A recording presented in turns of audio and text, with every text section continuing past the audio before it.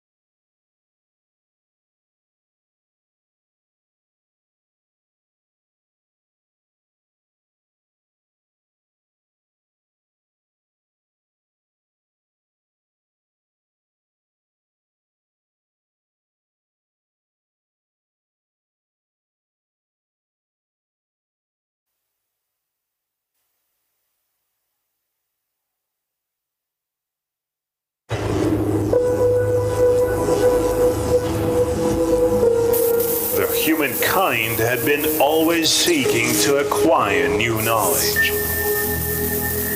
Scientists had been trying to unveil the secrets of reason. Inventors had been moving the progress forward.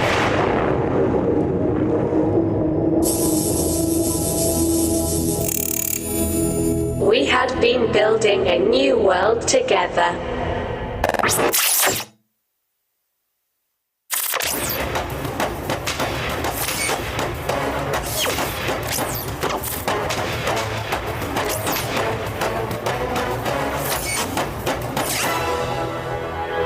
Everyone needs time to reset and rethink.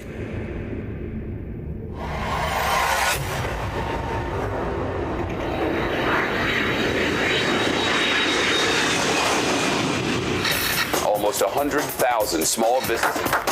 Thousands of protesters took to the streets of various European cities on Saturday to denounce the COVID-19 restrictions put in place by the respective governments. 90-year-old now she'll go down into history. She's the first person in the world to receive the Pfizer vaccine against COVID-19.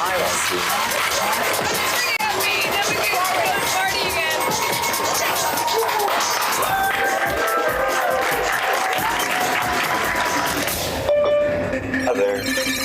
Hello. Hello? What will we do now? Will we be building or rebuilding the new world?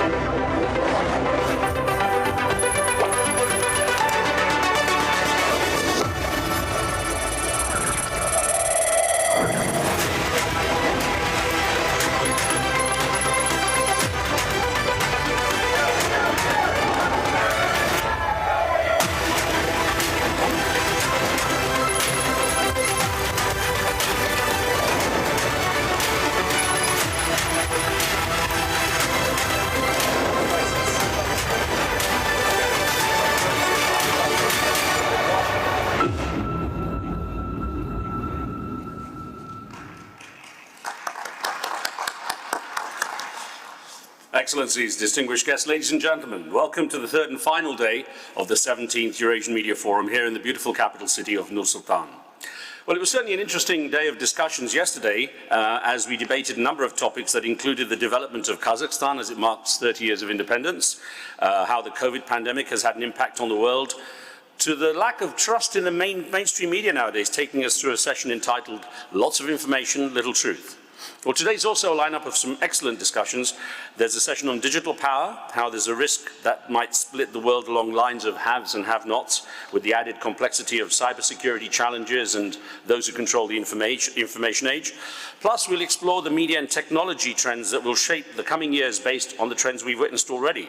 The future of education and labor markets as automation and AI starts to grow in the workplace, potentially replacing humans as well. And we delve into futurology, looking at how the new world might take shape as technology develops. Are you optimistic or pessimistic about the direction we're taking? We'll discuss that path with top-level panelists today and include your questions and comments. Remember, you can send those questions online or through the app, or if you're attending in person, just put your hand up and we'll get the microphone to you.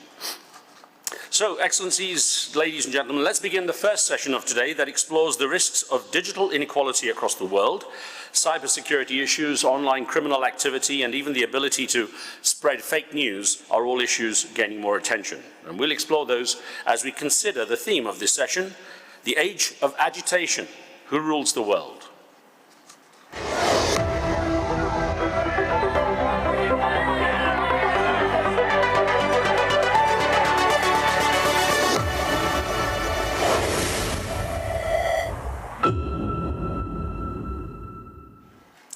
moderator for this discussion is the CEO of the Wikibillion Foundation here in Kazakhstan.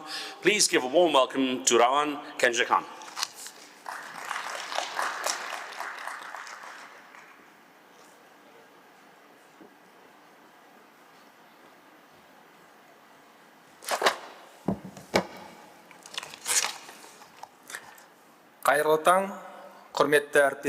Good morning, dear colleagues, distinguished guests. I welcome you to the Eurasian Media Forum. Is joining us in person here in Nur-Sultan, and warm welcome to all who are joining us online from different parts of the world. The proposed topic for our discussion is the age of agitation, who rules the world? One of the hot topics of current public discourse.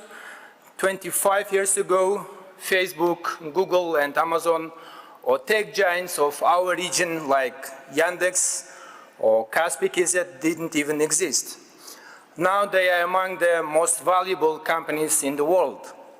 They have built not only big companies, but they have also created totally new culture and lifestyle for billions of people. It's a great story with many upsides.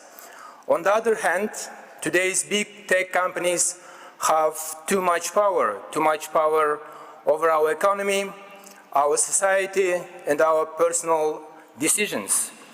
Many experts argue that they have slowed competition, used our private information for profit, and used their privileged position against everyone else on the market. And in the process, they have hurt small businesses and suppressed innovation. As a result, the world is in search for new ways to ensure digital inclusion without compromising technological progress. The topic has many layers and dimensions, including ideology of tech development, business models, and issues of regulation on a local and global scale. Today, we at least try to grasp all those dimensions, and to do so, we have wonderful experts with different views from different parts of the world. Let me introduce our panelists. Dr. Kjell Nordström, economist, writer, and public speaker from Sweden. He is joining us today online from Finland. Mr. Jaron Lanier, scientist, musician, visual artist, and author of Who Owns the Future, also joining us online from the US. Tanya Aydrus, head of Prime Minister Imran Khan's Digital Pakistan Initiative, joining us online from Islamabad. Here in the audience, in the room, we have following experts. Let me introduce Ruslan Yusufov, founder and managing partner of Mindsmith, expert in digital transformation, technology trends, and cybersecurity.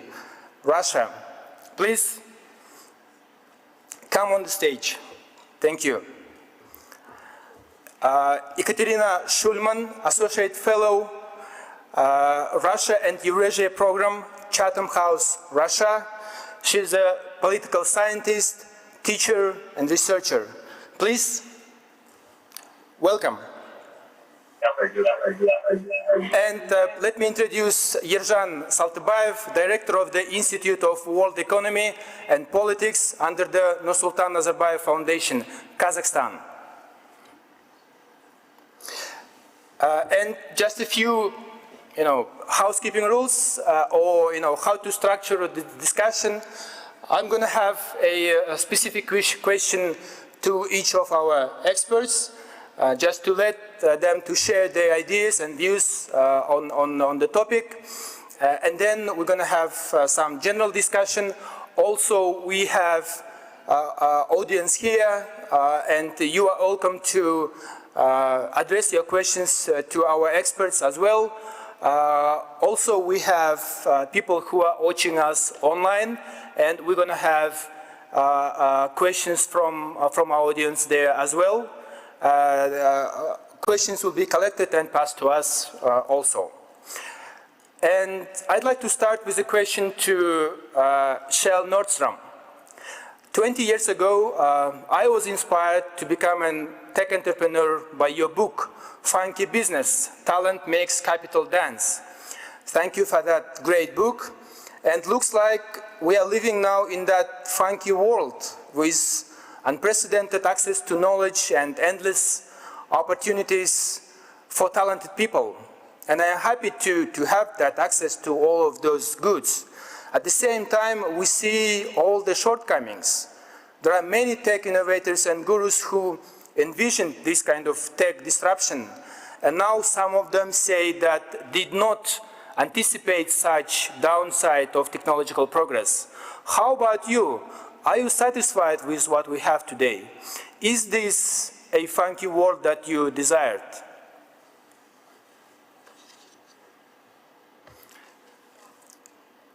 Sorry, we can't hear you. 1 sec. Thank you very much for your question. And indeed, it is a funky world today, I have to say so. Going back to when that book was written, it was a unique time in human history. The Soviet Union had collapsed a couple of years before the book was written. New technology had been launched in a number of industries, and above all, internet had been invented. So it was kind of a mix of technology, new technology, changes in the value system of the world, and institutional changes, breakups as well as formations. I'm talking about Europe, of course, that was enlarged at the time. So this powerful mix of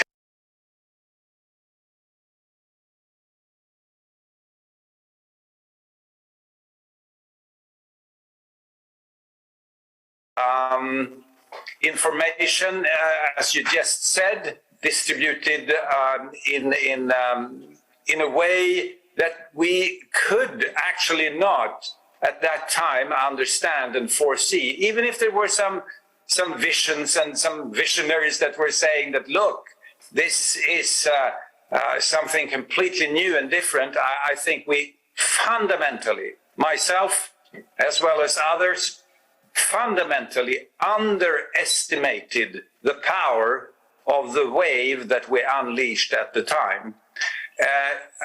I used to compare it when I talk to business people or politicians to, you know, that bedtime story about the spirit that is out of the bottle. We indeed unleashed a couple of spirits there, and it's kind of difficult to get them into the bottle now. And that, in a way, brings us back to the theme of this conference. I think we have unleashed a set of structural forces that are difficult for us for the moment to control, and we are still grappling with how to control these forces. And we can come back to that during this morning. Thank you for a great question. Thank you so much. Now I'd like to turn to Mr. Jaron Lanier. You are definitely not happy with the situation, as far as I know from the interviews and articles that I've read. You say that internet failed and we should reinvent and recreate it. You argue that social media ruins people's life. You try to convince people to delete their social media accounts. Could you please explain your position to our audience here? Why?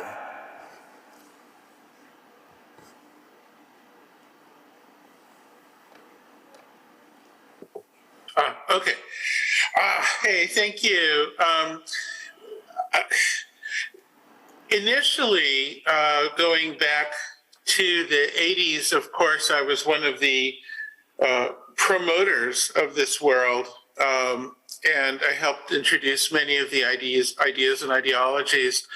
I think what went wrong is a certain kind of passion in the technical world for wanting computers to come alive. It's almost a religious zeal. And there was such a strong feeling of wanting to see computers become super intelligent or almost, I don't know, you've all heard the ideas of the computer surpassing people. There was such a strong drive for that to happen that there was an unwillingness to acknowledge the role of humans in the processes that created value on the internet. So for instance, we started to have a passion for designs that made people anonymous, where you never know who contributed something. If you contribute to the Wikipedia, you're anonymous. If you know, everything is, people are hidden. And in furtherance of that, the business plan for the early internet companies was one in which you would never acknowledge that humans were the source of value. You would never pay them. You would never allow them to participate fully in an economy. Instead, the economy became about how to manipulate the people, how to get data from them and use the data to grab their attention and so on, the advertising model. But the reason for this greed for the data was to drive artificial intelligence models. Ultimately, it was about the fantasy of AI. And I should explain, I love the math of AI. I just don't like the fantasy that we're creating a life form. But that's perhaps a slightly different issue.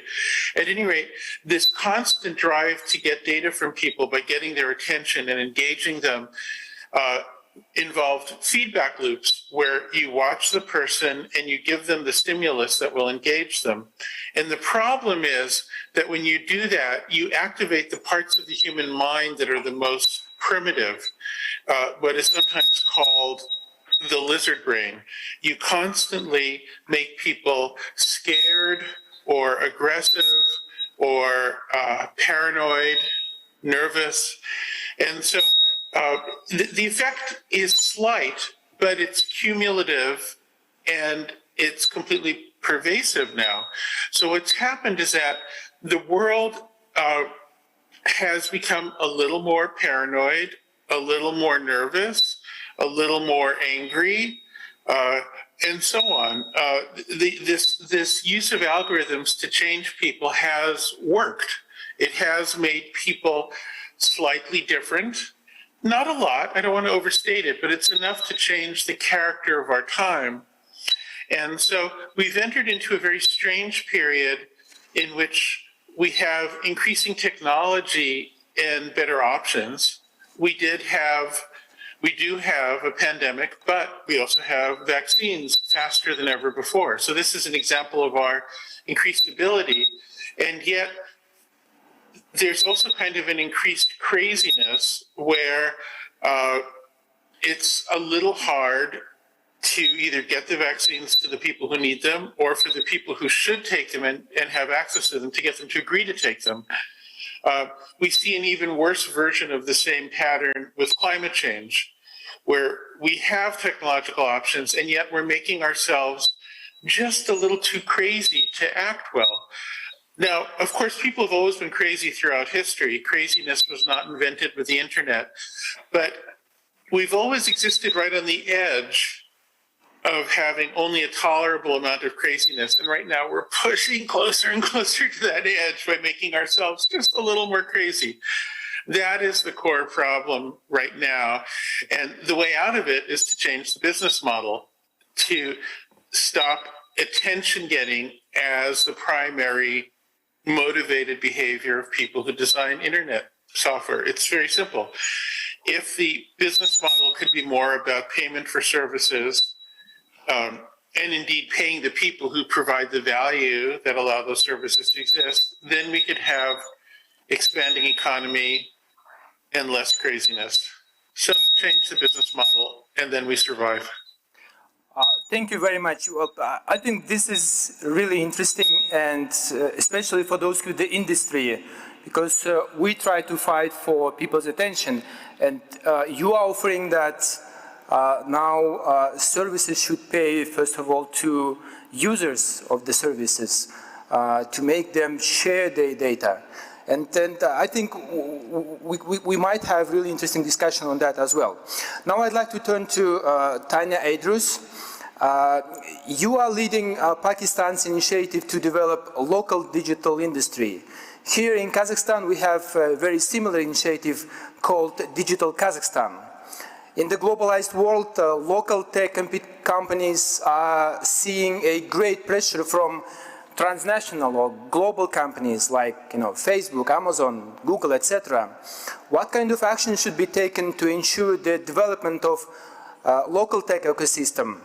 And what is a path to techno-economic parity, so-called, in local versus global competition?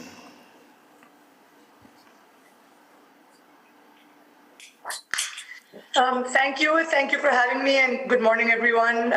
Fascinating topic, and I think both what Shell and Jeroen have said resonate in very different ways.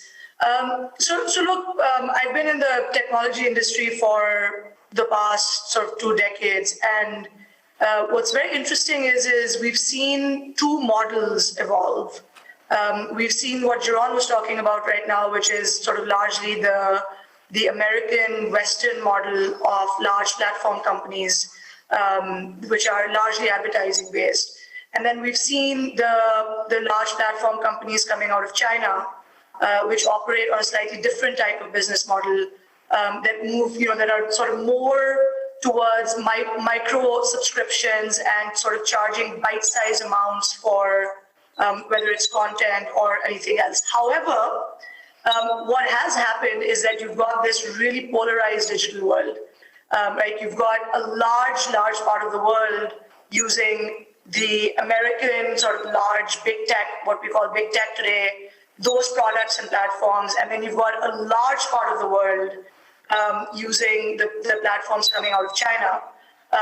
And interestingly, and again, very rightfully based on what Jeroen said, it is a race for data.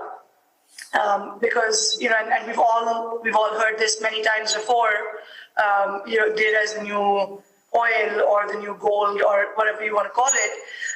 The problem in this that is becoming incredibly clear for, particularly for emerging markets like the one that I'm sitting in right now, Pakistan, is that you have as your users come online, and this is a country of 220 million people, roughly half of them are now online. As the users are coming online, not only is there no awareness around what is happening to their data, both of these types of platforms coming out from both sides are basically entrenched in their lives. Right? So the majority of the time that you're spending online is either being spent on apps like TikTok, or they're being spent on products or platforms like Facebook. And so as a result of that, when you look at it from a government standpoint, there really is no sense or understanding or ability to sort of hone in or tune into what a citizen or sort of a large number of citizens are doing. So about 2 years ago, there's a new government in the country, and there was a very strong desire to start to set forth a vision that would start to make the country more independent when it came to its digital journey. And so there was a program called Digital Pakistan Envisioned, which broadly fell and was divided into 5 pillars. And again, none of these are rocket science, but I'm going to walk you through them because sometimes it's important, and again, often we've seen this over and over again in large parts of the world, that unless there is a very clear plan and a vision, towards where and how you expect your public and your private sector to move towards, you basically end up really not having a good sense of what's happening in the industry or what's happening with your users.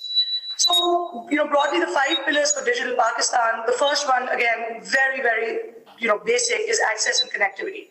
How do you ensure that the digital divide, everything starts from, sort of basic access to the internet?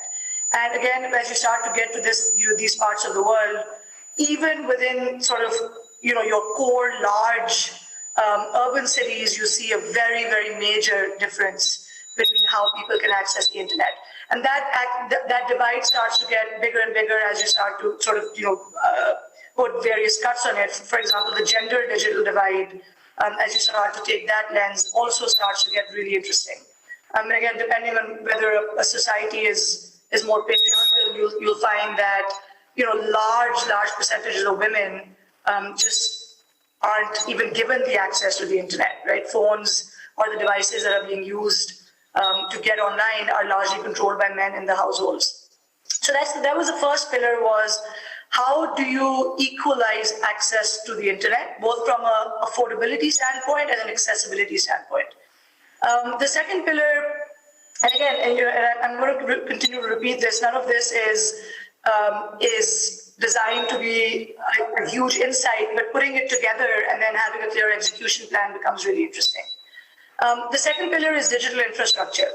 And really what this is as when you're laying out the physical infrastructure in a country, you're building roads and bridges and all of that.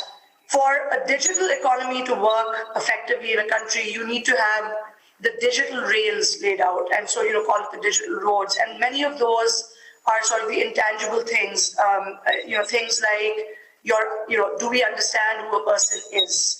Are they able to have control over when and where their data is shared? Right? These are again very fundamentals, but they constitute what is called digital infrastructure or a digital stack in a country, and it has to be led and driven by a government. These are very, very difficult things to do out of the private sector. The third pillar is how do you make government services really accessible and easy to use by citizens, right? Otherwise, it shouldn't take me needing to go to 20 different government departments to get, to buy a piece of land. And how do you sort of really understand user flows for the most recurring citizen actions that citizens take in their daily lives, and how does a government focus on making those easier and simpler for them? The fourth pillar is digital skilling and literacy. Again, going back to the divide that I was talking about, it's, what kind of a world are we moving towards if a certain percentage of your population is incredibly savvy and knows exactly what to do, and then there's a whole large part of your population that, frankly, doesn't even know how to operate a basic mobile device. And so, imagine the difference and the divide and the access to information that starts to come to play. And again, particularly very, very stark in emerging economies like ours. And then again, the final pillar, which I think is something I heard from you earlier, is how do you create a culture of innovation and entrepreneurship? How do you make it easier for local students, youth, really to take ownership of solving their problems? And we've consistently said an American company is not going to be able to figure out how to solve a problem for a woman living in a rural village in Bangladesh. It's just not going to happen. So how do we empower, using technology, leveraging technology, the population and the youth that is now coming out in large numbers in these countries to really take ownership of figuring out how to solve those really local problems, and sort of how do you build a local entrepreneurial ecosystem off of the back of that. So that is sort of the framework that we've been using here in Pakistan and we put together a couple of years ago. Of course, lots of work to do, and these things don't happen overnight. So this is a long, long journey for us. Thank you so much, Tanya. I think what you described right now is very, very similar to what we have here in Kazakhstan as pillars of the program, and looks like on a local scale, when we try to develop local tech ecosystems, we emphasize on how to develop it, but we discuss much less threats, shortcomings, and all the risks and agitation part of the problem than it is discussed on a global scale. So having said that, I'd like to turn to our audience here in the room. Ruslan, a question to you. Russia is a great example of how local tech companies can effectively compete with global giants. Yandex, VKontakte, Sber are showing great results. But don't you think that local giants will do the same, limit competition, manipulate data, and so on, what we see on a global scale? How can governments facilitate the decrease of this negative effect of digital platforms? What kind of policy-making environment should be embraced to fight inequality, ensure protection of data, and sustainable growth of tech companies? Thank you very much for your question. Hello, everyone. Great to be here, and it's my honor and pleasure to be among such a great audience. Well, tech giants, they are businesses, and businesses are driven by their stakeholders' interests, which is earning money, which is definitely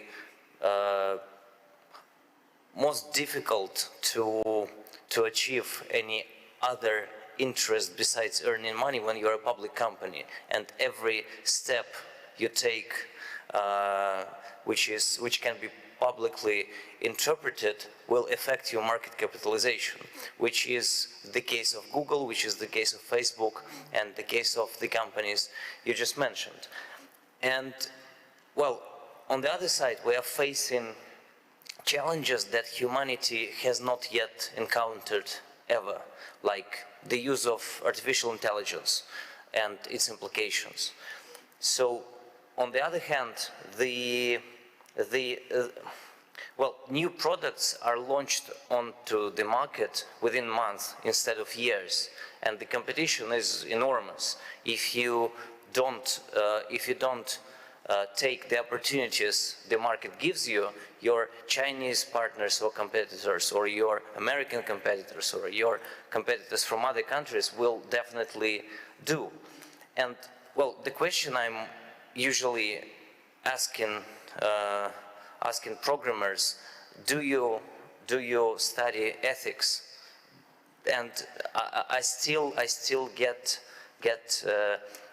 negative replies. Programmers do not study ethics. They study programming, they study history of computer science, they study everything besides ethics. But ethics is one of the most demanding, I would say, kind of educational programs in Harvard and Oxford right now. And if we think, well, who rules the world? I would say data and algorithms rule the world, because they tell us how to live, and they tell us what to watch, and they tell us whom to be friends with. And long story short, in this rapidly changing environment, when tech businesses are driven by financial side of their activity, where in the world where you have to launch a new product every several months, and you have to fight for your place on the market, definitely the prohibition or trying to regulate everything is not an option, because you cannot regulate what we have not yet faced. You cannot regulate something that we will see in the upcoming 5 to 10 years. And let's take one simple example: the regulation in the field of privacy and in the field of consumer data. When you sign all those checkboxes and when you sign all those papers allowing companies to use your data, it does not protect you. It protects the companies. It makes them being compliant, and when the regulator comes to them, they say, look, we have all the signed papers, we are fully compliant, but it does not reflect on protecting the data of the mass of the general public, as we see according to all those leaks we face every day. So, coming back to your question, what platform should be built? What the policy-making environment should look like? I think it should look like probably like this platform. We have different experts from different fields discussing topics we raise questions and we might not have answers to all of them, but definitely it lies somewhere in the field of cooperation, in the field of partnership, and in the field of being able to sit around one table and discuss the issues with different people. But sometimes different people around this table, they talk different languages, like programmers talk their own languages, they have their own motivations, they make decisions according to their beliefs. The government is another story. The business that wears suits and ties, they look at those, programmers with blue hairs who are looking for some exciting challenges. And well, we probably need as many different views on this table as possible. Political experts, futurologists, ethical experts, because if we as a humanity, as a society, if we make this mistake, it can be extremely harmful, and maybe the damage we would not be able to fix the damage. Thank you, Ruslan. Well, interesting, but anyway, appealing to ethics and discussions so far not really effective in this situation, and we are more and more heading to local regulation policies, and here I'd like to turn to Eurasian, and we see that there is a so-called balkanization of internet. There are a large number of governments trying to impose more regulations on digital companies.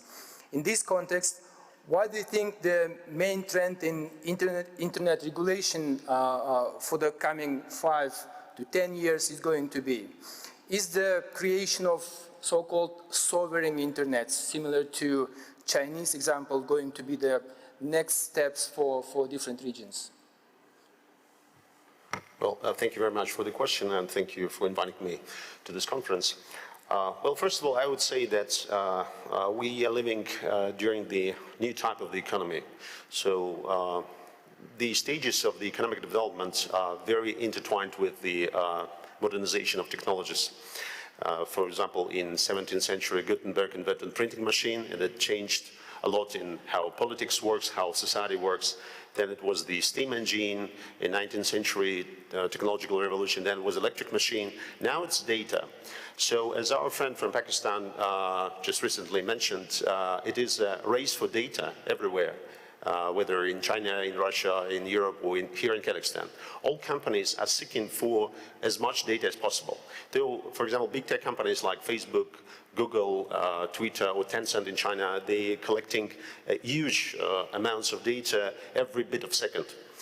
So inevitably, it will lead to a conflict of interest between the state and the big tech companies. In the United States, this conflict is already obvious. It's shaped the political debates in the country because, for example, just recently it was a case when the acting president of this country was blocked on one of the social media platforms, despite the fact that he had about like 89 million followers.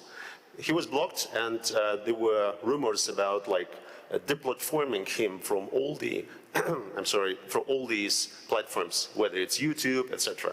So deplatforming becomes a very powerful tool for big tech to censor those political views or those individuals who are not acting in accordance with their interest, whatever they understand by this notion interest.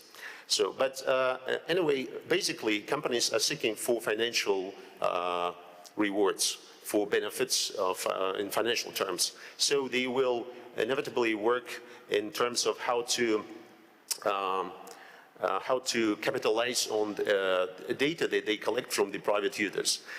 So the state, in this case, has two strategies: either to accept the big tech as a new and sovereign player, and just give up any claims of the state, as state usually as the only sovereign on its territory, or try to regulate this sphere of economy so that it will work beneficially both for the population and for the state.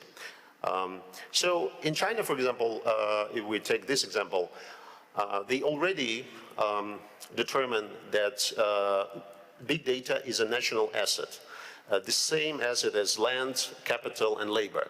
So the state has the ultimate right to regulate big data and the using of big data by all private companies.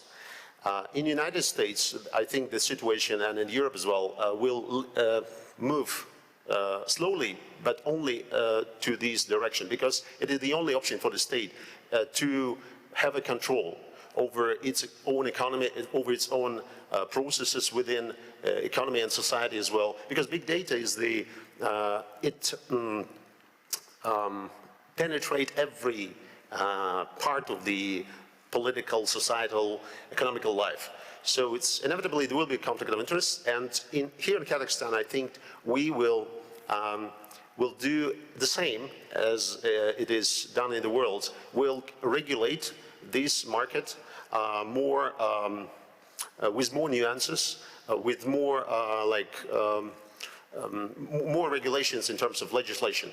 For example, just 2 days ago, it was initiated a new bill in our parliament to regulate social media in Kazakhstan, and I think it's the right move in the right direction, because the state is, as the only sovereign on its territory, have the ultimate right to regulate all these economical processes, as well as social media, because social media becomes a political tool, and a very effective political tool, and sometimes very destructive.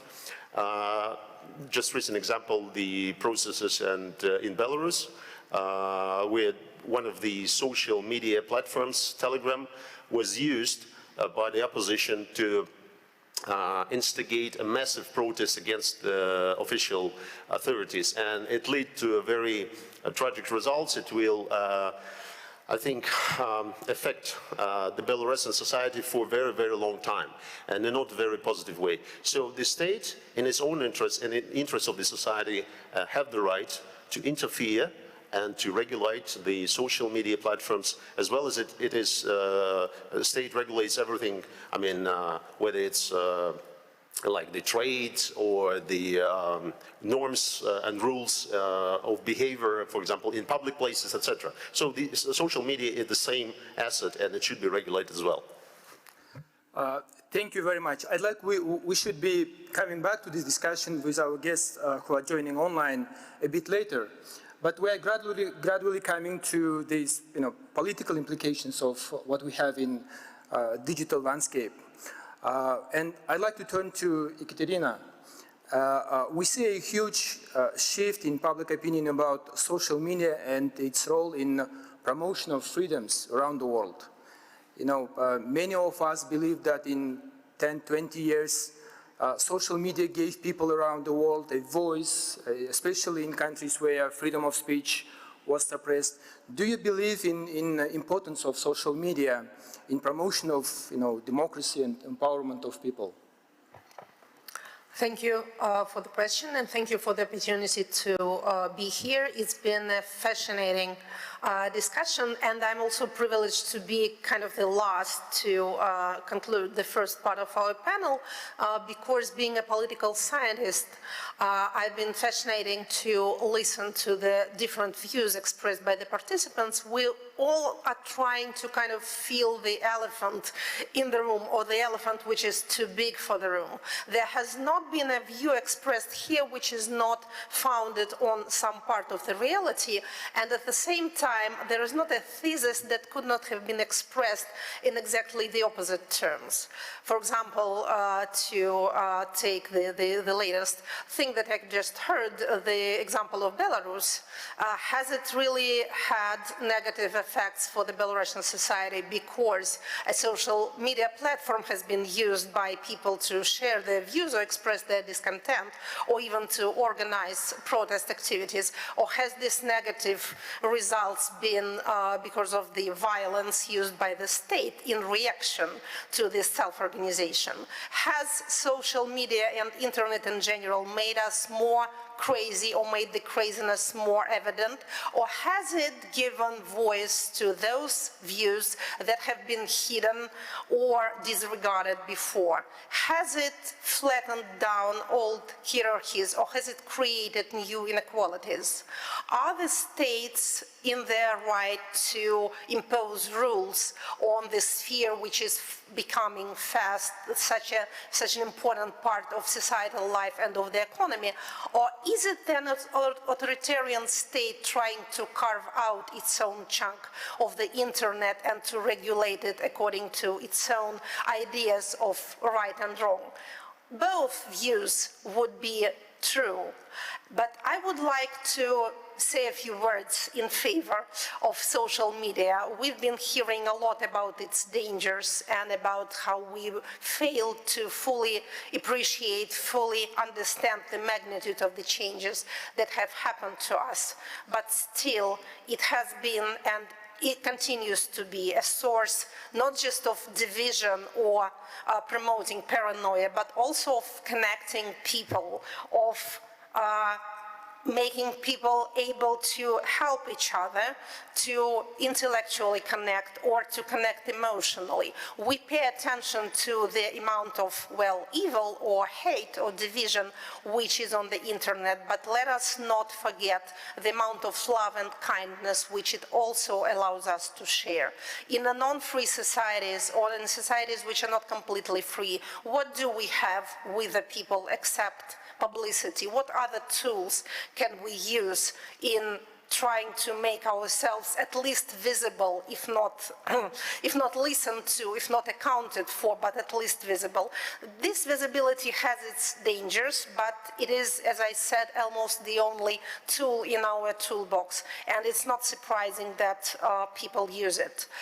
Basically, as a political scientist, I see this as a democratic process, or maybe a democratic revolution. I'm glad that the name of Gutenberg has cropped up in our discussion, because in drawing historical parallels, I would mention two events. Yes, the development of print, which has coincided with religious divisions and consequent religious wars, which has almost depopulated Europe, but it also has contributed to the creation of the nation state, to the development of national languages, and to the appearance of media sphere, news industry, and intellectual community as we know it now. And the second political process, which can be comparable to the internet revolution, is the introduction of universal ballot, universal voting right. As now as then, it has disrupted old political order. It has severely damaged the position of the previously privileged classes and social stratas. It has created discontent, and it has resulted in violence. But it also has resulted in the appearance of the new political order, which in due time became, well, more developed, less physically violent, and more accessible to a larger number of people than the previous type of political order. I think that none of us who have been born in the 20th century will feel quite comfortable in this new informational era. But I also think that this is not the reason to so completely focus on its dangers and challenges and to overlook its opportunities, and coming back to where I began, to its great democratizing force, which is not a harmless or a comfortable force, but I do think that in terms of general good, it will lead to a greater good for a greater number of people. Thank you. One more question on this realm, and I'd like then ask our other experts to share your views on that as well. The digital landscape has become really more complex, with different actors trying to use this infrastructure and instruments to influence people, companies, and nations. And as it was here mentioned earlier, the last two US president elections have been in the center of heated battle between not only official candidates, but tech companies, users, even foreign state actors. What is the role of ordinary users of social platforms here? Are they merely spectaculars, or objects of influence in this process, or really active participants? Katerina. The main difference, I think, again, politically and socially, which internet has brought in, is that it made a participant, any participant, not just a consumer of content, but also the creator of content. Even the sheer fact of our watching some video on YouTube contributes to the number of views and so adds to the likelihood of other people seeing this video by contributing to its popularity. So it's an act rather than just consumption. We can also share our comments, we can post and repost, not a great number, not a great percentage of people on the internet create content of their own, but still they have the opportunity, and as I said, the act of participating, of watching, of reading is in itself contributing to the creation of the new content. So this, I think, is what empowers the users, but this is also what creates this rather chaotic environment in which, as it seems to us, the 20th century people, there are no hierarchies, and one opinion can be as loudly heard or as loudly expressed and as well heard as a more informed expert opinion. Thank you. I'd like to turn to Kjell Nordström.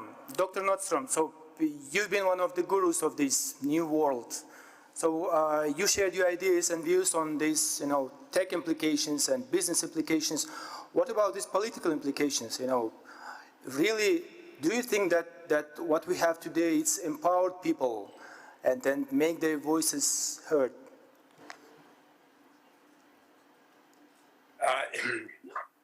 In some senses, yes, more empowered people. However, there is a big however here.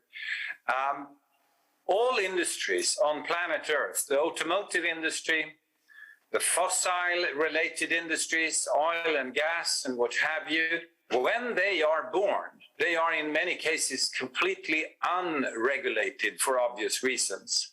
They are born usually because of an innovation or an insight, and they are given almost a free ride for the first 5, 10, 15, in some cases several decades, before we gradually start to format, regulate, and structure these industries so we make sure that they serve higher purposes than business and commerce only.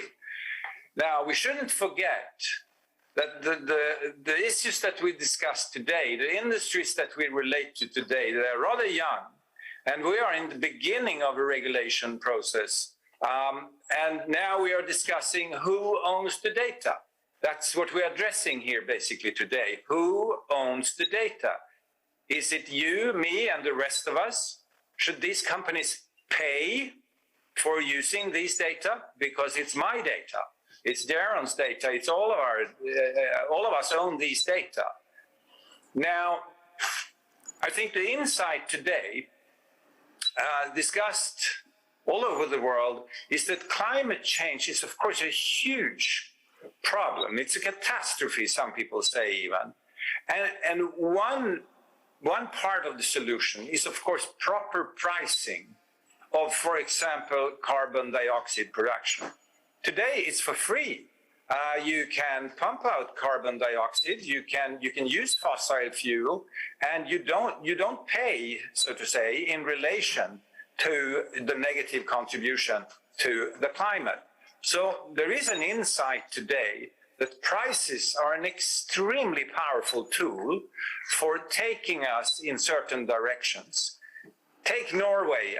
I'm here in Scandinavia. Norway is today the country in the world with most electric cars. Why? Well, guess why? Because it was subsidized, the fossil has been regulated. They started way back in time to restructure the automotive industry in Norway locally. And as of today, it's the country in the world with most electric cars. And ladies and gentlemen, listen to this. This is an oil and gas country, which makes it even more interesting in a say that they have, so to speak, regulated themselves out of the industry. Now, I think we have to come back to that here. Number one, industries are usually born unregulated, and then we start to take steps in a certain direction. Number two, in this case, of course, it becomes a kinked reality when you can harvest data almost for free globally and use them for whatever purposes you want and no cost at all.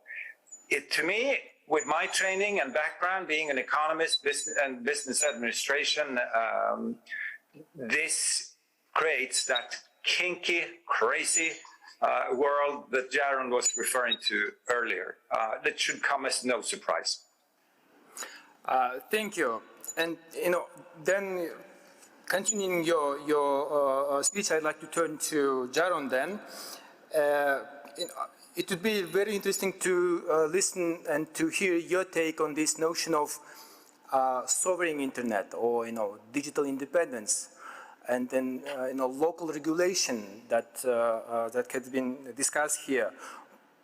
Do you think that one of your ideas that you shared can be implemented locally, not globally, and then grow probably? Okay, well, I have been doing experiments with the internet for a very long time, and I feel I've been able to glimpse a little bit of how some different approaches turn out over time. And I'd like to share two examples, one for Ms. Schulman in particular, and another perhaps for Shell and for others. In the United States, one of the early ideas was that the internet would give voice to the voiceless, would provide an equalization, would empower people. But what happened under the current system, and I want to say I still believe in that. I still believe in the fundamentals that something like social media could do this. But social media as we know it, driven by advertising, creates a sort of a perverse negative effect, but it's delayed. I'll give you one example, but I could give you many others. In the United States, the African American community embraced social media, especially Twitter, as you put it, because they didn't have much alternative. And initially, there's a phase that I like to call the magic carpet ride, where the activists or those who have not had a voice suddenly feel this incredible power, and as if they, for the first time, are getting traction.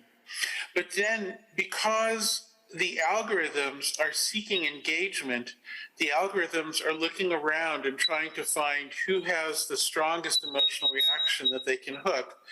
And naturally, that will always be the people who hate the initial activists. So in the case of the United States, the result was the identification of very deep racists, what we call the Ku Klux Klan or the neo-Nazis. Not only were they excited over and over again, but they were introduced to each other.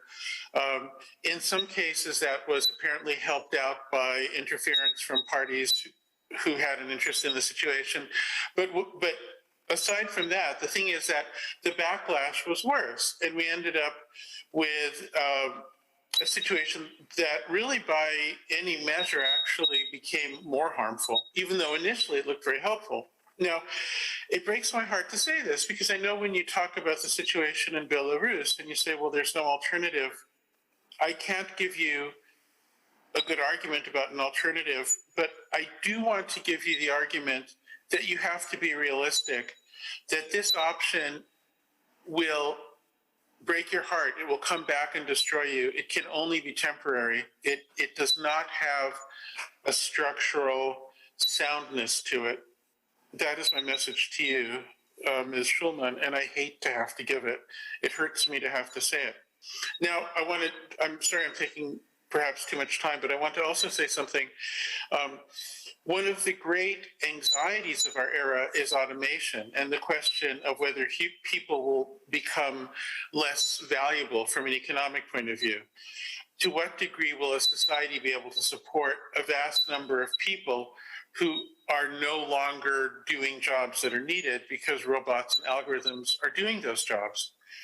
This is a bigger problem the bigger a country is and the denser a country is. And so it's a problem on the horizon, even though it might not seem like it, but it is on the horizon for Russia, Pakistan, China to a gigantic degree. And the approach I was talking about before, where you recognize that there can be no AI program without a lot of data from people, no matter how much you think an AI program might be able to teach itself or whatever, it still needs guidance from people. It still needs examples from people. It still needs taste. If we can create a society in which the people who provide those inputs find new ways to make a living on the basis of that participation, then what we will do is we will create future societies with more and more creative classes instead of more and more dependent classes. That is something governments should want. And so for this reason, I would say it is very strongly in the interest of governments to support individual ownership of data and a degree of decentralization and autonomy, because that is the way you can create a system in which people are earning a living instead of having a massive social dependency state, which will become unviable, it will become unstable, it will become so centralized that it will become a target for people who wish to take it over. So it is absolutely not in the interest of governments to try to centralize control of data too much. Governments will destroy themselves, not instantly, but eventually. Well, it looks like with what we have now, with this regulation, you are saying that we are more heading to dystopian world. But what would be the recipe? What we should do? And do you have, just in a nutshell, few points to emphasize? Yes, I'll give you a very simple example. There are many millions of examples, but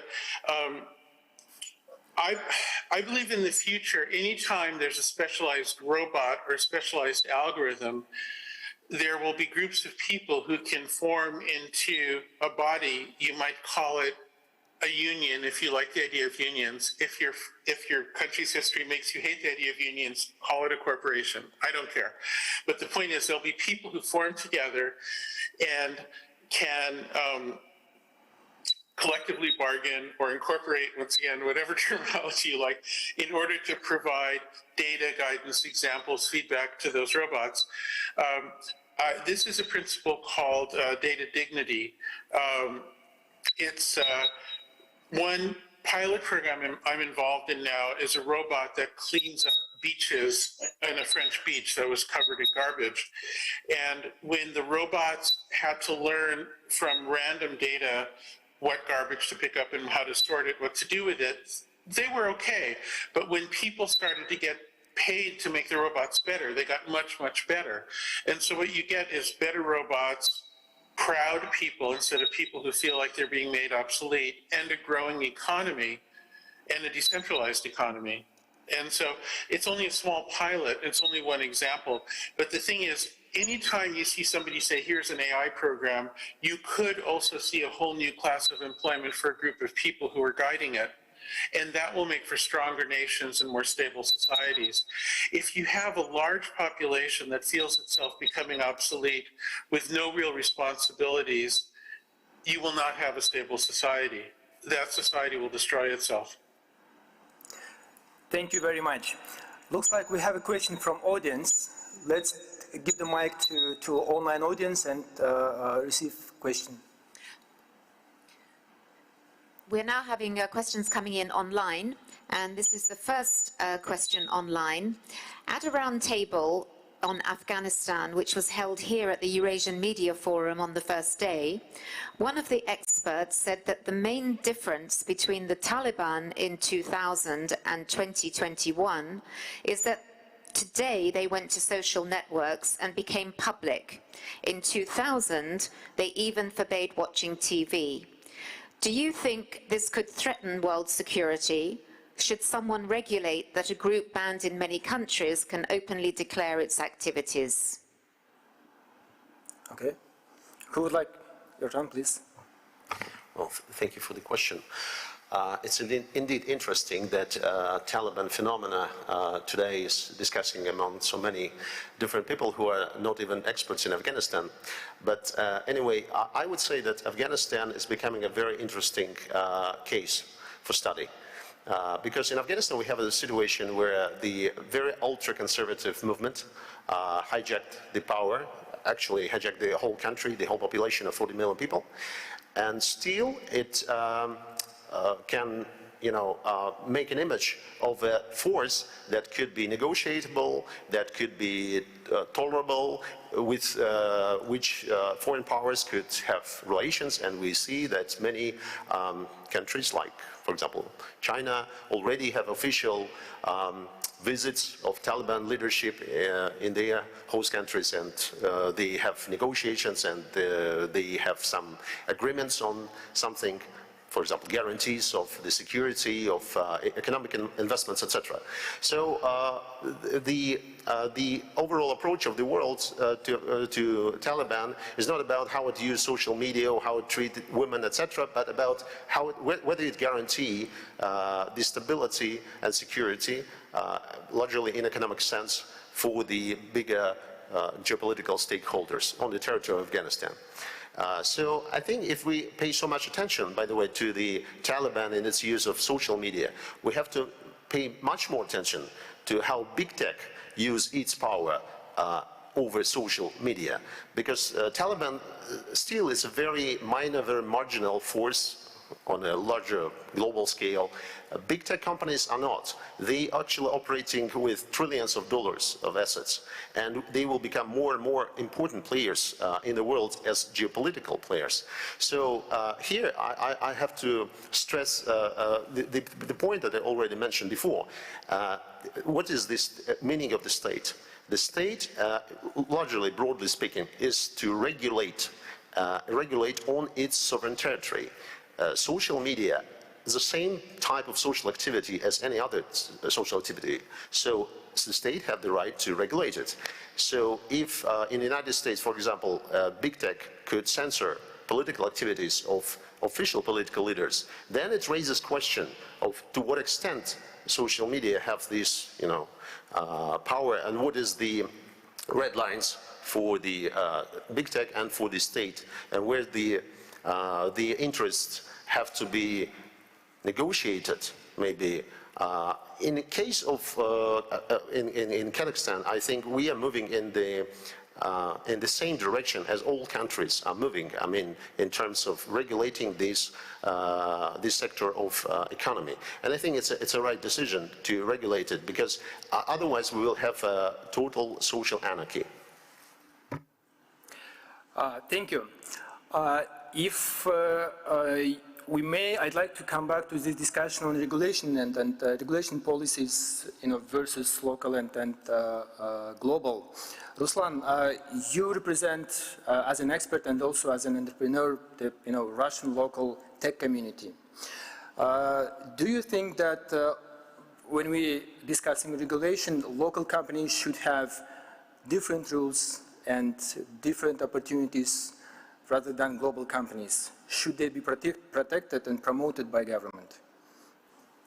Well, probably they should not be interfered with. Let's start with this one, this assumption. I think regulation is the word we mentioned, is definitely in top 3 of our discussion today. But if you remember when Mark Zuckerberg was sitting in front of the Congress for 11 hours, and he had to explain what cookies are to the people who are not aware of what cookies are, but somehow those people regulate. I think this is an extraordinary situation where those who are not aware of some issues should regulate those issues. And which is more complicated, those people have to regulate issues to arise, but which we do not have yet in place. Like, you probably know all those stories about the autonomous cars that will have to choose themselves whom to kill in the car crash. But imagine that you come to the car shop just to buy a new car, and you are given two software versions. Like, the first software version will kill the pedestrian in case of the car crash, and the other software version will kill you as a driver. Just imagine what good and bad, how the good and bad will change in the moment we as a society will have this offering. So, speaking about, well, regulation or protectionist measures or some specialities regarding international companies and local markets, I would say it's not only business anymore. It's much more. It has a lot of layers. Like, well, name any company: Facebook, Google, or whatever, Amazon, whatever. It is business in one layer, but on the other layer, it is a data collector. It is the influential force on the society and the ways the people think while they consume the content Facebook gives them. And, well, now we know that we live in bubbles, right? We live in bubbles because the way we like, the way we read, the way we repost, the algorithms, they show us what we tend to like.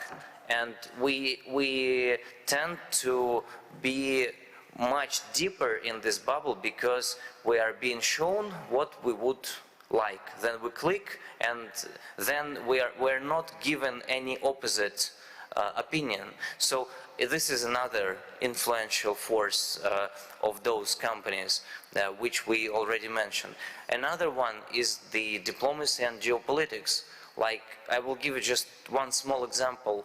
The central bank digital currencies, which is a phenomenon being discussed since 2014, if I'm not mistaken, and now about 90% of central banks globally are discussing this issue, including Russia, speaking about digital ruble. And in China, they have digital yuan in place, which is being piloted right now. But this initiative being promoted by the Central Bank of China, it has different layers, and one of the layers is that this blockchain platform will include hundreds of different open protocols. And, for example, when Africa, which is not in the list of pioneers implementing blockchain solutions, when African countries start thinking which technologies they should use to promote those fintech opportunities, here we have Chinese platform. Please connect to the Chinese platform and start using digital yuan. And we can find ourselves in the world where we have like old financial system which has American dollar as the main currency, and we have new fintech system which has central bank digital currencies and digital yuan as the main currency, because you have what is called vendor lock-in. You have China as a vendor. So speaking about, if it was only business, then we could talk about, how to regulate it as a business. But now we have much more, and it is much more complex, and it is the issue of national security, it is the issue of protecting data leaking out from countries to other countries, it is the issue of protecting citizens from cyber criminals, and many, many other. So we have a lot of different stakeholders around this process, and it is very difficult to make some decision that will suit everybody. So it is extremely challenging. Thank you. We have another question from the audience, please.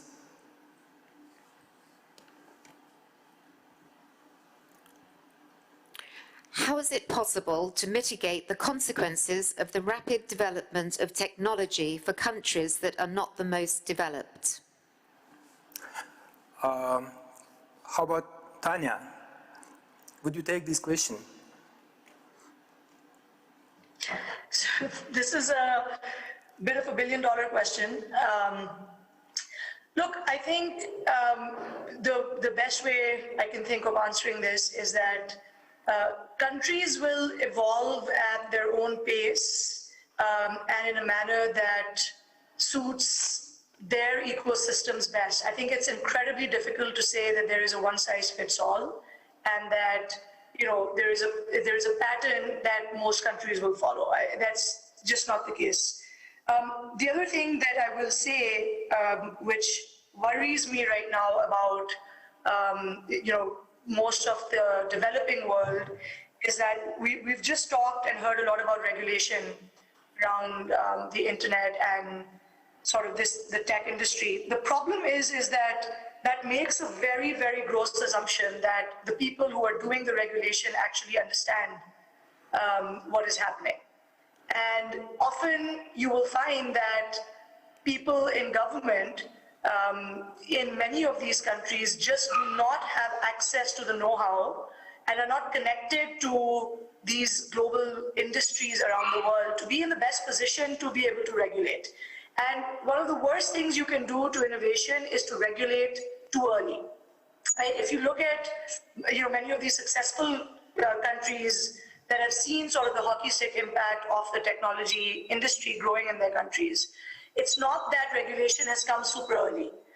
It's that they've actually looked at evolution and then they figured out what needs to be regulated and what the sort of boundaries need to be that work for that specific country. And those are decisions that a country needs to make for themselves. Whether it's the Taliban government in Afghanistan or whether it's the new government in the United States.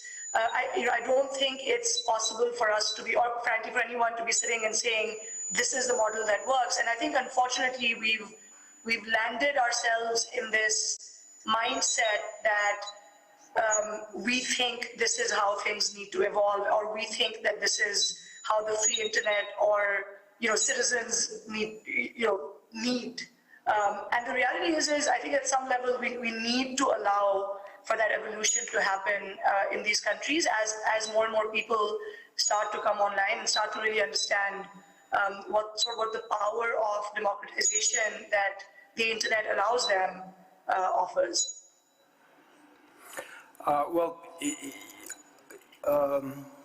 Please let me continue this discussion.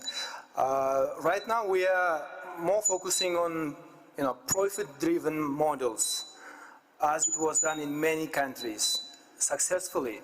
And in regions like Kazakhstan, Pakistan, looks like we are trying to replicate that model.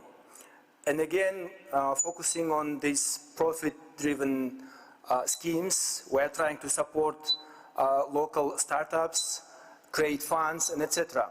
At the same time, for instance, in the US, as far as we know, on a very serious level, discussions are having about making this social media publicly owned now.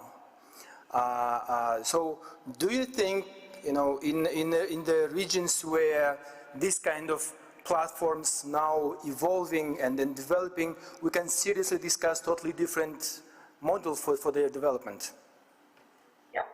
So Ron, I think that's a great question, and I think again I can relate to where you're coming from. Look, the reality is you need a few pieces of the puzzle coming together for a local, call it a tech ecosystem or entrepreneurial ecosystem to really flourish and evolve.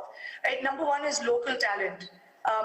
Is your educational system producing the kind of technology talent that can go out and start to build products and platforms? And that's a question that varies, the answer varies based on sort of how strong science and technology education is in a country. The second thing is, at the end of the day, it's very difficult for us to compare countries that have a very, very low influx of venture capital dollars to countries that have seen a large amount come in. Most of particularly consumer-focused models, many of them tend to be venture-backed, and the growth that you see that is required comes from really impacting and changing user behavior, whether it's in areas like e-commerce or digital payments, or pick up any of these sort of consumer models. The challenge that you find in many of these economies is that there is severe brain drain. So the top talent that comes out tends to leave for greener pastures. And this is the same story that repeats itself in all of our countries. Right? Secondly, venture capital money has just not been flowing in at the level. It has gone to centers around the world. And so if you put those two things together, and of course, by the way, ease of doing business in those countries is incredibly hard. It's tough to open a bank account as a 22-year-old. Right? It's tough to register a company. It is tough to, to move money around. These are the fundamentals of starting a new business. And if a state makes it incredibly hard for someone who isn't connected to be able to do those things, and you're not seeing venture capital growth funding coming, and your top talent has left, that sort of leaves a very big gap when it comes to the, what you're calling the profit-driven, or what I call the tech ecosystem or the entrepreneurial ecosystem, to really flourish in a country.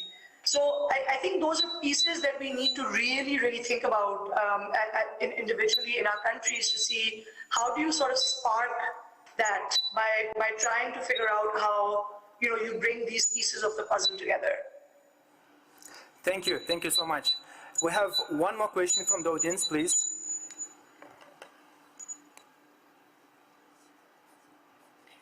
This is the final online question today. What ethical questions should humanity ask itself in order to develop harmoniously with technology? Interesting. Who would like to take this? I'm happy to if no one else will. Jaron, please. I think we're forced to have a concept of what a human being is in a way that we've never been forced before. Because if we are to make a world for people, we have to be able to say what is a person and what isn't. I think some of the examples of whether a car should kill a pedestrian or the driver are somewhat forced, and that many of these examples would only come up very rarely. However, what could come up very commonly is whether a system should favor the algorithm over a person. And we already routinely see situations in which algorithms do favor this sort of abstract technosphere over individuals. Not always, but statistically, it is possibly so. I know that there are some countries in which the availability of these systems is helping perhaps, but there's so many that have been destabilized.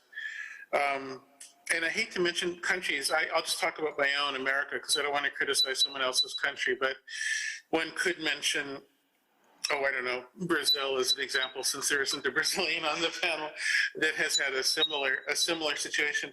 And I think ultimately what we have to do is demote computers, demote technology. We cannot ask the question, how do we evolve with technology? We have to treat technology as being subordinate, as being sort of nothing, and only people as being real. It's a sort of a spiritual feeling, and that's difficult because people love a sort of spiritual fantasy about technology, just like they love fantasies about the state being something superior to individuals. But ultimately, they're only individuals. And ultimately, ethics has to elevate individuals more and more. There's no other alternative that makes sense. So the future of ethics has to be ever more radical humanism, as difficult as that will be. Thank you. You know, Jaron, your views are rather radical. And let it be the last question to everybody probably. Do you believe in a world with fair distribution of wealth and fair usage of data? Is that possible?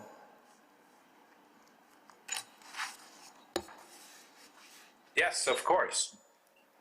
Okay. Says Yeah. Finland. Finland.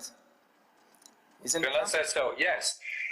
Of course, you can imagine a world where we can do that, but we first of all, as Jaron just said, has to understand that technology is subordinate to human beings. It's our will, our intentions, and our world that has to rule, and that's idea-based, not technology-based. Okay, thank you. So I'd like to ask our experts here in the room, share your final thoughts on this question, just to wrap up. So, are you pessimist? And is it possible to have that kind of fair world? It's interesting that, according to sociological data, those countries which are called the developing countries are more tech optimistic than the developed countries. I think United States is sociologically the country populated by techno-pessimists. We have seen possibly more good than ill as yet from the influx of new technologies, and it's also a common feature for societies of this kind to sort of jump over certain periods of development. For example, you have not had that many line phones, and in the next step you have more internet access and cheaper internet than, for example, in Europe. So again, it's easier for us to believe in the good that technology is bringing. Coming back to your question about fair distribution of wealth and fair distribution of data, I think the question boils down to what is fair. Is equality and fairness the same thing? Speaking about ethical questions that we need to ask ourselves. I have heard repeated during this discussion in different terms the same thought that people are gullible, businesses self-serving, anarchy could follow from the development of social media, and only for some reason only from the fatherly state can we expect a regulation that will save us from all those evil consequences. Why is it that state regulations should be such a beneficial thing is not quite clear, nor is it clear what is the border between regulation and censorship. It's quite evident that countries, sovereign countries, see this globalizing force of internet as a threat to their sovereignty, and that especially those countries which, to put it mildly, are not quite democracies, will try and are trying to create a sort of sovereign internet for themselves.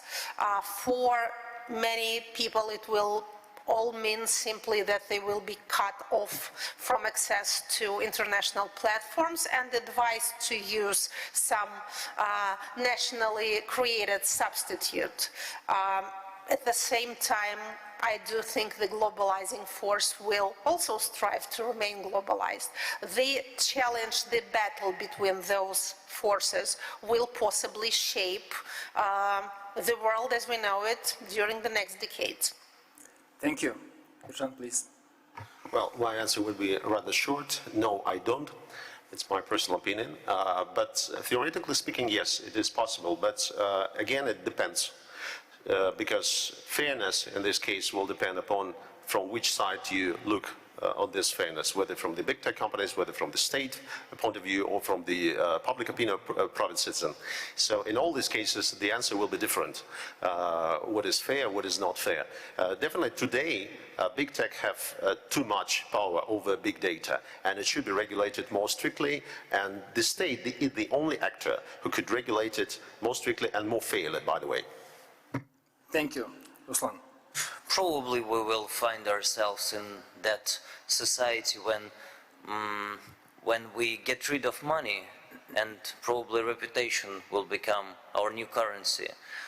But it will be in in the long term. And there is a great saying that tomorrow will be hard, the day after tomorrow will be even harder, and not everybody will survive. Some will die, but after that it will be great. So I believe we are at the hard part now, and we can move to a great future, but we also can move to a very dystopian future.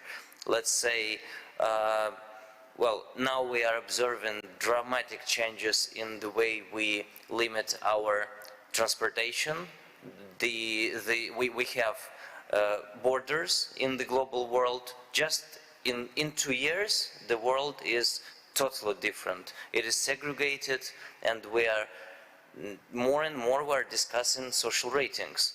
And from one point of view, it is a great thing to do to evaluate everybody according to the good and bad. But the problem is we still, different people and different countries and different cultures treat good and bad in different terms, which is good in one part of the world is totally bad in the other part of the world. And if we start measuring people according to, well, we don't have this unified basis and ground for good and bad, but we already digitize everybody and get those data, and we make our judgments based on those data.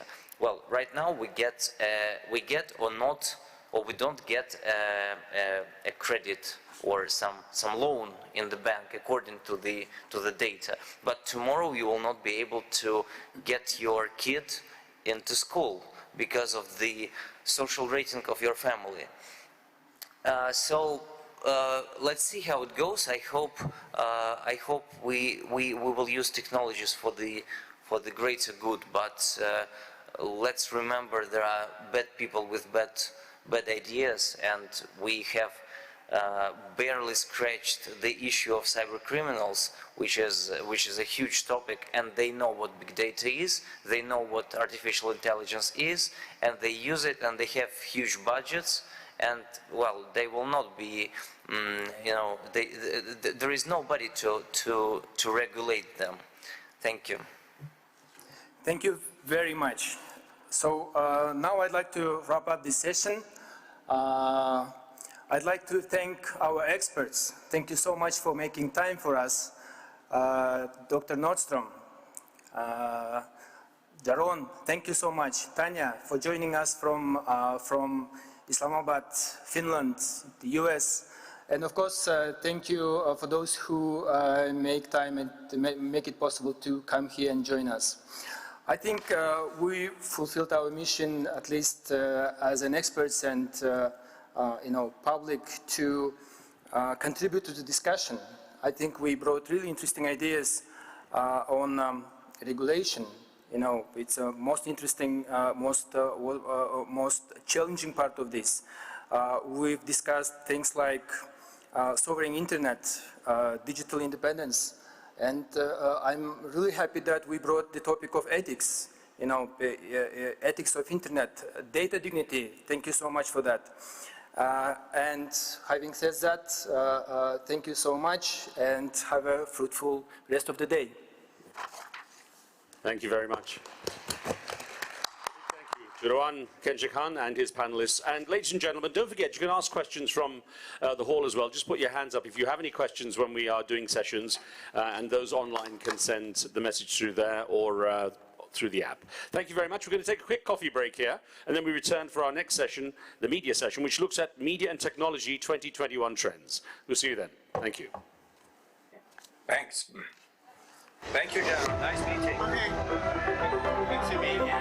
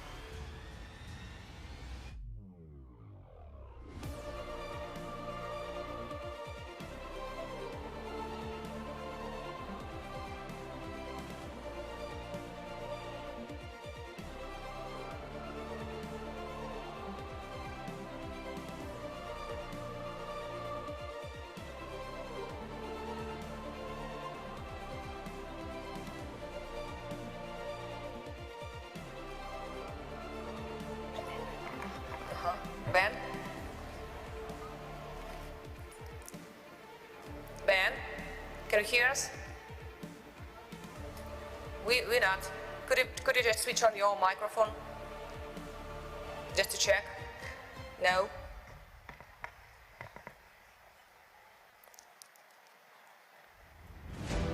Ha, Ben? Just a few words? No. No. Hi. How are you doing? I don't hear your voice. No sound.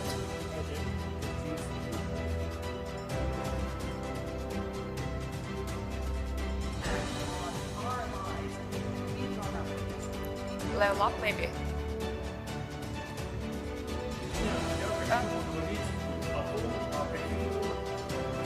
Сейчас, а Сью должна объяснить, где Сью?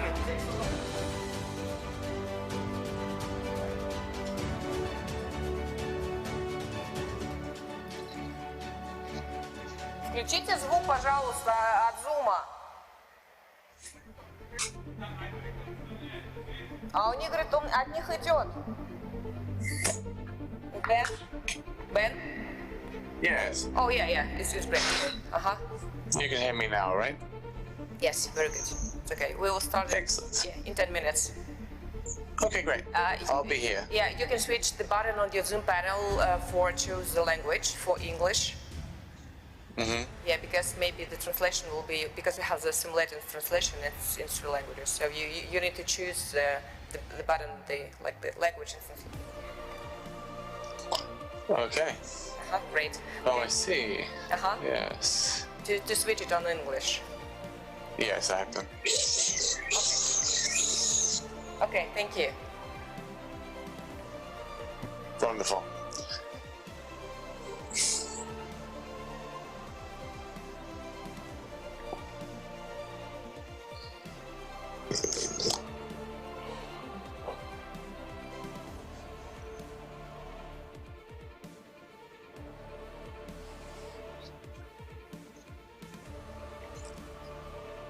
Okay.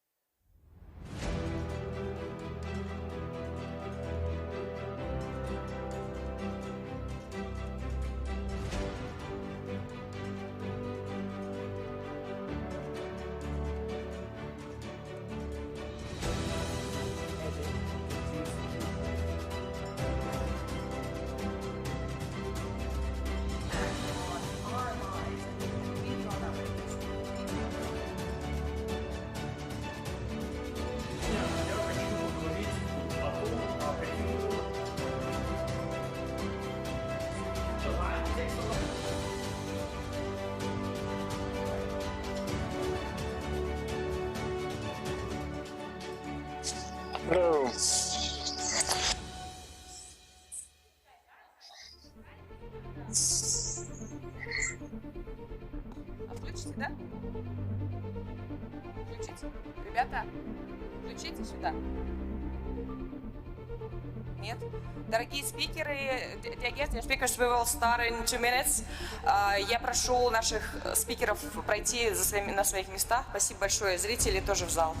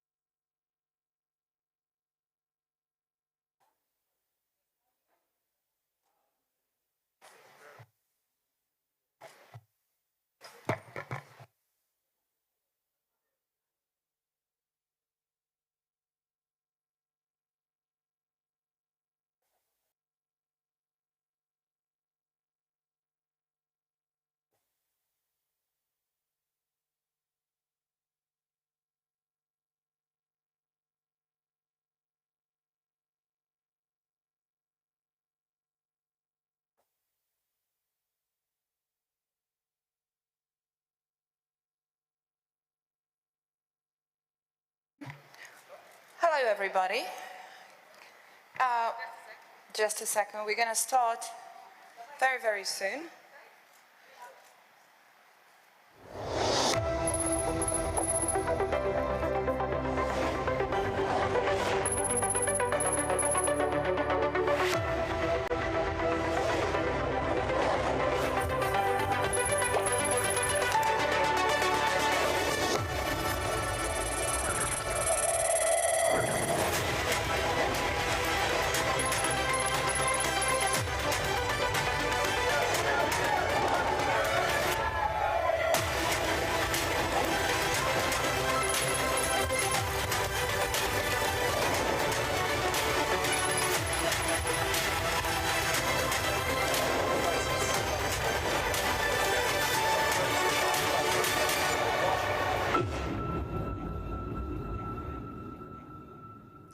Welcome back, ladies and gents.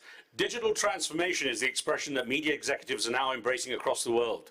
Technological advances have rapidly changed everything from how content is created to how it's delivered. So what does this mean for the future of news and information and for those who work in it? We'll explore that as we look at Media and Technology 2021 Trends.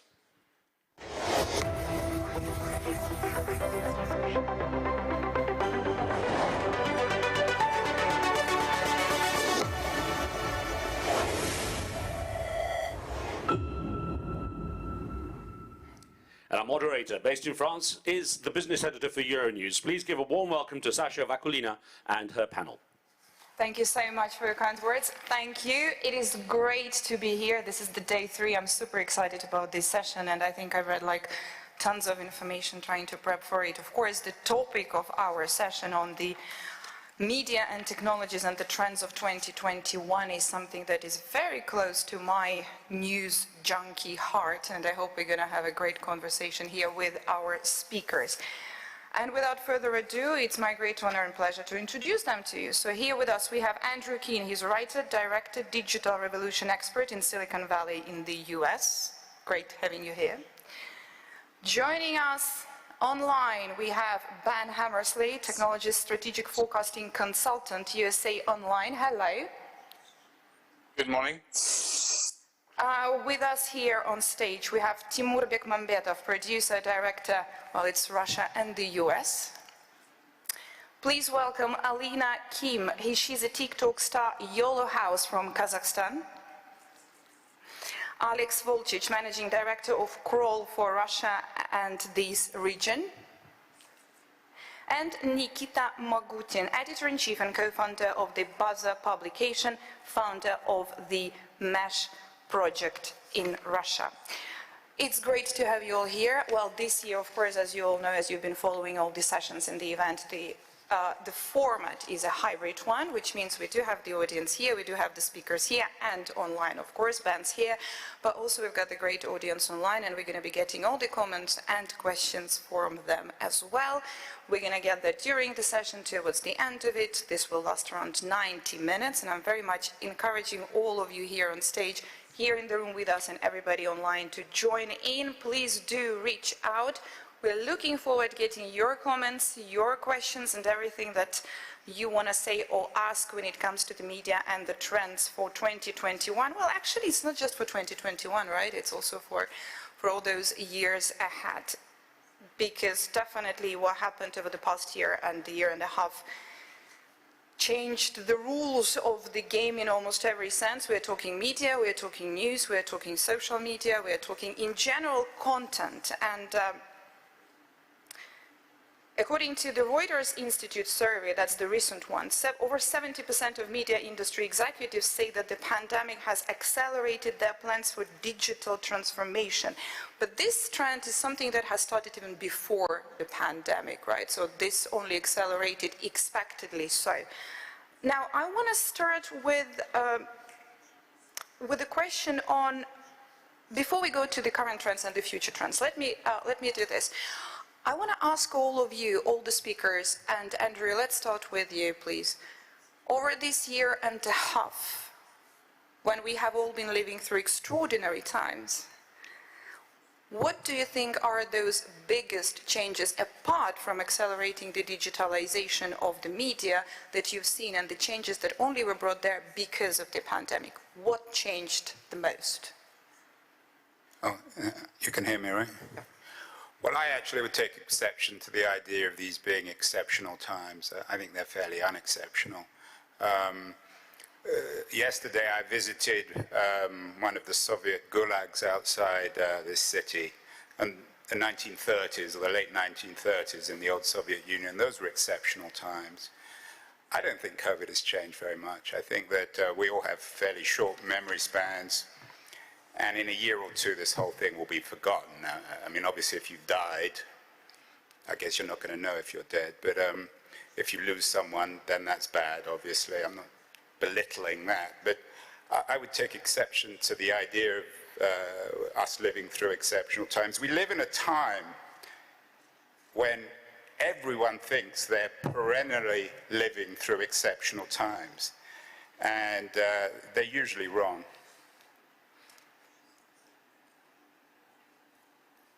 So you don't really think that what happened over the year and a half, what we all lived through when it comes to the media and content making, because ultimately, no matter whether we're talking traditional media, no matter we're talking social media, it's about the content making. Well, yeah, I mean, look, we all spend a lot of time online. I would say the biggest consequence of spending so much time online over the last 18 months is we've all been longing for the physical. I always predicted that the real value in 21st century media would be in the analog, in the physical, in events like this.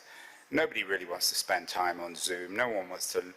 I mean, Ben, unfortunately, is in London. We'll ask him, but he's missing out. So if anything, I think what the pandemic has done is simply underlined and reiterated the value of the physical, the value of the analog, the idea in terms, say, for example, of people meeting one another, that nothing replicates looking them in the eye, nothing replicates being able to shake someone's hand. So whilst COVID, I guess, exaggerated and compounded and accelerated some of the disruptive natures of the digital revolution, I don't think it's changed anything. And as I said, because we live in this age of instant media where everything's exaggerated and then every single story gets so dramatized that we assume it's the first time in human history it's ever happened. We've had many plagues before, many worse plagues than COVID. It's not good, and it certainly has left an impact, but I just don't buy the idea that we're living in exceptional times. Well, thank you. Ben, you are joining us online. Do you buy that idea? What's your take on that? Because with what you do, you've got to, you know, with your work for years, you've been looking at the future trends to come, and you're trying to forecast and foresee them. So what's your take on that? Do you buy that idea? And were you able to foresee this one? Wish. In general, yes. Obviously, we've been talking about pandemics and the collapse of supply chains and all of those sorts of things for many years, but we've never had a date for it. And it's and whilst yes, I think Andrew's right in that we have lived through pandemics before as the human race. The we in that sentence is doing a lot of work. I mean, we haven't. You and I haven't. No one else listening to this hasn't before. The last pandemic was 100 years ago. So it's not unique in the realms of human history, but is unique in the realms of our own personal experiences, and that has to mean something. But I think I do agree that there is an overemphasis on how much change has happened in some respects. When we talk about digital transformation in the media, I think that we have to separate the transformation of the audience, the digital transformation of the way that we were receiving news or receiving media, which hasn't really changed very much over the past 2 years, and the digital transformation that has had to have happened within the media industry itself, within industries. The production of media, the production of news, the way that we actually do it, the fact that I'm connecting to you here from New York and we're doing everything over Zoom is something that was very rare 2 years ago and is now perfectly normal. But that's not about how people consume things so much as how people produce it, and that I think has changed something. One major change, though, that is not just because of COVID, but because of the years that preceded it as well, has been the emphasis that people have started to place on the content of the news and the content of their media. And specifically, I think if there is one thing that has changed, it has been the realization of many, many more people in the world that the news that their fellow citizens are consuming is just wrong. It's just misleading. It's misinformation. It's propaganda. It's conspiracy theories. It's just wrong. And because of the direct effects on people's health, that misinformation has been increasingly shown to be extraordinarily harmful in a way that, say, political misinformation was ignored or just discounted because people aren't as politically engaged as they are engaged with the task of not dying on a daily basis. And so our relationship with the truth, I think, has changed more than perhaps the way that we receive our news, which has been online for more than 20 years now. We seem to have been having the digitization of news conversation for most of my career. Thanks for that. We're gonna touch upon the we're getting there. We're gonna touch upon the misinformation utility. Yeah, go, Nikita. I have something to add to this question because I disagree with the previous speakers. I believe that the mass media has actually taken a very convenient position, saying that we've been doing that for 20 years and nothing's changed. But I think a lot has changed. And I would mentioned that there are two parts of these changes. On the one side, we have the content consumers, and on the other hand, the content producers. And the regular people, just consumers of the content, our regular people, regular audience, have changed their consciousness tremendously. There is now a demand for new types of digital content. What are specifically these changes? Let me get to that.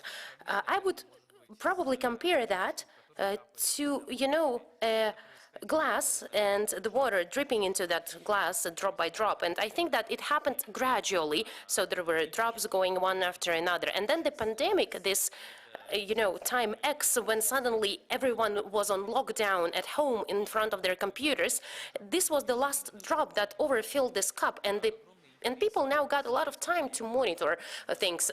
People now have a lot of interest to special projects. For instance, we have realized that special projects that we are doing in some interesting formats, if we are doing some new content, some augmented reality content, people started getting interested in that more and more. But basically, it's the same audience, but the time spent with these different formats has changed. That's the first thing. Second thing, the mass media doesn't want to change.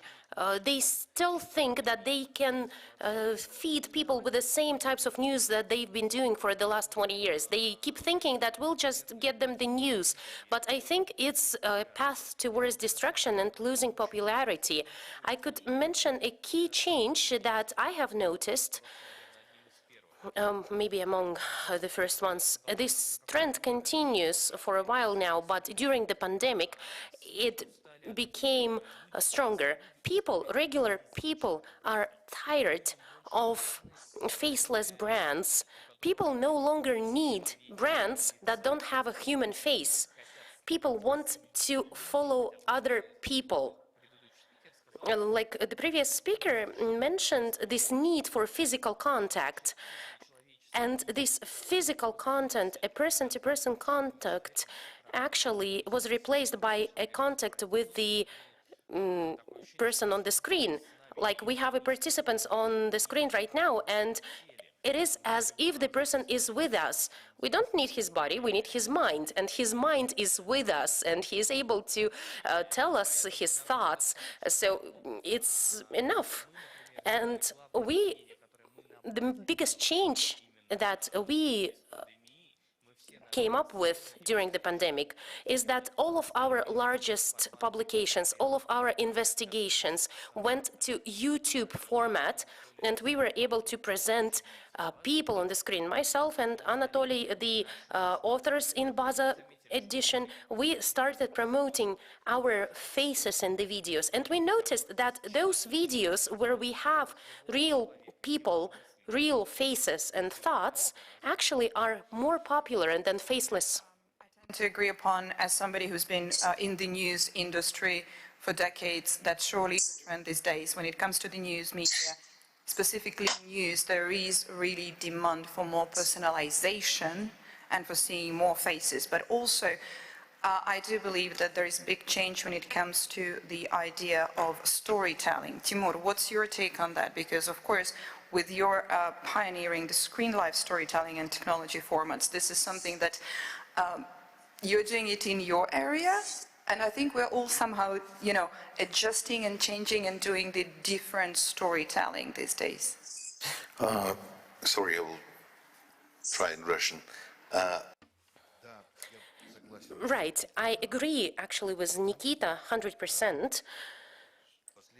Lately, for the last, I think, 20 years, we've been living in two realities at the same time.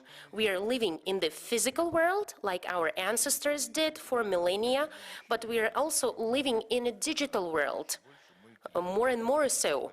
My phone now shows me that I spend about 8 hours a day on the social media, on the messengers, and it's quite obvious that the events in my digital life are becoming more and more important than what's happening in the physical world.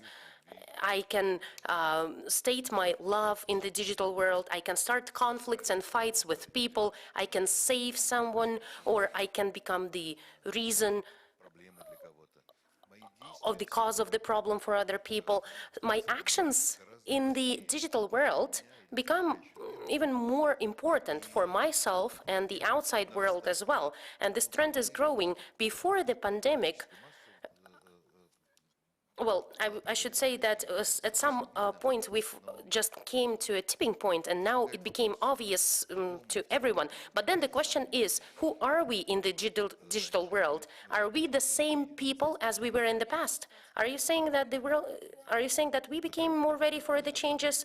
Yes, we are ready for these changes, but we also need to think about what needs to happen to us so that we are not trying to, sit on both chairs, and we see that the digital world starts to change the physical world. And the problem that we have noticed when we started creating our movies in 2012, we started creating the movies where we are recording the screens of our characters, and that becomes the basis of the storytelling. And we started noticing that in the physical world, we are now lacking many important principles. In the digital world, we don't have this life and death concept, because the person might die, but in digital world, their accounts will still continue. People don't think much about patriotism, about homeland, because it's a one global world. They don't have this concept of a family. Like even the mailbox, there will be one physical mailbox for the family, whereas the parents and the children will have completely different emails. Parents will know less about what their children are doing. They have troubles about raising their children, because whereas in the past, the children were playing in the yard and the parents were monitoring that, now they don't see what they're doing. And these changes are happening very quickly. The technologies are developing so quickly that we don't have enough time to humanize this environment that we are living in. It follows its own laws, and it's like this old world, lawless world. And historically speaking, we became a civilization because we agreed. All people at some point in the past agreed on some important things. And today we are witnessing this process when we are trying to formulate the rules on how to humanize this digital world. And the last thing I wanted to say, that's probably the main reason why I came here. I think that the only way to make a digital world more humane is to tell stories. Our physical world was mastered, and we sensed our physical world because we were telling fairy tales to our children, because there were religious books and texts, because we created narratives that touched us.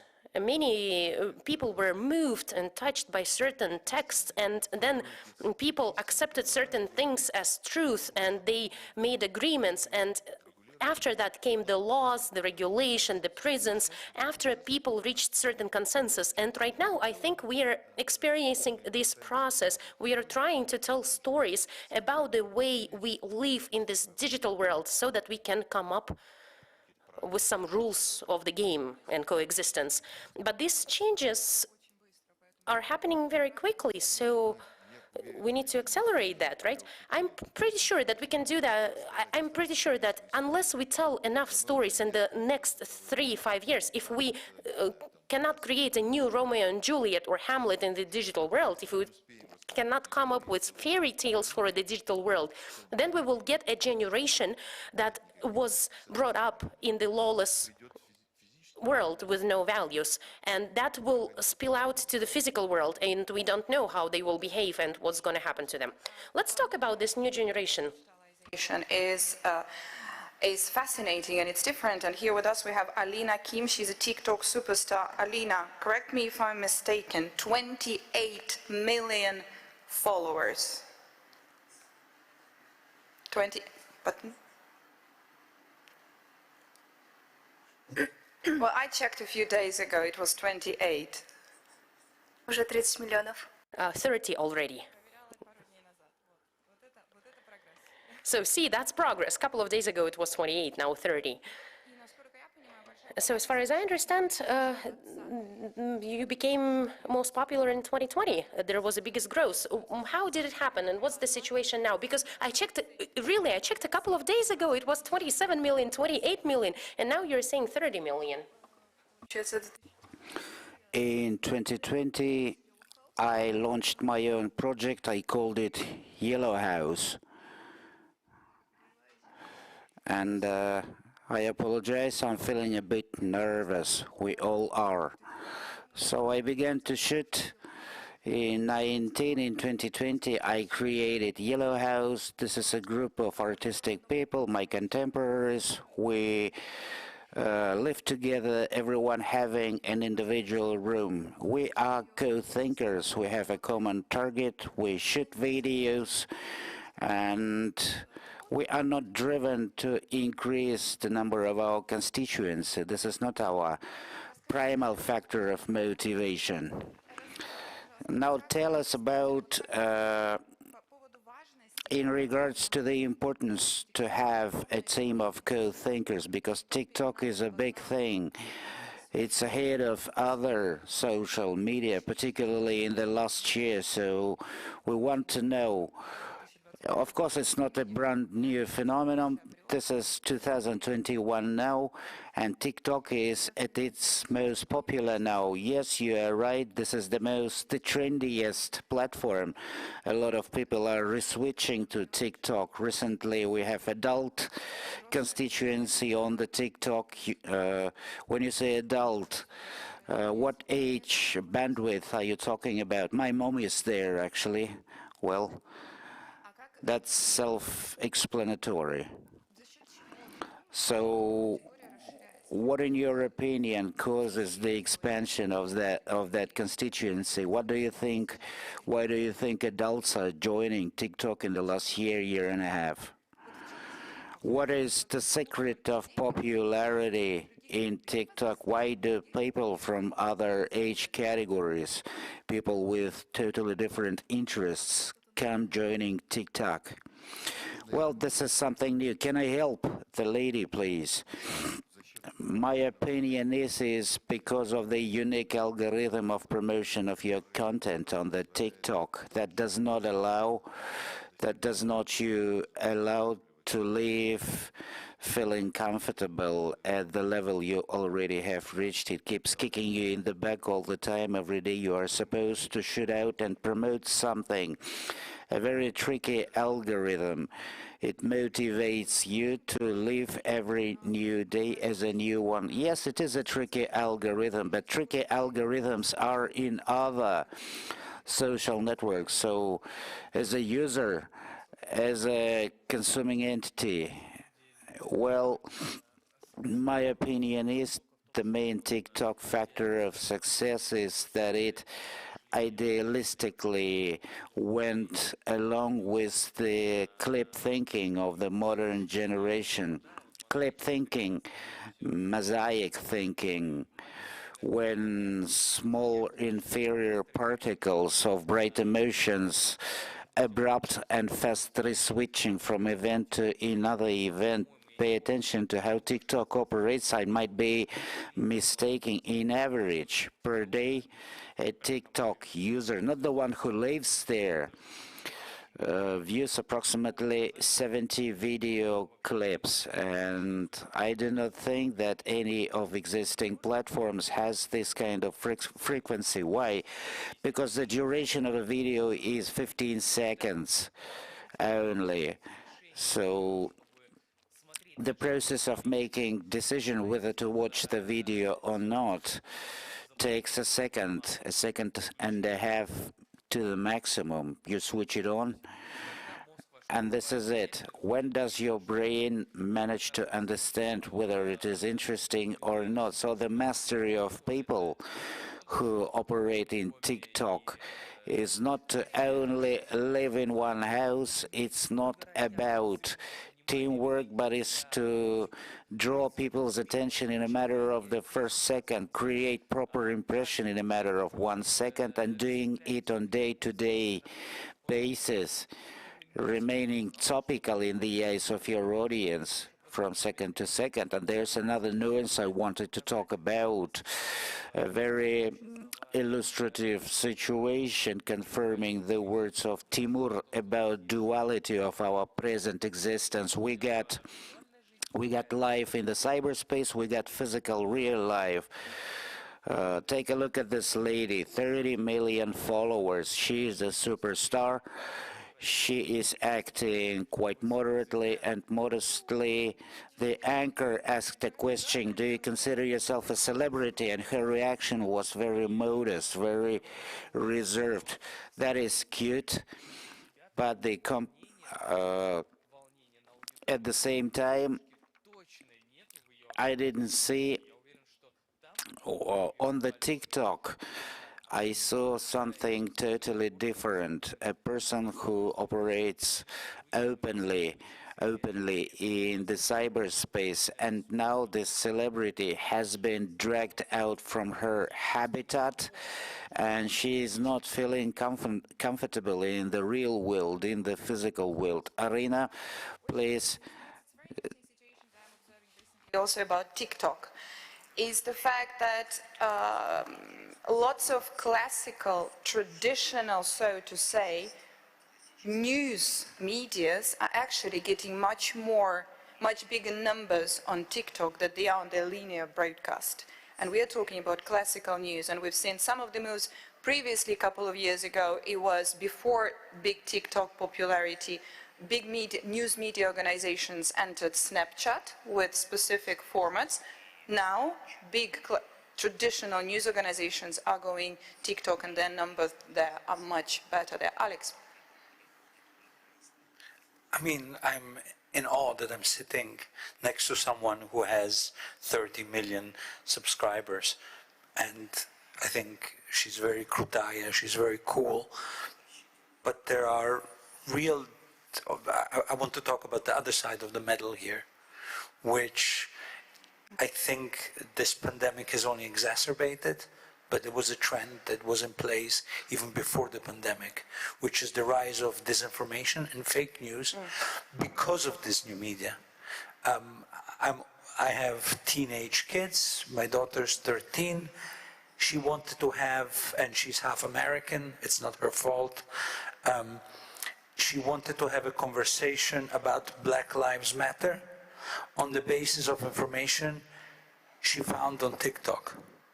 And clearly, it was very difficult for me to explain that Black Lives Matter is an important subject, but let's read about it in more traditional forums and more traditional sources of information, and then we can talk about Black Lives Matter. And that was an interesting conversation because at the end, we talked about types of media and checking your sources rather than about TikTok. And so, as a business, as a consulting business, we help clients with effects of disinformation a lot. So nowadays you can you can speak or write about anybody you want, and there's no editor checking your content. You can write, you can do a clip about me on TikTok saying horrible things. I mean, nobody would be interested in me, but as an example. Well, you can say horrible things anywhere. But in a... except when it comes to traditional TV or something. As you know, I come from a very old journalistic family. My father is a very famous Italian news anchor. Before you could go on TV or write a piece, about anybody, about anything, there would be 2 or 3 layers of pravierka, of scrutiny. As you know, you have an editor. I mean, you're super important, but somebody will check your work. And if things get contentious, then the legal department gets involved and says, oh, I'm not quite sure we can publish this. It's a matter of responsibility afterwards as well. Absolutely. And if you get it wrong, you either publish a correction or, I mean, there are consequences. These consequences are completely gone today, and so disinformation, and so we are now in an era where disinformation and fake news can run free. And I think this pandemic has only made it worse. I agree with the first speaker who said that, you know, things haven't changed. It's not that fake news, disinformation is a new thing, but now we all spend so much time on new media that it's become exacerbated.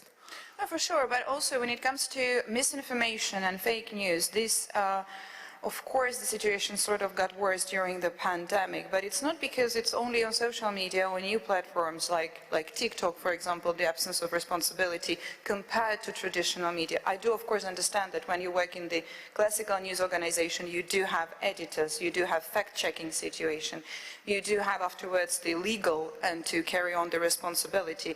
But then at the same time, to get nowadays, you know, with the pandemic and even before the pandemic, the world had been changing so much at the same time. That's what I wanted. The world had been changing so much already before the pandemic that, you know, to get the bigger and the fuller picture of every situation, you've got to check everything. You've got to go on all the sources. You're going to go traditional facts, fact-checking, then you check all the social media, then you go on TikTok. I go on TikTok preparing for my work. Right, but you're talking about something that you do as a traditional journalist. Well, yeah, it's just like I've got more things to do now, let's put it this way. Right, I mean, you triangulate your information and you need to see everything that's out there. Old school a bit, yeah. Yeah? I'm a bit old school. We do have a question from the audience. Please keep them coming. We're gonna go there in a second. Yes. Yeah? Yes. Please, Andrew. Yeah, it's an interesting conversation. Let me just observe one thing here. I think that one of the things that digital has done is turned numbers into theology. We're all obsessed with numbers. I mean, we always, of course, we all want to be big in one way or the other. But we're so obsessed with numbers that most of us don't critically look behind these numbers. So, for example, I'm not knowledgeable about what this young lady does on TikTok, so I want to premise what I'm going to say with that. But all you've said about her is this theology of numbers. You've said, oh, she has 28 million followers. Oh, she only had 27 yesterday and 26 the day before, and today she has 30 million. Who cares? To me, that's neither here nor there. Whether she has 3, 10 or 30 million followers, the interesting conversation, particularly in terms of media, is she generating revenue? How is she doing it? How is she sharing that revenue? And what's TikTok's role here? Are they like Facebook? Are they a core player in what Shoshana Zuboff correctly calls the age of surveillance capitalism? Is TikTok somehow enabling more and more surveillance of its users? So I would be curious as to this young lady. How does she make her money? What's she trying to do? And does she care about the numbers? Because the easy come, easy go. Half of all these social media stars, the same was true on YouTube for years. None of this conversation is new. These people rise and fall in meteoric terms. They're like fireworks. They go up in the sky, they explode, and 3 seconds later, they're instantly forgotten. So for me, the interesting question about TikTok and her as a performer, as a media player, is how she makes money, and secondly, how does she intend to genuinely build a long-term brand? Because anyone can become famous for this Warholian 3 or 5 seconds, but the really difficult thing is maintaining that fame. Well, we're not going to be counting Alina's revenue for sure here, not on my watch. But I'm curious. No, I get it. I don't want to know how much she's making, but I am interested. How's she making money? Is this a professional this is why I also said the dynamics of the followers increased that changed so dramatically just over the past 3 to 4 days. And this is the fact that you get from A to B within 3 days for Alina's followers. This is when it comes to the revenues and so on. Timur. Yes, I absolutely agree that the quantity and quality is two different values. And it's not only about money, because we're saying followers, which means following, and following where, and it's a big question. It's a big question. What is the sense behind those relationships between the author and his constituency, his audience, or her audience? Quantity does matter, but the quality of relationships is far more important. Is it love? Is it interest? Is it curiosity? Or some other things that are relevant in those relationships. As to the pandemic itself and the growth of various fake news, false news, fake information, nobody knows. Maybe pandemic itself is the result of disinformation of the planet. Nikita, we have a question from the auditorium. Well, to the first speaker, I have a small observation. He asked a question,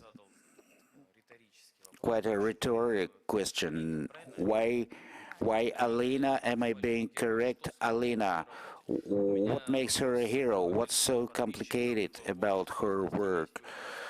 So the speaker, how many subscribers and followers do you have? I think dramatically lower. She works with the big audience. She has her own constituency, multi-million constituency. You operate at the edge of relationships. Do you have this kind of experience? And judging from his speech, no, he doesn't. Now I want to talk about friendship on the TikTok. You wake up in the morning and you know how your day will be like. You go to bed, you know what's going to happen tomorrow. You will be shooting every goddamn day. You will have to generate fresh thoughts. You will be writing new scripts, agreeing about collaboration. This is your full-fledged conveyor activity. That generates another important moment. The old generation that in the principle does not see and does not recognize the value of the new technology, that generation sees no sense in TikTok.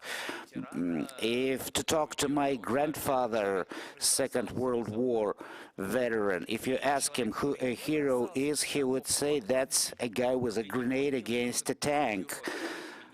So for my grandfather, there are no heroes in the cyberspace, but here in cyberspace, we got a person who has 30 million followers.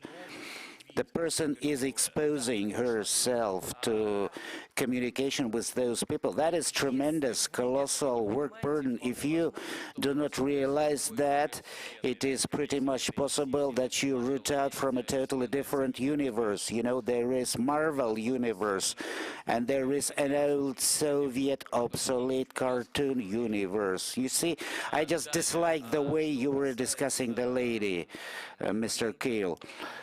Now let's talk about some nuances. What is the sense behind it and how it is physically happening?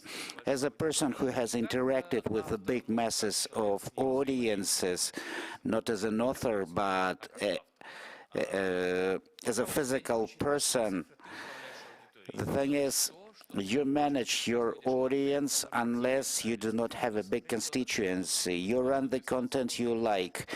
Eventually you become the hostage, the slave of your own audience, and you're imposed to do things they want you to.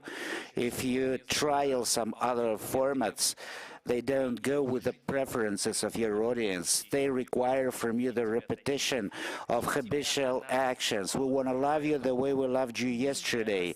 Please do the same. That is why the skill to develop when you have a great constituency, that is the core of the talent, and that talent is shown only by the younger generation. They're more gifted, they're more flexible.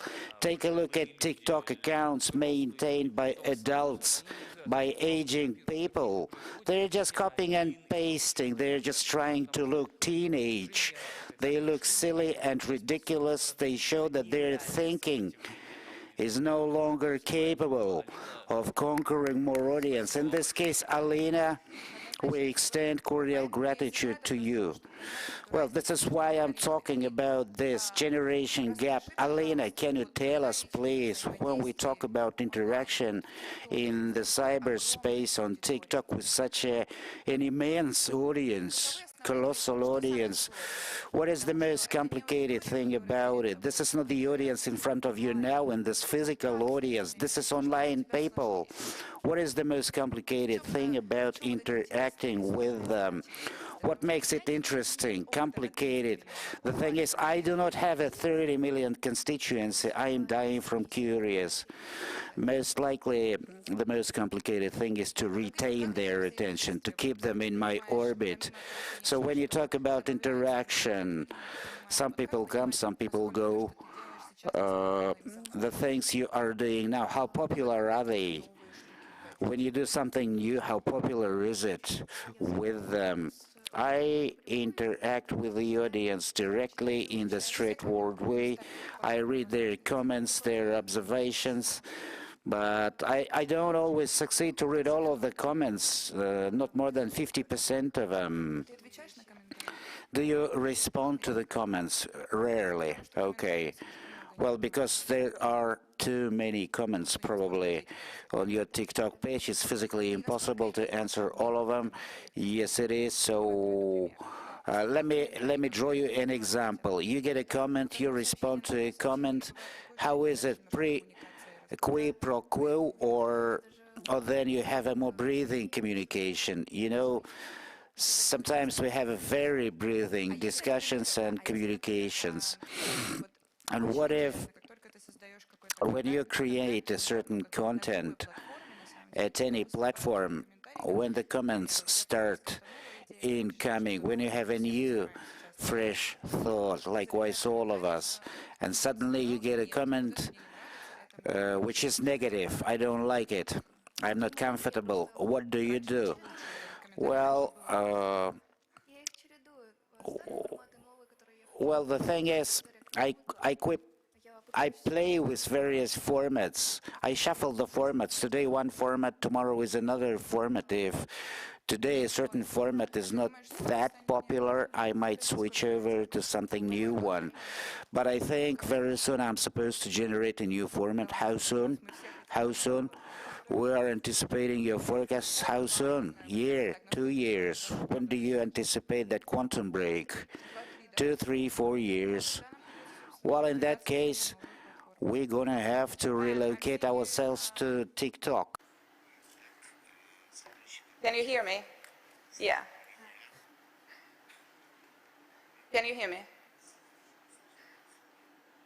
I've seen you smiling on some of our conversation here. Please bring it on. Yeah. I know that you're here. It's not like I didn't left you out of the conversation. Thank you. I think the thing that I'm most surprised about this conversation is precisely how old everybody is sounding.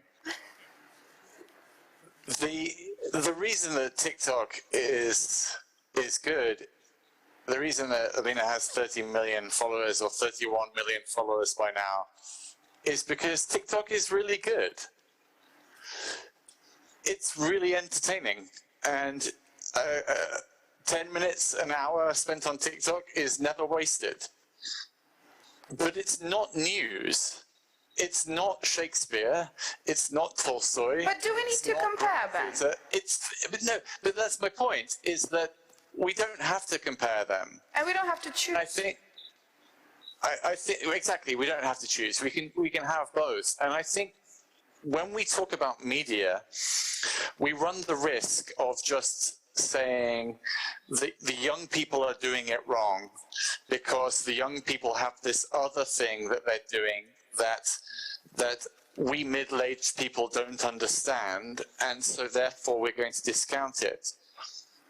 Whereas actually, I think in terms of media consumption and its effect on society, the biggest problem isn't young people watching TikTok, it's old people watching Fox News or the equivalent of these of mainstream media.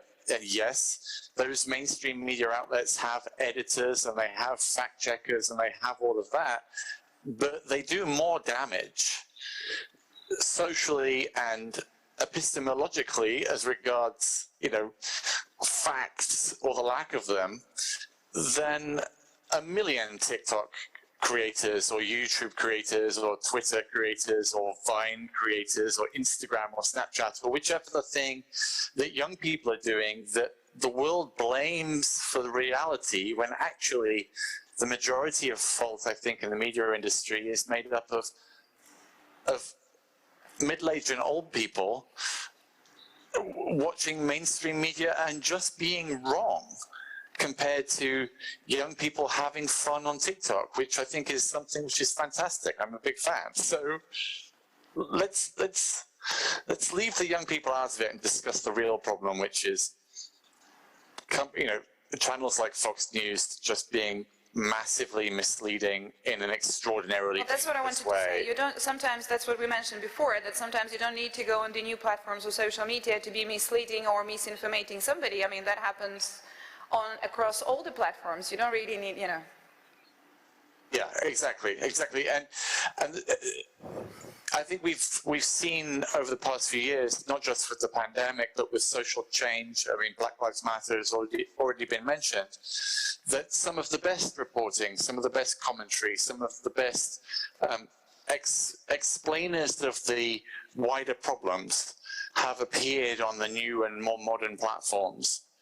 And some of the most misleading, some of the most just patently wrong viewpoints have appeared on the mainstream media. So let's not But there's a follow-up question. Confused between truth and age or tradition.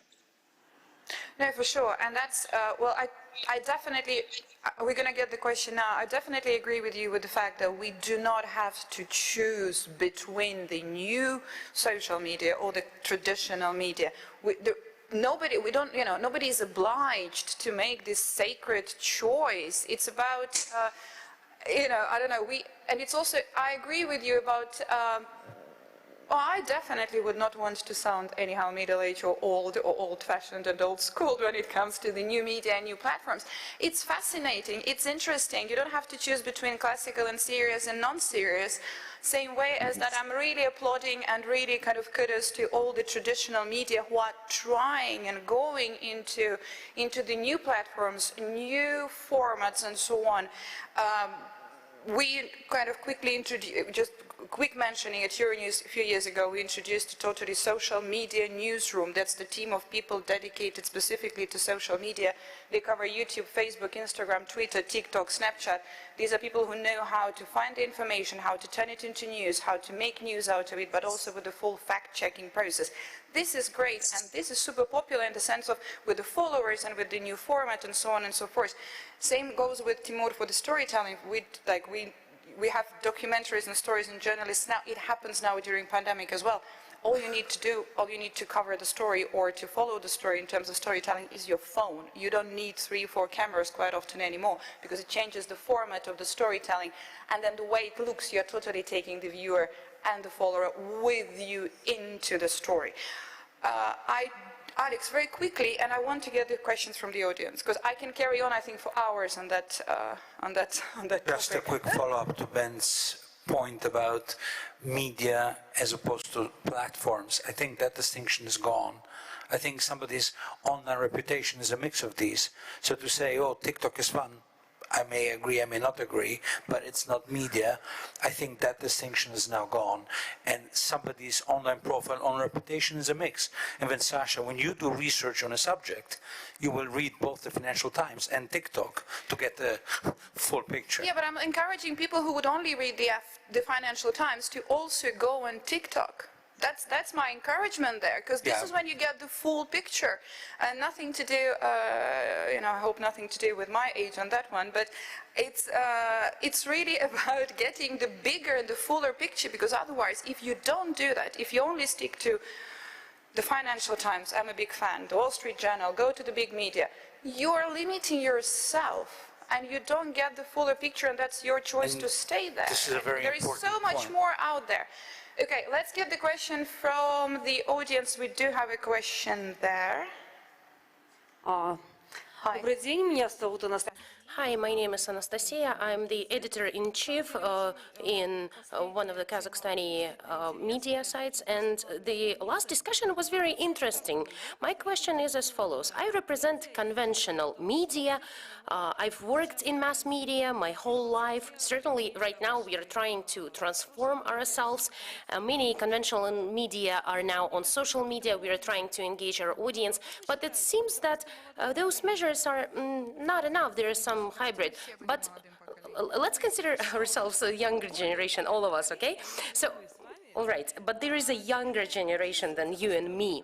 So maybe that younger generation is not interested in the news, and they're not consuming the news that we produce. They are consuming the news from non-professionals. So my question is, what do you think is the future of this professional media? And I'm not talking about entertainment. I'm talking about news, TV news, websites. Will we continue living, or we will go to social media? That's actually a great question. Let's discuss what happens to the news.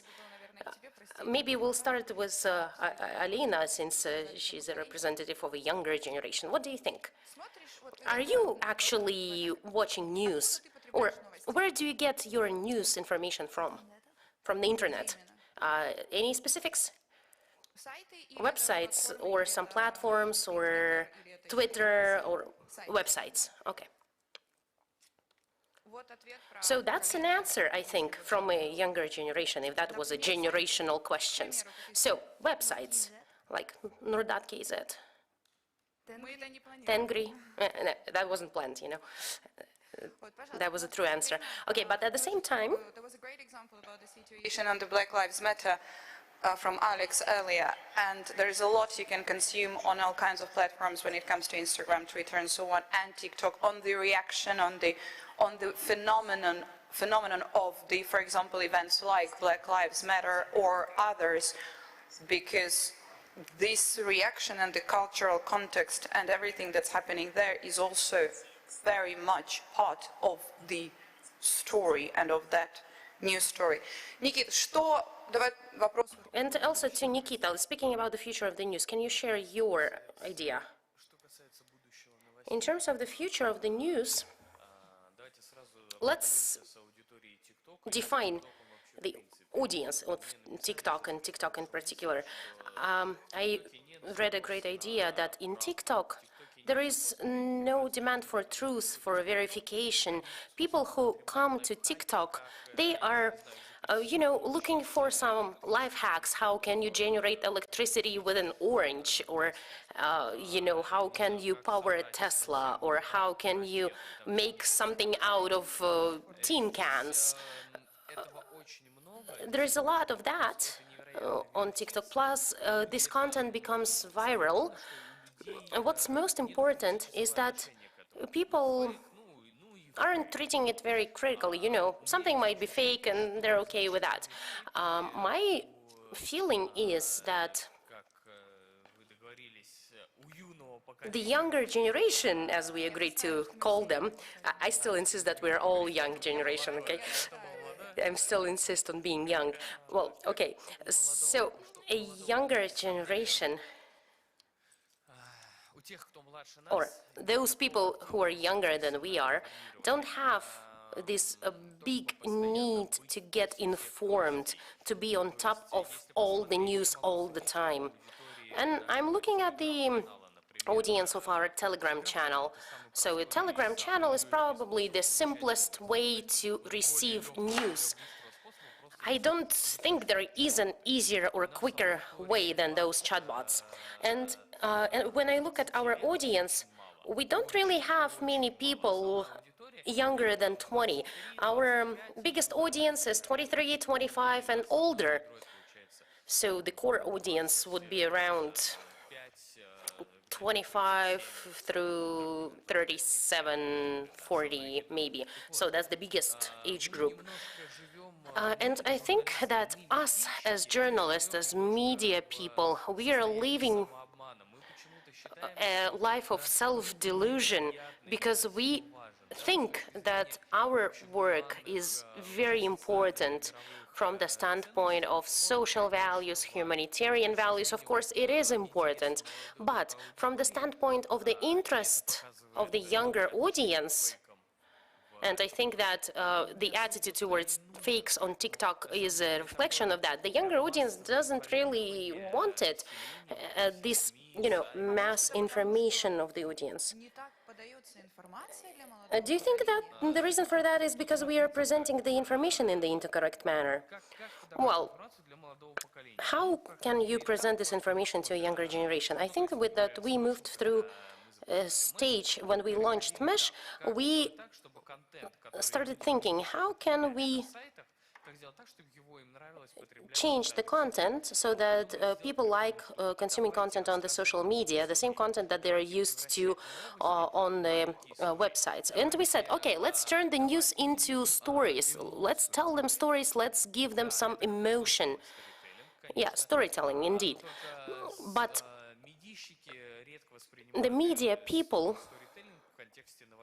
don't really think of news as storytelling. They tell more about the jokes. I think that this is a good aspect. I agree that often the news people miss out on that. But indeed, the news and storytelling are the same thing.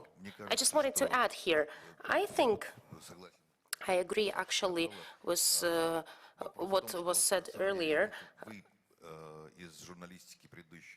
The question is that those people, who studied journalism in respected universities, and they were told to tell people about the physical world.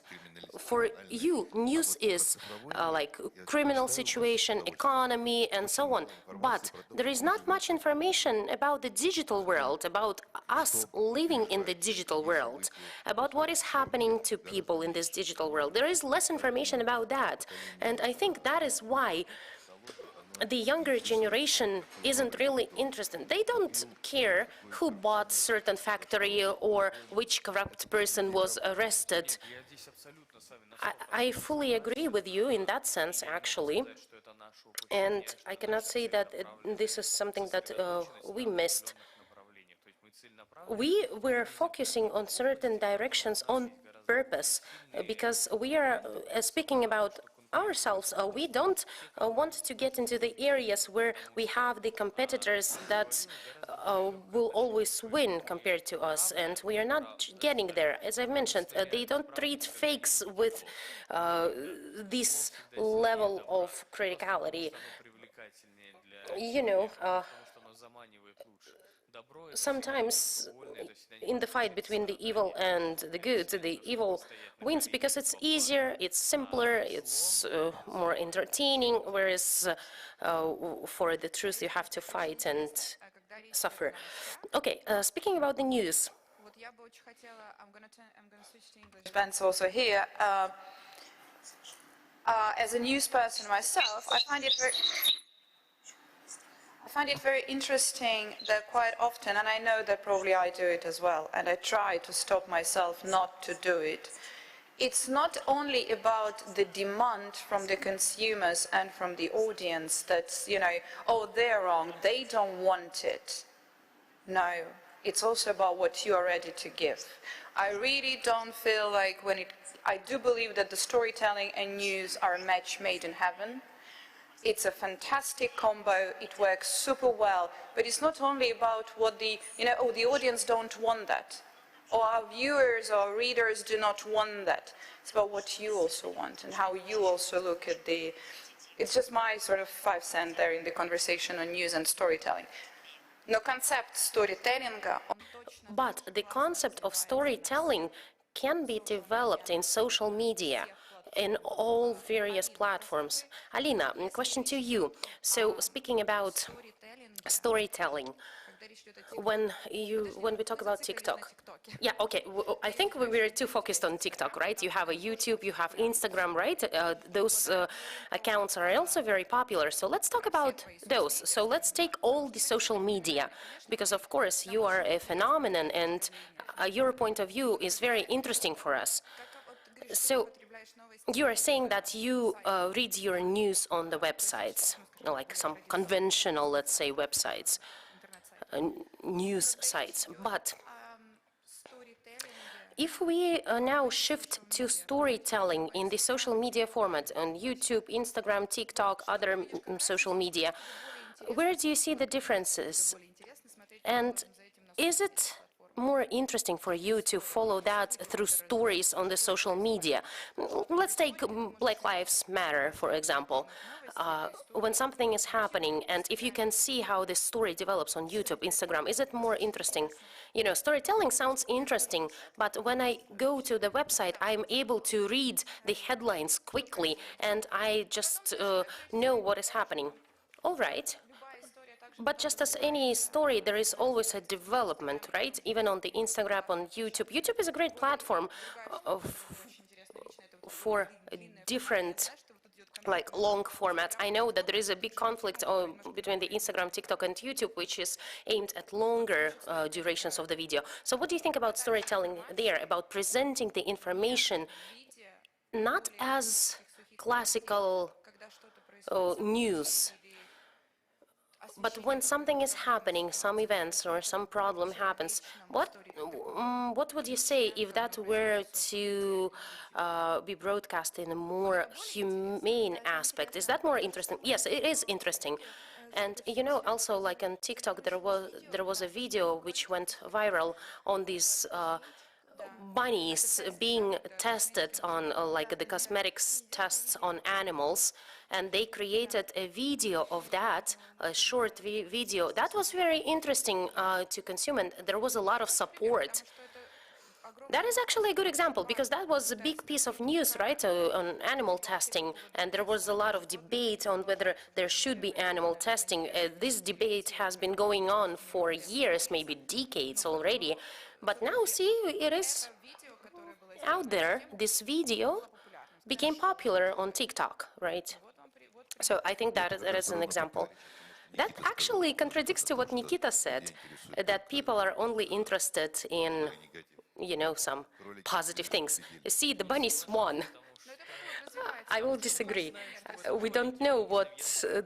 I haven't seen the video. We don't really know what happened in the video. Maybe the video was actually fake, and maybe that would actually confirm what I'm saying, that the most important thing for the younger generation is to be surprised by the content. It's to be hooked from the first second. It's about the emotions of the content.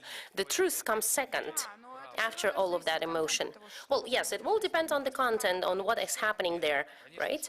Indeed, that's true, but it's about prompting some emotion. If you're watching the video and from the very first second you see that those bunnies used for animal testing, and maybe you have your own bunny at home as a pet and you feel emotional about it, so you have some emotions, and that is why a person is sharing this video, and it becomes viral. But what I'm saying is that those people won't really think about it. They won't verify the information on whether this is really happening to the bunnies. They're just consuming this content. So I think that the thought about fakes that I've mentioned before is actually quite deep, because there is a risk there. Maybe only journalists are interested in fake news. Maybe the younger generation isn't interested in this problem. Can we talk a little bit about this? Can you hear me? Yeah. generational issue. I've been in this business, I realize now why, because I had these headphones on, sounded weird. I've been in this business 30 years now, and I've been to so many conferences like this where we've had these generational issues. Oh, the young people understand it more than the old. The young people grow up, and in 10 years we'll be having the same conversation with some new company with some new way of doing media. I think there's a couple of things to think seriously about in terms of media. The first is that the one thing that doesn't change is talent. And one of the things that media has done a very bad job at, as it's been disrupted, as traditional media has been replaced by new media, new companies, it's done a very bad job training professional talent people, whatever you want to call them, journalists, entertainers, storytellers. By the way, this fetish with story is also something I've been hearing for 30 years. It sounds very old-fashioned and stale. I didn't even know what a story is. But we need to focus on how to nourish talent. One of my concerns with networks like TikTok is that the talent on it, and clearly there is remarkable talent, is not being curated properly, it's not being nourished. You need to think about economics. You need to think about how these people are being rewarded and how they're being managed and how their talent is being developed for them to have real careers. If these networks are just turning into speeded up assembly lines where everyone's famous for a few seconds and then people's attention move on to the next thing, we're never going to get the development of new generation of talent, which is what we need, whether they're storytellers or news tellers or writers or videographers or music artists. The real scarcity in today's digital environment is talent. The other thing to bear in mind is everyone cares about politics. People keep on talking about Black Lives Matter. No one's mentioned Occupy. Occupy was Black Lives Matter 10 years ago, and Occupy failed because it was also eaten up by the digital revolution. So what we need to figure out are digitally inspired political movements that last. Occupy didn't last. I fear that Black Lives Matter might not last. Me Too might not last. We need to figure out ways of developing political movement with legs that can survive more than 5 or 10 minutes. Thank you. We're going to get the questions from the audience. Yeah, please. Калатян Хайк, Яце Верелк. So when there was a discussion here about the secret of popularity of TikTok, I was actually in the media room, and you know, several journalists got the same idea at the same time. We actually joked about it, and we said maybe the secret is that the younger generation is more stupid and they're interested only in TikTok. Sorry about not being politically correct. So that was an idea in the audience. Maybe the younger generation wants to be stupid and they're interested in TikTok. And continuing on this topic, there was a lot of criticism here about people who read Financial Times or watch Fox News. There was some negativity toward them, but the same people are generating progress, are developing the economy, and are earning money for those people who can then shoot the videos and can spend hours of TikTok without doing anything productive. So my question is, what can we expect from TikTok generation that is only interested in entertainment? Even if we look at modern cinema, modern movies, people are looking for some popular superheroes, some unusual people. They don't want to see regular people. They want someone to solve their problem. So what can we expect with this TikTok generation who doesn't want to work, who just want to be entertained and for someone else to solve their problems? But at the same time, they're negative towards these people. Thank you for the question. I actually against using the word stupid because let's respect each other. And but again, the debate on the new generation and the old generation to saying that, oh, the old generation is working hard and the new generation is not working hard. No, they are working hard, like hell. They're just doing it differently. Ben, it's yours. Thank you very much. I'm not going to continue that argument that we just heard because I'd have to use words that I think we both agree would be insulting. Yeah, we agree on that,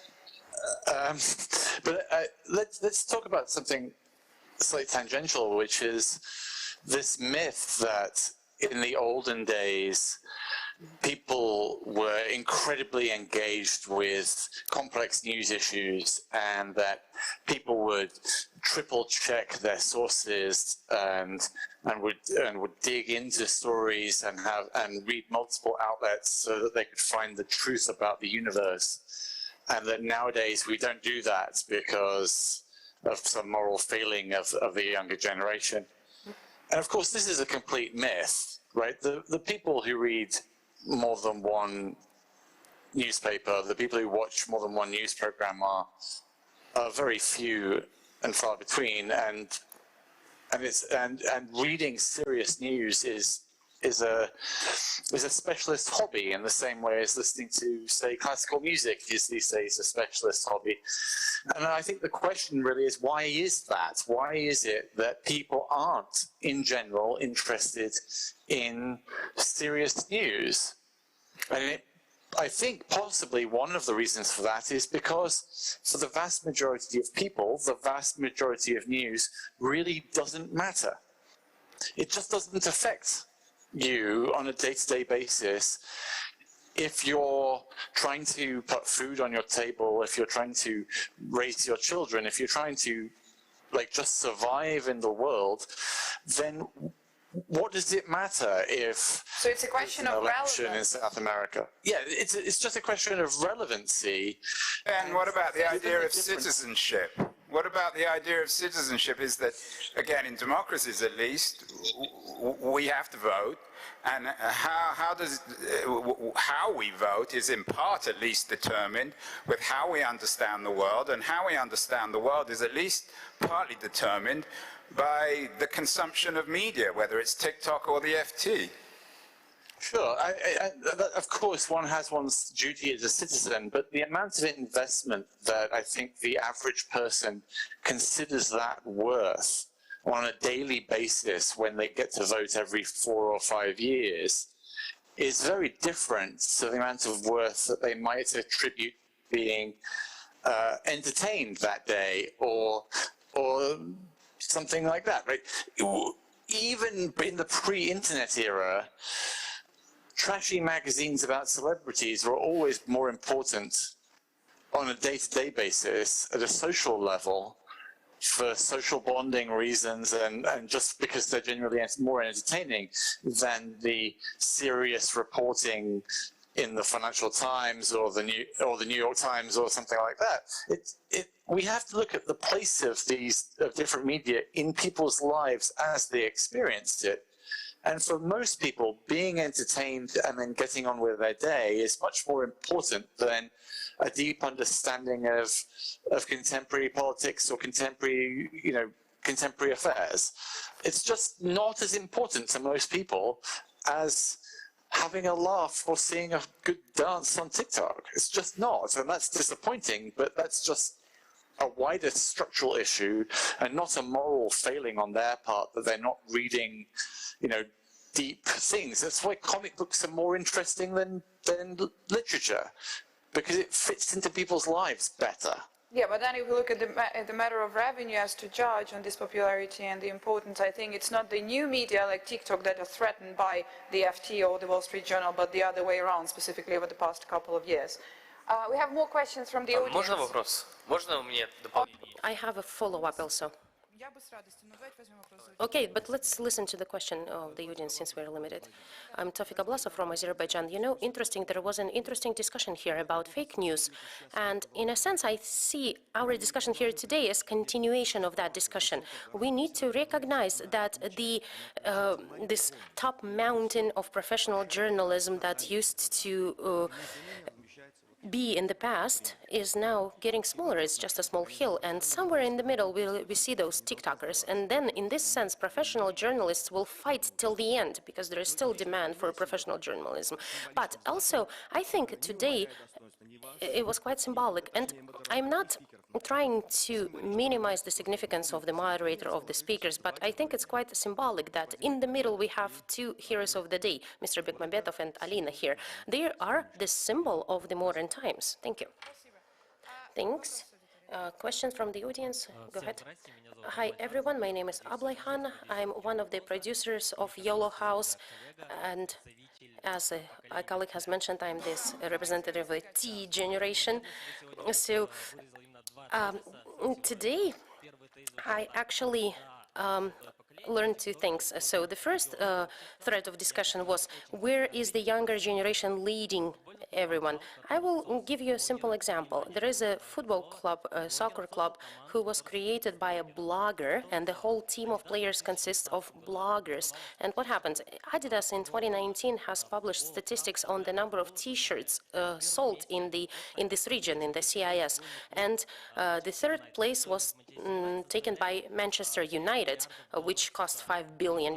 Then the second place was taken by the Russian team, and the top place was this Amkout football club, meaning that those TikTok guys only shoot videos. It cost them 20,000 rubles. But now football becomes even more popular with their help. And now Adidas is actually investing into building some soccer fields for younger generation because of that popularity. And I think that that is an example of where we are going with the modern generation. Don't just see evils in the bloggers.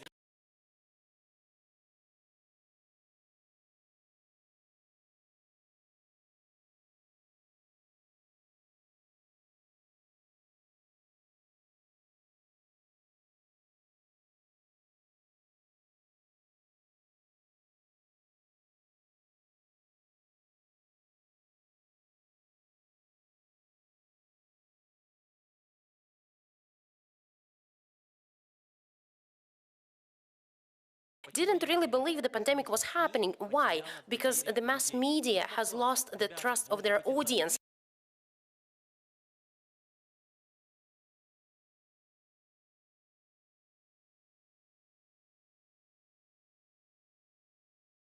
I'm not trying to raise a child through it.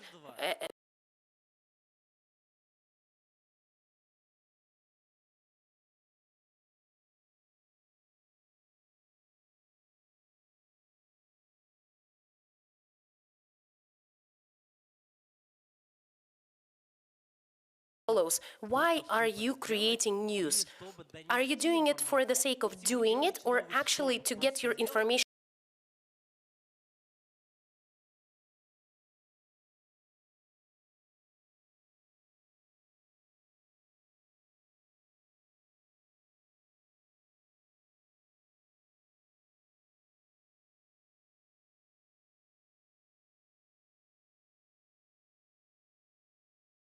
Maybe it's a question to Alex and Andrew, because they talked a lot about TikTok not being mass media, and we are not mass media. That's not what we are doing. We are influencers, so we try to influence people. But the question is, why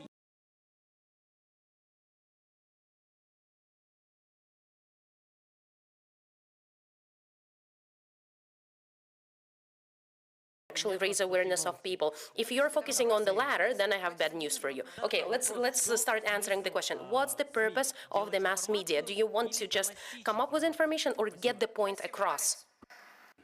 Alex, please. I personally don't make news, but Well, that was the question was to you and but I Andrew, think yeah. the problem is not why media people do media. I mean, it's a job. It's a great job. It's a reputable profession. Somebody's got to do it. The problem is, where does the audience get the information from? So I'm going to switch your question around and say, where are people nowadays getting the info from? And they're getting it from media and from platforms and from YouTube. And I agree with you that actually, and I feel really old, I'm just 45, but I realize that that's completely ancient on this Oh, but that's the thing, you shouldn't feel old. It's not about, I'm over. But the point is, people like Alina, and people like Nikita are much better at communicating. They're just better communicators than a lot of, those foreign correspondents that sit in Moscow and try to do, or here in Nur Sultan and try to do analysis and then don't communicate well. So you're not talking about old media, new media, or platforms. You're talking about the quality of communication, and you guys are just better. I mean, if you're one of the producers of Yellow House, congratulations. You're just a really good communicator. Yeah, and I think that the one issue that hasn't been addressed here, again, is I've had lots of conversations like this about YouTube. And YouTube has a great deal of vitality. It's a sort of older generation version of TikTok. But no one ever addressed the power of YouTube. No one ever addressed their business model. No one ever addressed the remarkable, unaccountable power of these new platforms. Now, you could call them media, you can call them platforms, doesn't matter what you call them. But in this kind of conversation, I agree that the younger generation, and I don't like that term because, as I said, the generational discussion is endless and repetitive. But the real issue is who holds power, where the money is going, who determines which platforms are more powerful, and that isn't being addressed. I'm interested in TikTok, but I'm interested in how they're making money, who owns it, and where they're about to go. In the same way as YouTube's owned by Google, and it reflects the increasingly unaccountable nature of big tech.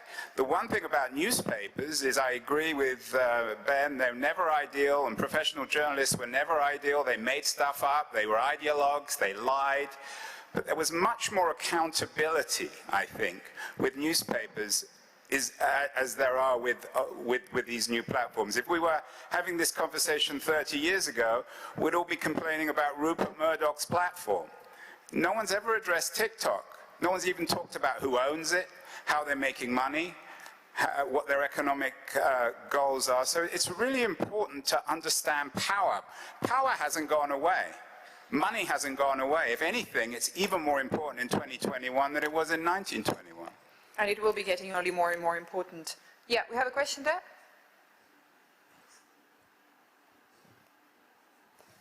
Здравствуйте. Меня зовут Юлиана. Good day, I'm Yuliana, journalist from Uzbekistan. I have a question.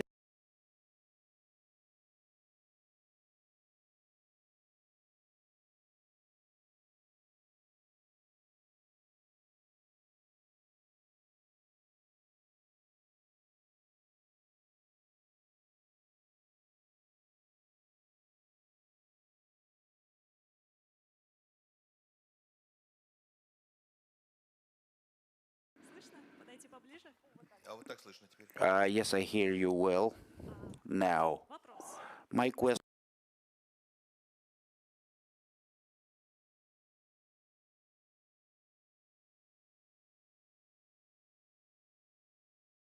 Cyberspace more humanistic because the youngsters, the younger breed, and we all agree. Well, today we all are youngsters in the digital world. In the digital world, we are all youngsters. 10 years ago, there was no digital world. That's why I'm not saying younger generation. I'm saying new generation.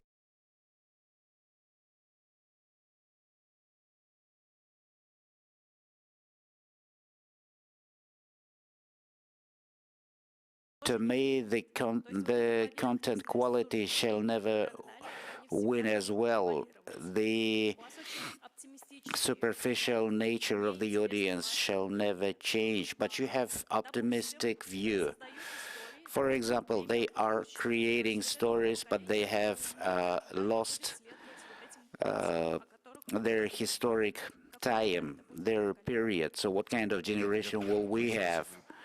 Well, let us agree first about the terminology. I'm talking, when I say generation, I mean all of us, because we all are people of the same historic epoch, time period, and it doesn't matter where we come from and how old we are, we share problems, same problems. I honestly disagree with Nikita, although I fully understand his point of view. To me, it appears so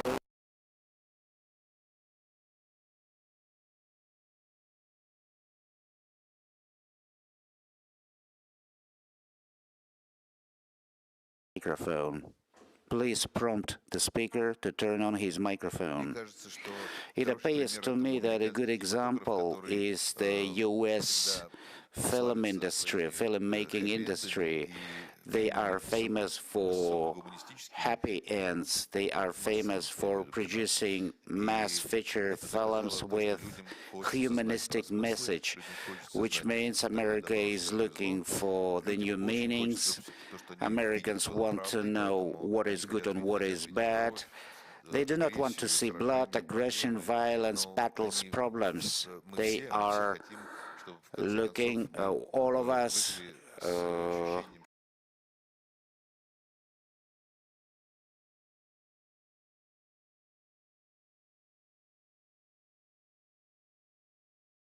the speaker to turn. As to digital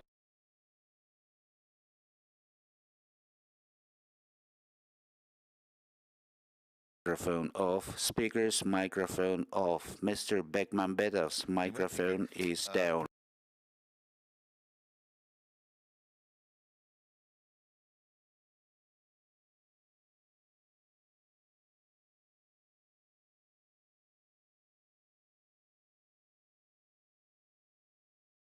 By telling stories, we are attempting to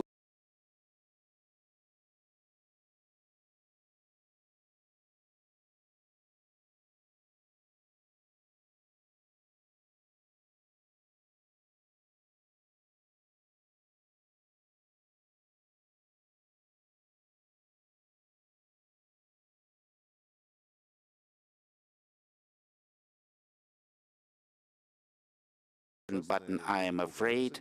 You show something terrorizing, people get scared. And the third one is sadness. You press on that button and people feel mercy and cry.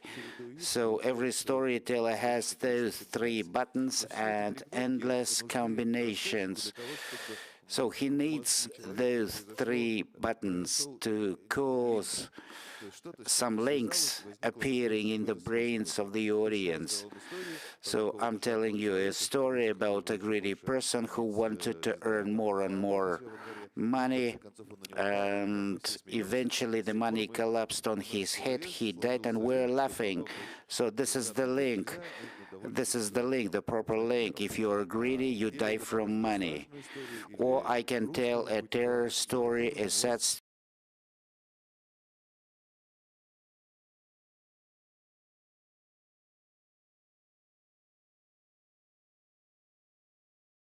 understanding of the sense and the meaning of certain life phenomena. If to talk about media,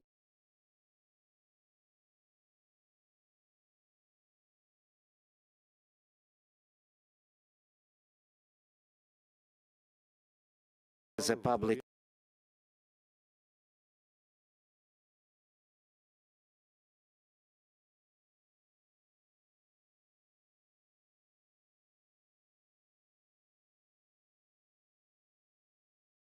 appears to me now that the digital world wanted just to pay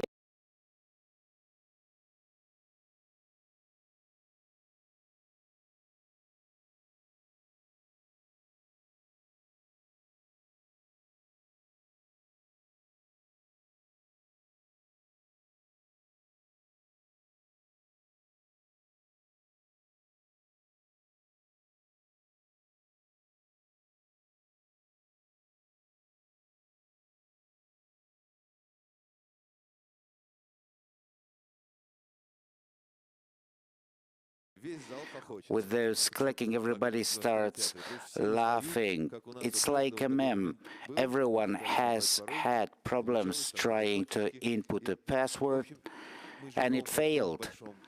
So we're all living in one big digital space. We're afraid of it because we don't understand it until the end. There are no rules and provisions in there that would be mature. So our mission of today as journalists, film directors, producers, influencers, I do not want to call them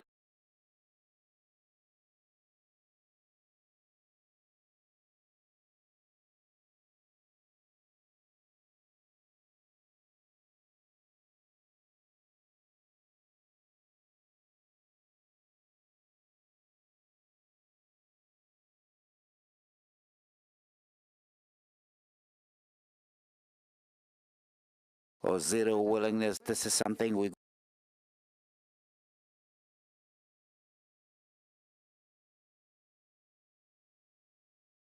exist in the new reality. Of course, we all have various things, various. I wish we had more time, trust me. I still have so many questions.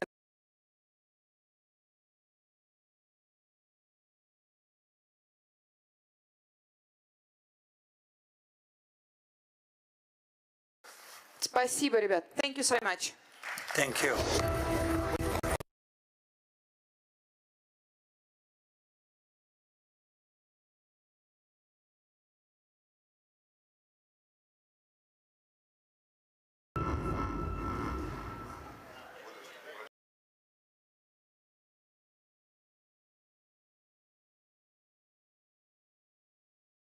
Ladies and gents, just to let you know that Timur Bekmambetov's film Profile will be shown in the room next door where the roundtables were.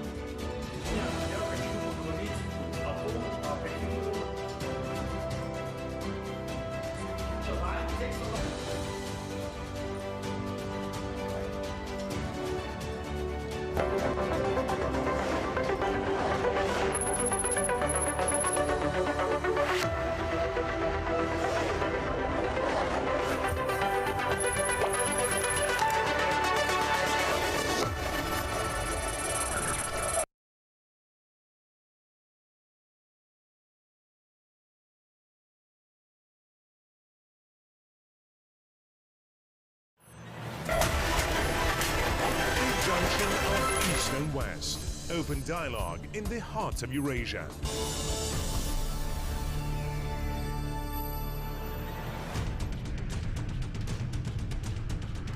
The largest media platform in Eurasia.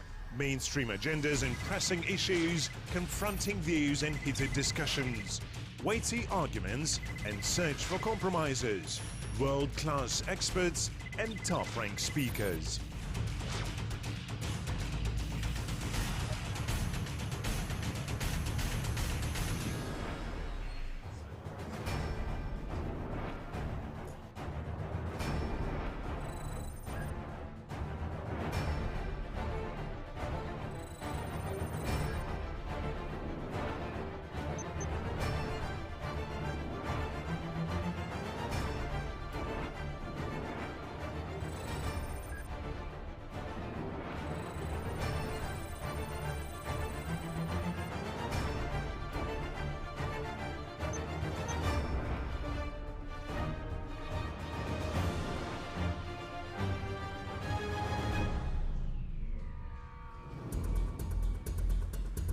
Every year, the Eurasian Media Forum attracts worldwide attention and can be followed online from any point on the globe.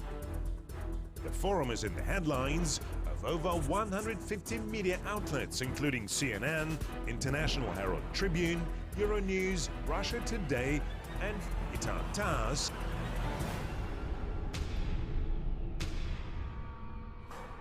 We are proud of what we did in Iraq. Absolutely proud of what we did. Mr. Safarov is the head of a body deployed, I believe, in Moscow. Who is your #1 enemy, ISIS or Assad? Both.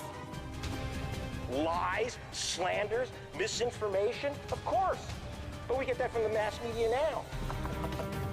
We feel sometimes prisoner of it, right? Because you just look at the way we're using our cell phones and emails and the fact that we're reachable at any time now.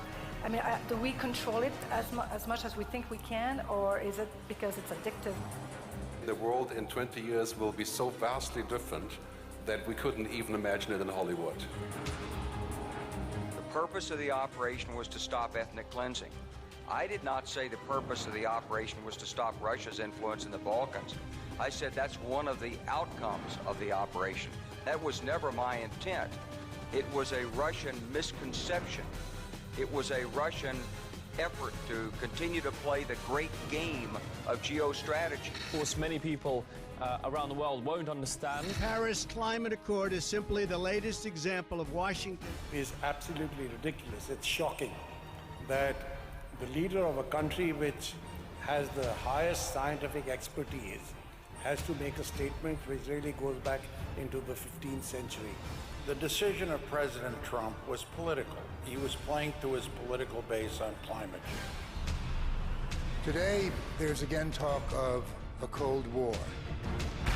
Only way for us to have a secure future is for each side to explain itself better to the other and to the rest of the world. I know personally, and I work.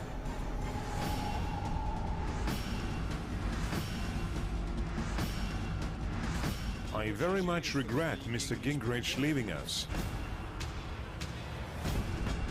The image of a country transcends crisis. It doesn't have to do with what is going on today. It has to do with what people perceive you as being throughout your history. Of course, there was a major development that has to be considered a setback. It was Brexit. If we lose the journalists, then it becomes not only a war, but a total chaos.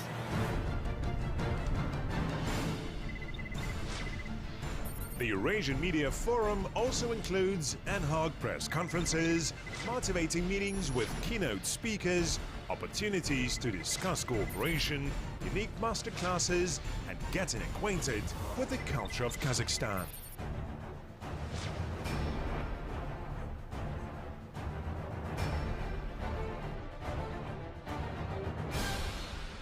Eurasian Media Forum, September the 15th, the 17th, Kazakhstan, Nur-Sultan.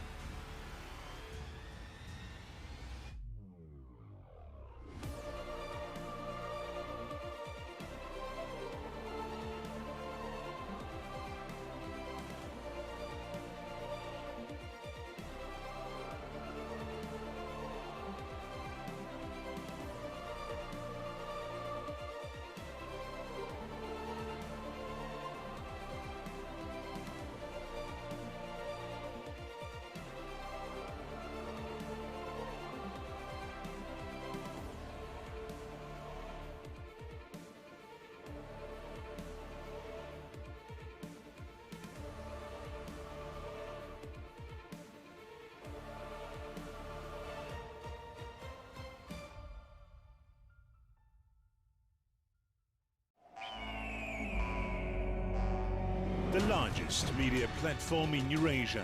Variety of opinions, confrontation of views, a quest for compromises and new possibilities. Eurasian Media Forum, September the 15th, the 17th, Kazakhstan, Nur-Sultan. The world is evolving rapidly, and the human need for resources is increasing every day. Metals and various energy sources are particularly important for our technological advancement. Eurasian Resources Group, ERG, provides the world with these materials. Our group is a leading high-carbon ferrochrome, copper, and cobalt producer, and one of the largest suppliers of iron ore, alumina, and aluminum in the CIS region. The group supports global initiatives to promote a green economy and develop alternative energy sources. ERG operates in 15 countries, with the majority of our production assets located in Kazakhstan. Today, ERG represents 1/3 of the mining and metals industry in Kazakhstan.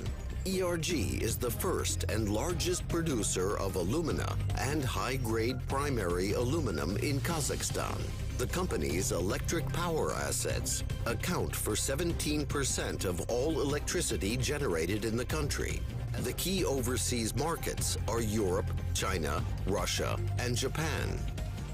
ERG's Metal Coal RTR, a major copper and cobalt tailings reprocessing operation in the Democratic Republic of the Congo, is ramping up its phase 2 of production. It is now the second largest standalone cobalt producer in the world, as well as a major supplier of copper. In Brazil, ERG's Bamin subsidiary, a large integrated iron ore mining and logistics project, has started commercial production of iron ore with the launch of its Pedra de Ferro mine in January 2021. ERG has also started the construction of Porto Sul, a deep-water port in Ilhéus, and has won the auction to complete and operate the first 537-kilometer stretch of the Fiol East-West Integration Railway.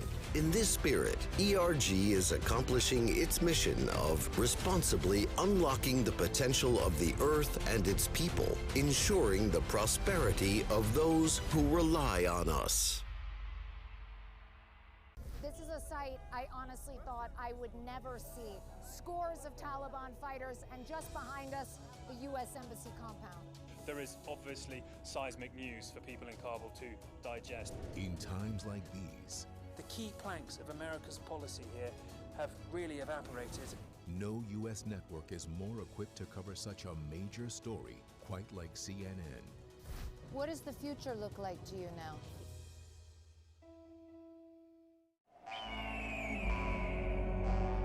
The largest media platform in Eurasia. Variety of opinions, confrontation of views, a quest for compromises and new possibilities. Eurasian Media Forum, September the 15th, the 17th, Kazakhstan, Nur-Sultan. Әлем қарқынды дамуда. Технологиялық ілгерілеу үшін металдар мен электр энергиясының түрлі көздері қажет. ERG әлемді осындай ресурстармен қамтамасыз етеді. ERG кәсіпорындары әлемнің 15 елінде жұмыс істейді. Қуаты кәсіпорындардың дені Қазақстанда шоғырланған. Компанияның соңғы 5 жылда елдің жалпы ішкі өнімге қосқан үлесі 5 триллион теңге. Қазақстандағы жоғары маркалы бастапқы алюминий және глинозем өндіретін алғашқы және жалғыз кәсіпорын ERG құрамында. Электр энергиясының 17%-ын ERG-дің электр энергетикалық активтері өндіріп тұр. Шетелге өнім өткізудің негізгі нарықтары Европа елдері, Қытай, Ресей, Жапония. Осы жетістіктердің барлығы біздің қызметкерлеріміздің еңселі еңбегінің жемісі. Компанияның басты құндылығы адам. ERG жердің және адамзаттың әлеуетін ұқыпты пайдалана отырып, өзіне сенім артқандардың өркендеуін қамтамасыз етіп келеді. Халық банк карталары арқылы сатып алған кезде 5% бонус алыңыз. Картамен немесе смартфон арқылы төлеп 5 алыңыз. QR арқылы төлеп 5 алыңыз. Және халық Хоум банк арқылы жүргізілген кез келген төлем үшін 5% бонус алыңыз. Ал бонустарды барлық жерде, карта мен халық банк пост терминалдарында, және әрине халық Хоум банк қосымшасында жұмсай аласыздар. 5% бонус. Барлығына алыңыздар. Бәрі жерде жұмсаңыздар. Халық Хоум банк, төлеңіз және 5 алыңыз. Мир стремительно развивается. Для технологического прогресса особенно нужны металлы и различные источники электроэнергии. ENG обеспечивает мир такими ресурсами. ENG работает в 15 странах мира. Особенно мощно группа представлена в Казахстане. За последние 5 лет вклад компании в ВВП страны составил 5 триллионов тенге. ENG – первый и крупнейший производитель глинозема и первичного алюминия высокой марки в Казахстане. Электроэнергетические активы ENG обеспечивают 17% всей вырабатываемой электрической энергии в стране. Ключевые рынки сбыта продукции за рубежом – страны Европы, Китай, Россия, Япония. Все эти достижения стали возможны только благодаря нашим сотрудникам. Люди – главная ценность компании. Так, ENG на деле воплощает свою миссию, бережно раскрывая потенциал Земли, обеспечивать процветание тех, кто на нас полагается. При покупках по картам Халык-банк держите 5% бонусов. Оплачивайте картой или смартфоном и держите 5. Платите через QR и держите 5.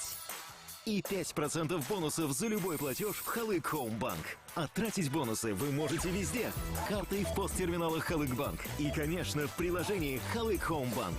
5% бонусов получайте на все. Тратьте везде. Халык Хоум банк. Оплачивайте и держите 5. The largest media platform in Eurasia. Variety of opinions. Confrontation of views. A quest for compromises and new possibilities. Eurasian Media Forum, September the 15th, the 17th, Kazakhstan, Nur-Sultan. This is a sight I honestly thought I would never see. Scores of Taliban fighters, and just behind us, the U.S. Embassy compound. There is obviously seismic news for people in Kabul to digest. In times like these, the key planks of America's policy here have really evaporated. No U.S. network is more equipped to cover such a major story, quite like CNN. What does the future look like to you now? Мир стремительно развивается. Для технологического прогресса особенно нужны металлы и различные источники электроэнергии. ENG обеспечивает мир такими ресурсами. ENG работает в 15 странах мира. Особенно мощно группа представлена в Казахстане. За последние 5 лет вклад компании в ВВП страны составил 5 триллионов тенге. ENG – первый и крупнейший производитель глинозема и первичного алюминия высокой марки в Казахстане. Электроэнергетические активы ENG обеспечивают 17% всей вырабатываемой электрической энергии в стране. Ключевые рынки сбыта продукции за рубежом – страны Европы, Китай, Россия, Япония. Все эти достижения стали возможны только благодаря нашим сотрудникам. Люди – главная ценность компании. Так, ENG на деле воплощает свою миссию, бережно раскрывая потенциал Земли, обеспечивать процветание тех, кто на нас полагается. При покупках по картам Халык-банк держите 5% бонусов. Оплачивайте картой или смартфоном и держите 5. Платите через QR и держите 5. И 5% бонусов за любой платеж в Халык Хоум банк. А тратить бонусы вы можете везде. Картой в посттерминалах Халык банк. И, конечно, в приложении Халык Хоум банк. 5% бонусов получайте на все. Тратьте везде. Халык Хоум банк. Оплачивайте и держите 5. Каждый день вне зависимости от географии, времени суток и погоды. Мы стараемся сделать жизнь людей лучше. Безопаснее. Светлее. Неважно, в какой вы точке страны. Мы сближаем. Быстрее, чем вы думали. Обеспечиваем жильем. Энергией. Миллионы казахстанцев. Потому что мы – Фонд национального благосостояния.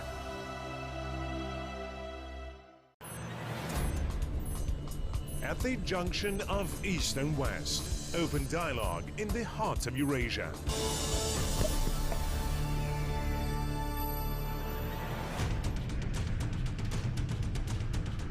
the largest media platform in Eurasia. Mainstream agendas and pressing issues, confronting views and heated discussions, weighty arguments and search for compromises, world-class experts and top-ranked speakers.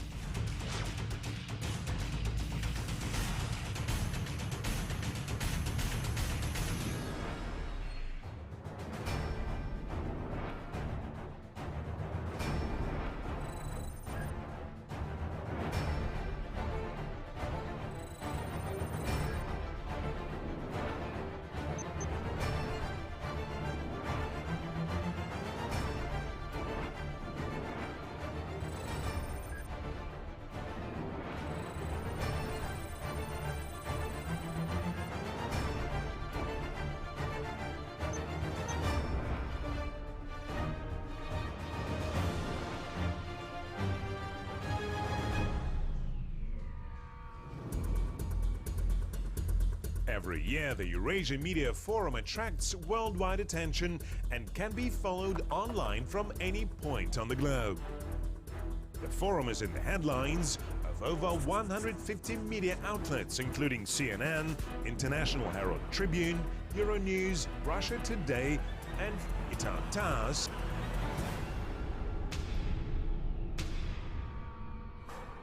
We are proud of what we did in Iraq.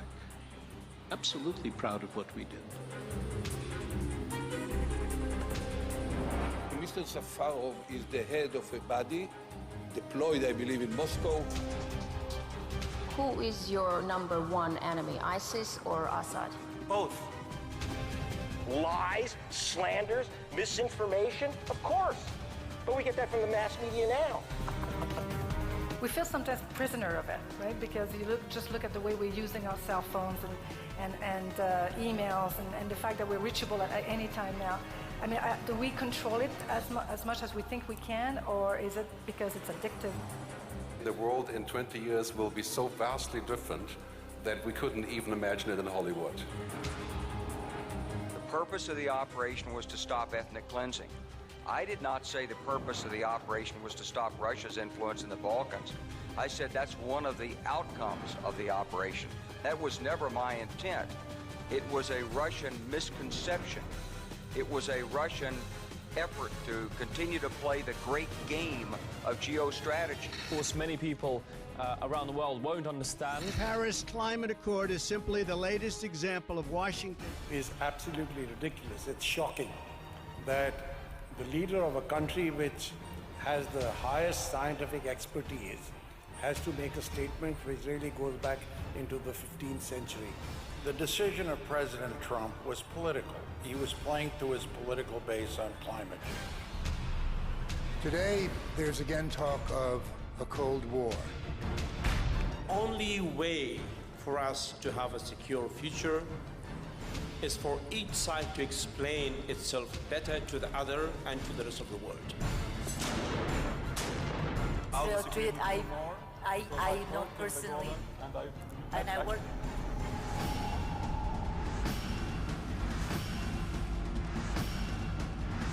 I very much regret Mr. Gingrich leaving us. The image of a country transcends crisis. It doesn't have to do with what is going on today. It has to do with what people perceive you as being throughout your history. Of course, there was a major development that has to be considered a setback. It was Brexit. If we lose the journalists, then it becomes not only a war, but a total chaos.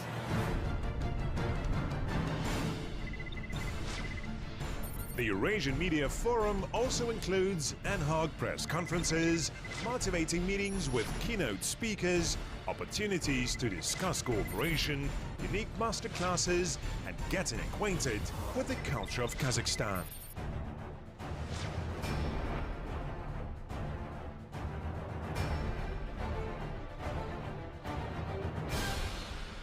Eurasian Media Forum, September the 15th, the 17th, Kazakhstan, Nur-Sultan.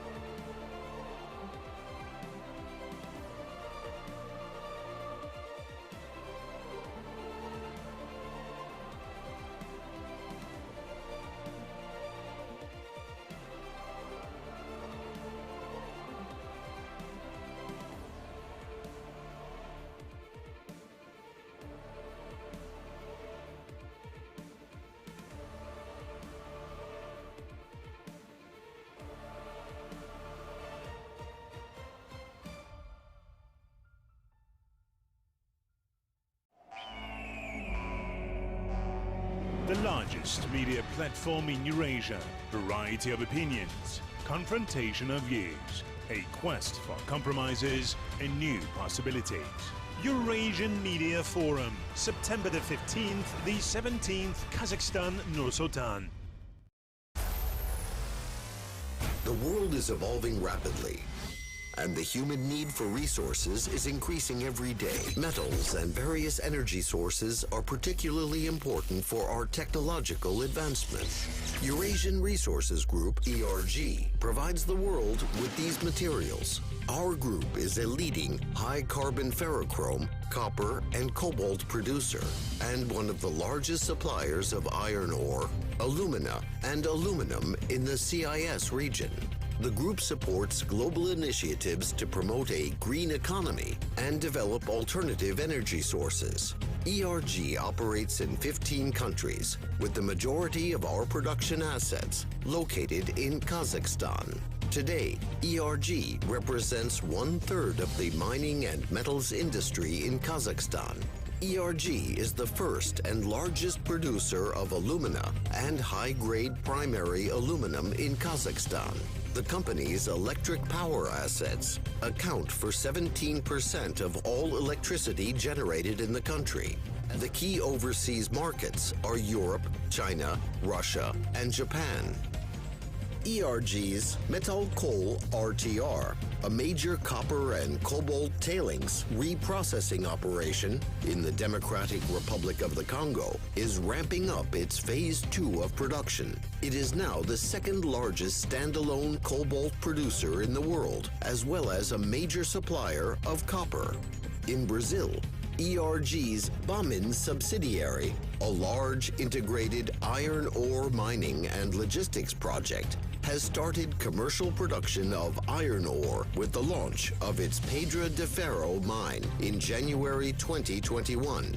ERG has also started the construction of Porto Sul, a deep-water port in Ilhéus, and has won the auction to complete and operate the first 537-kilometer stretch of the Fiol East-West Integration Railway.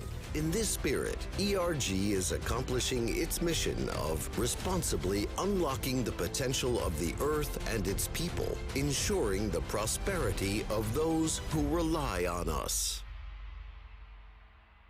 This is a site I honestly thought I would never see. Scores of Taliban fighters, and just behind us, the U.S. Embassy compound. There is obviously seismic news for people in Kabul to digest. In times like these, the key planks of America's policy here have really evaporated. No U.S. network is more equipped to cover such a major story, quite like CNN. What does the future look like to you now?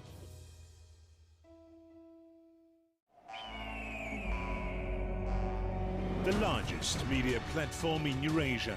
Variety of opinions, confrontation of views, a quest for compromises and new possibilities. Eurasian Media Forum, September the 15th, the 17th, Kazakhstan, Nur-Sultan. Әлем қарқынды дамуда. Технологиялық ілгерілеу үшін металдар мен электр энергиясының түрлі көздері қажет. ERG әлемді осындай ресурстармен қамтамасыз етеді. ERG кәсіпорындары әлемнің 15 елінде жұмыс істейді. Қуаты кәсіпорындардың дені Қазақстанда шоғырланған.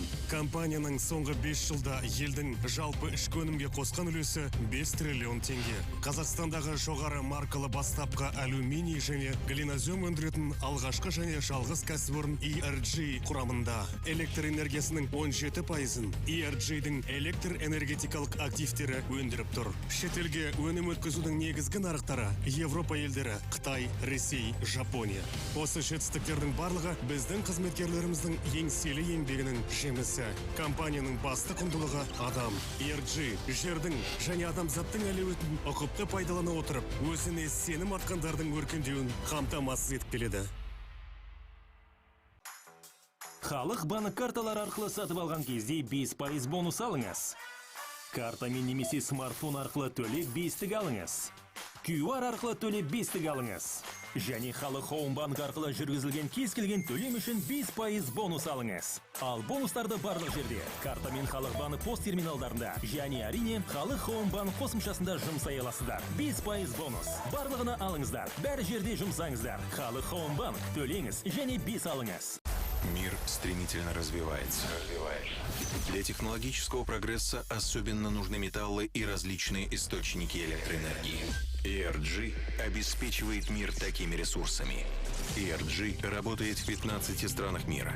Особенно мощно группа представлена в Казахстане. За последние 5 лет вклад компании в ВВП страны составил 5 триллионов тенге. ENG – первый и крупнейший производитель глинозема и первичного алюминия высокой марки в Казахстане. Электроэнергетические активы ENG обеспечивают 17% всей вырабатываемой электрической энергии в стране.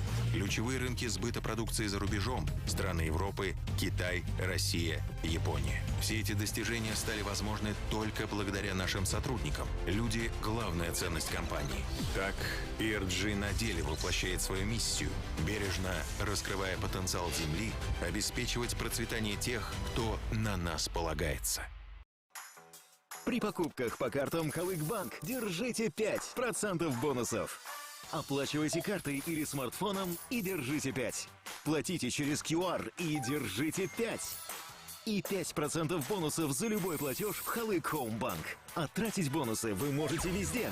Картой в посттерминалах Халык-Банк. И, конечно, в приложении Халык Хоумбанк. 5% бонусов получайте на все. Тратьте везде. Халык Хоумбанк. Оплачивайте и держите 5. The largest media platform in Eurasia. Variety of opinions. Confrontation of views. A quest for compromises and new possibilities. Eurasian Media Forum, September the 15th, the 17th, Kazakhstan, Nur-Sultan. This is a sight I honestly thought I would never see. Scores of Taliban fighters, and just behind us, the U.S. Embassy compound. There is obviously seismic news for people in Kabul to digest. In times like these, the key planks of America's policy here have really evaporated. No U.S. network is more equipped to cover such a major story, quite like CNN. What does the future look like to you now? Мир стремительно развивается. Для технологического прогресса особенно нужны металлы и различные источники электроэнергии. ENG обеспечивает мир такими ресурсами. ENG работает в 15 странах мира. Особенно мощно группа представлена в Казахстане. За последние 5 лет вклад компании в ВВП страны составил 5 триллионов тенге. ENG – первый и крупнейший производитель глинозема и первичного алюминия высокой марки в Казахстане. Электроэнергетические активы ENG обеспечивают 17% всей вырабатываемой электрической энергии в стране.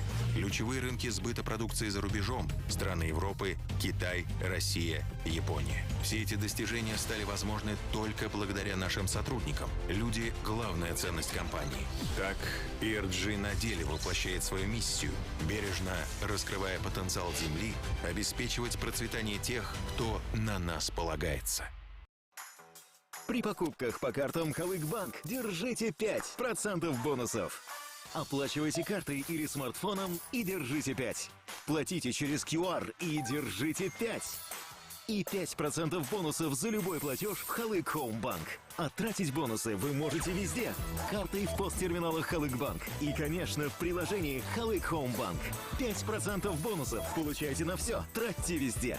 Халык Хоумбанк. Оплачивайте и держите 5.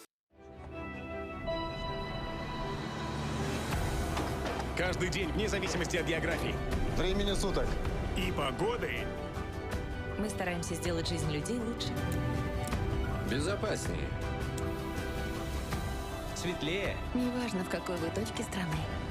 Мы сближаем. Быстрее, чем вы думали. Обеспечиваем жильем. Энергией. Миллионы казахстанцев. Потому что мы – Фонд национального благосостояния.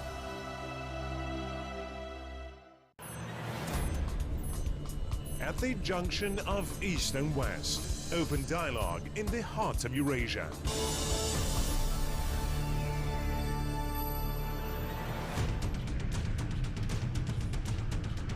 The largest media platform in Eurasia.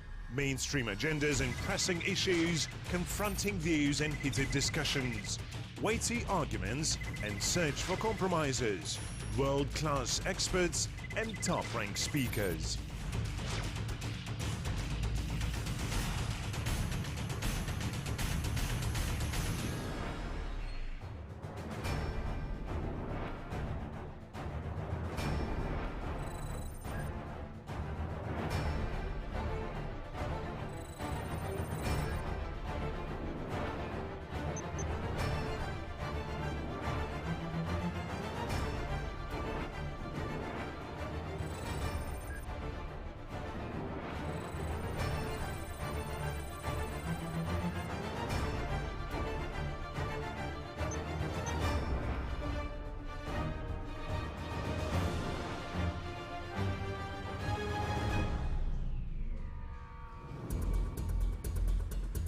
Every year, the Eurasian Media Forum attracts worldwide attention and can be followed online from any point on the globe.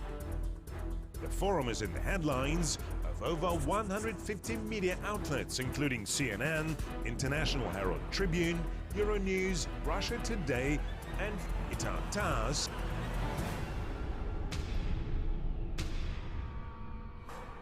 We are proud of what we did in Iraq.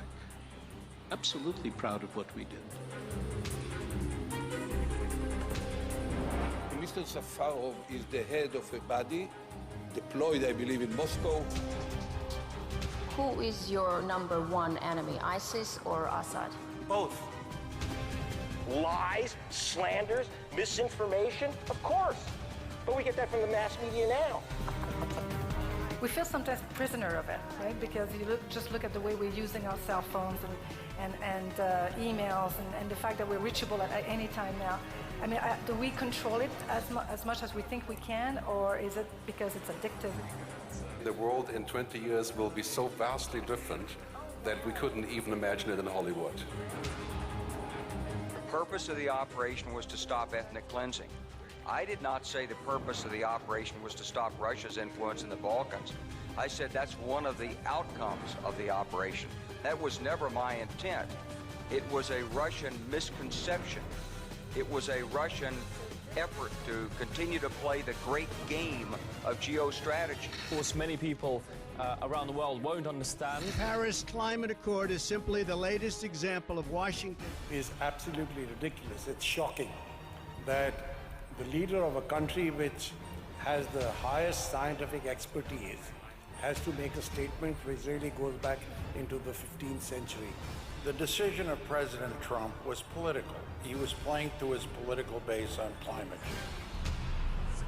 Today, there's again talk of a Cold War.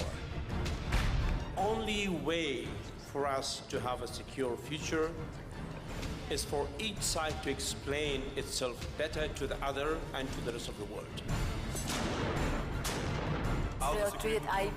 I know personally, and I work.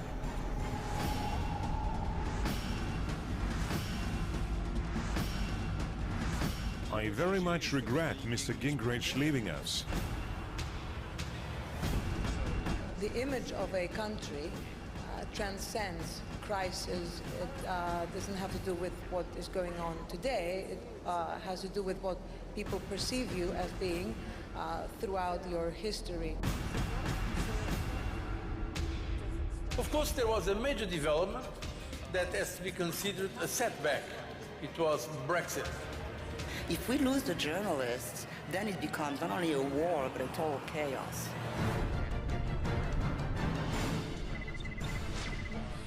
The Eurasian Media Forum also includes ad hoc press conferences, motivating meetings with keynote speakers, opportunities to discuss cooperation, unique masterclasses, and getting acquainted with the culture of Kazakhstan.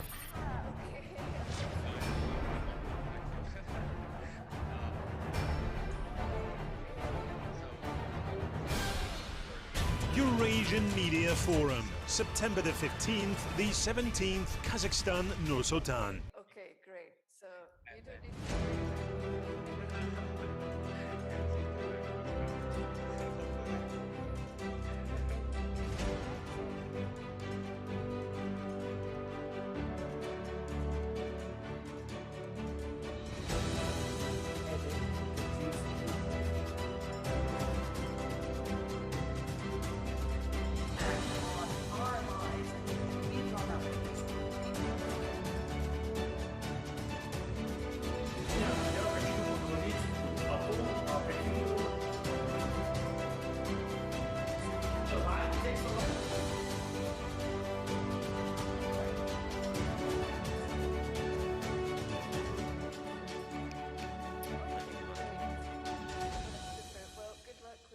Я Рио перезагрузил.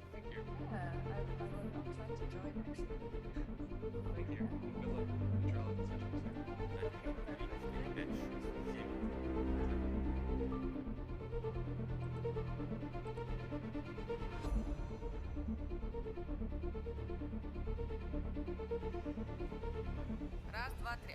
Tanmai. Hey Tanmai, it's Sandugash. Can you hear me? Hey Tanmai. Hello? Tanmai? Yes. Hey, can you hear me? Is it okay? Yeah, okay, great. I just want to introduce Dmitry. Здравствуйте. Want to introduce Sayasat Bek, moderator of the session. Just some briefly notes with each other, and then I think we'll start in time, so we have 15 minutes.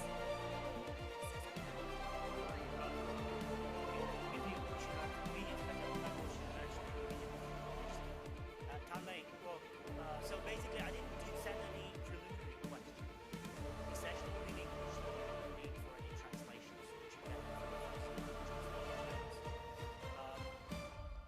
we want to keep the session as practical as possible, because if The largest media platform in Eurasia, variety of opinions, confrontation of views, a quest for compromises and new possibilities. Eurasian Media Forum, September the 15th, the 17th, Kazakhstan, Nur-Sultan. The world is evolving rapidly, and the human need for resources is increasing every day. Metals and various energy sources are particularly important for our technological advancement. Eurasian Resources Group, ERG, provides the world with these materials. Our group is a leading high-carbon ferrochrome, copper, and cobalt producer, and one of the largest suppliers of iron ore, alumina, and aluminum in the CIS region.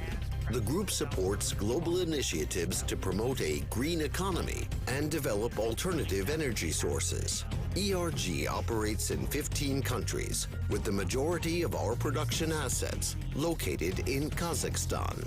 Today, ERG represents 1/3 of the mining and metals industry in Kazakhstan.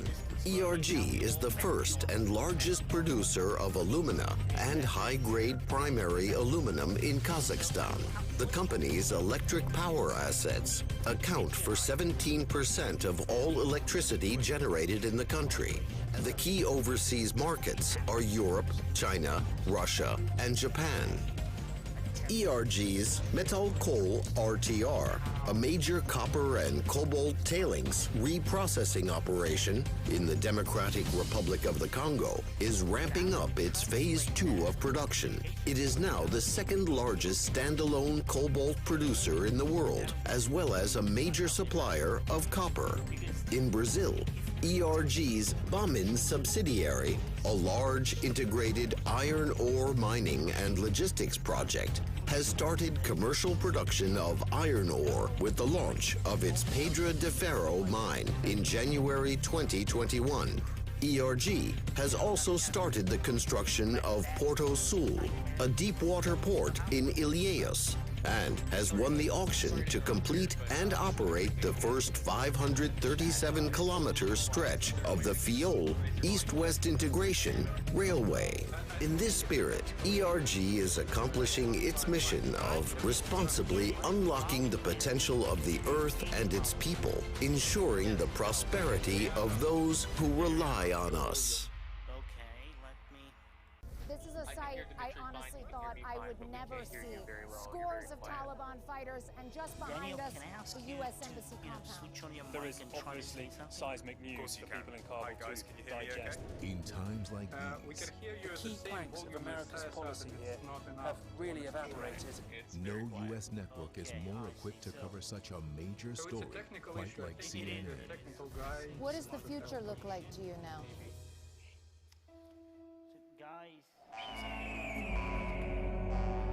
The largest media platform in Eurasia, variety of opinions, confrontation of views, a quest for compromises and new possibilities. Eurasian Media Forum, September the 15th, the 17th, Kazakhstan, Nur-Sultan. Әлем қарқынды дамуда. Технологиялық ілгерілеу үшін металдар мен электр энергиясының түрлі көздері қажет. ERG әлемді осындай ресурстармен қамтамасыз етеді. ERG кәсіпорындары әлемнің 15 елінде жұмыс істейді. Қуаты кәсіпорындардың дені Қазақстанда шоғырланған. Компанияның соңғы 5 жылда елдің жалпы ішкі өнімге қосқан үлесі 5 триллион теңге. Қазақстандағы жоғары маркалы бастапқы алюминий және глинозем өндіретін алғашқы және жалғыз кәсіпорын ERG құрамында. Электр энергиясының 17%-ын ERG-дің электр энергетикалық активтері өндіріп тұр. Шетелге өнім өткізудің негізгі нарықтары Европа елдері, Қытай, Ресей, Жапония. Осы жетістіктердің барлығы біздің қызметкерлеріміздің еңселі еңбегінің жемісі. Компанияның басты құндылығы адам. ERG жердің және адамзаттың әлеуетін ұқыпты пайдалана отырып, өзіне сенім артқандардың өркендеуін қамтамасыз етіп келеді.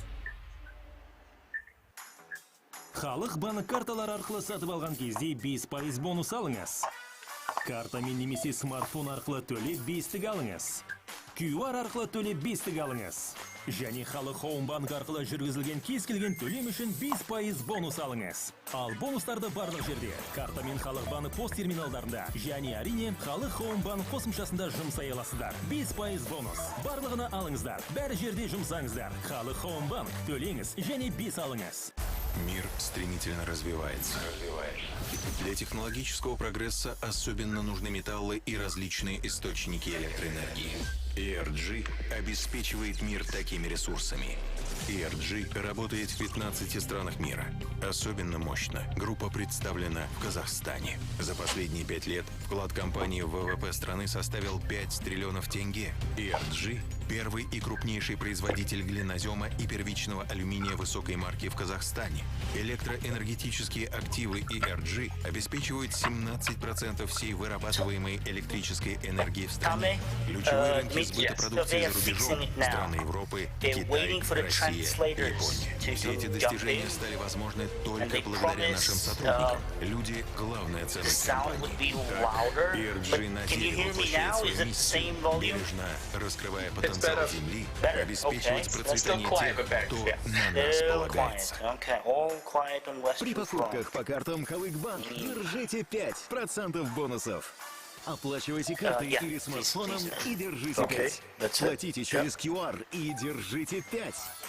И 5% бонусов за любой платеж в Халык-банк. А тратить бонусы вы можете везде.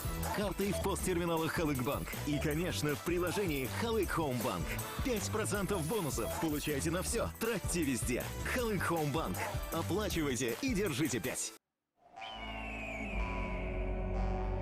The largest media platform in Eurasia, variety of opinions, confrontation of views, a quest for compromises and new possibilities. Eurasian Media Forum, September the 15th, the 17th, Kazakhstan, Nur-Sultan. This is a sight I honestly thought I would never see. Scores of Taliban fighters, and just behind us, the U.S. Embassy compound. There is obviously seismic news for people in Kabul to digest. In times like these, The key planks of America's policy here have really evaporated. No U.S. network is more equipped to cover such a major story, quite like CNN. What does the future look like to you now? Мир стремительно развивается. Для технологического прогресса особенно нужны металлы и различные источники электроэнергии. ERG обеспечивает мир такими ресурсами. ERG работает в 15 странах мира. Особенно мощно группа представлена в Казахстане. За последние 5 лет вклад компании в ВВП страны составил 5 триллионов тенге. ERG – первый и крупнейший производитель глинозема и первичного алюминия высокой марки в Казахстане. Электроэнергетические активы ERG обеспечивают 17% всей вырабатываемой электрической энергии в стране. Ключевые рынки сбыта продукции за рубежом – страны Европы, Китай, Россия, Япония. Все эти достижения стали возможны только благодаря нашим сотрудникам. Люди – главная ценность компании. Так, ERG на деле воплощает свою миссию, бережно раскрывая потенциал Земли, обеспечивать процветание тех, кто на нас полагается. При покупках по картам Халык-Банк держите 5% бонусов. Оплачивайте картой или смартфоном и держите 5. Платите через QR и держите 5. И 5% бонусов за любой платеж в Халык Хоумбанк. А тратить бонусы вы можете везде. Картой в посттерминалах Халык-Банк. И, конечно, в приложении Халык Хоумбанк. 5% бонусов получайте на все. Тратьте везде. Халык Хоумбанк. Оплачивайте и держите 5. Каждый день, вне зависимости от географии, времени суток и погоды. Мы стараемся сделать жизнь людей лучше. Безопаснее.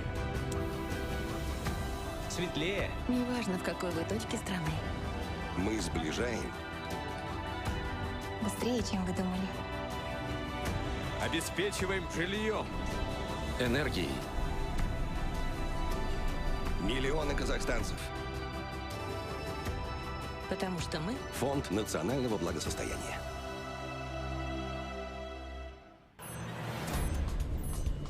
At the junction of East and West, open dialogue in the heart of Eurasia.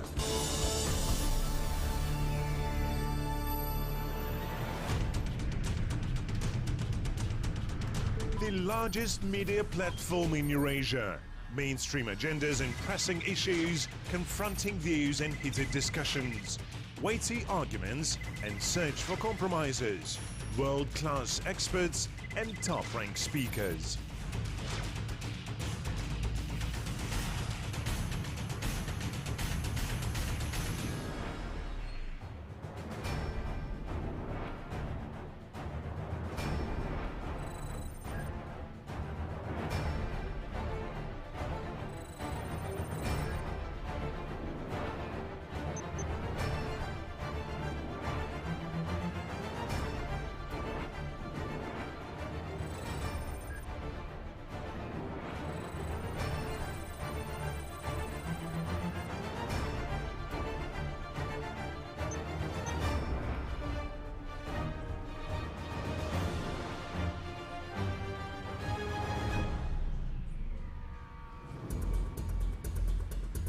Every year, the Eurasian Media Forum attracts worldwide attention and can be followed online from any point on the globe.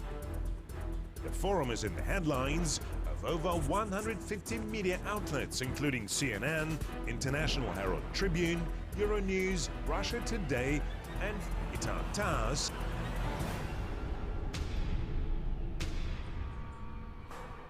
We are proud of what we did in Iraq. Absolutely proud of what we did. Mr. Safarov is the head of a body deployed, I believe, in Moscow. Who is your number one enemy, ISIS or Assad? Both. Lies, slanders, misinformation, of course. But we get that from the mass media now. We feel sometimes prisoner of it, right? Because you just look at the way we're using our cell phones and emails and the fact that we're reachable at any time now.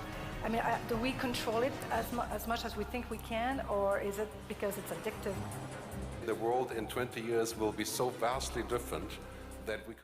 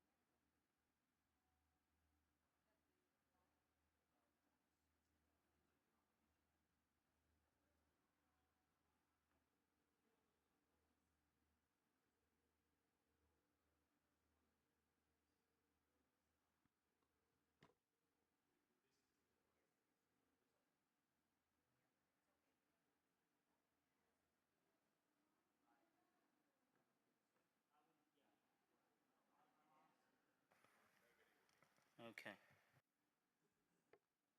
Okay.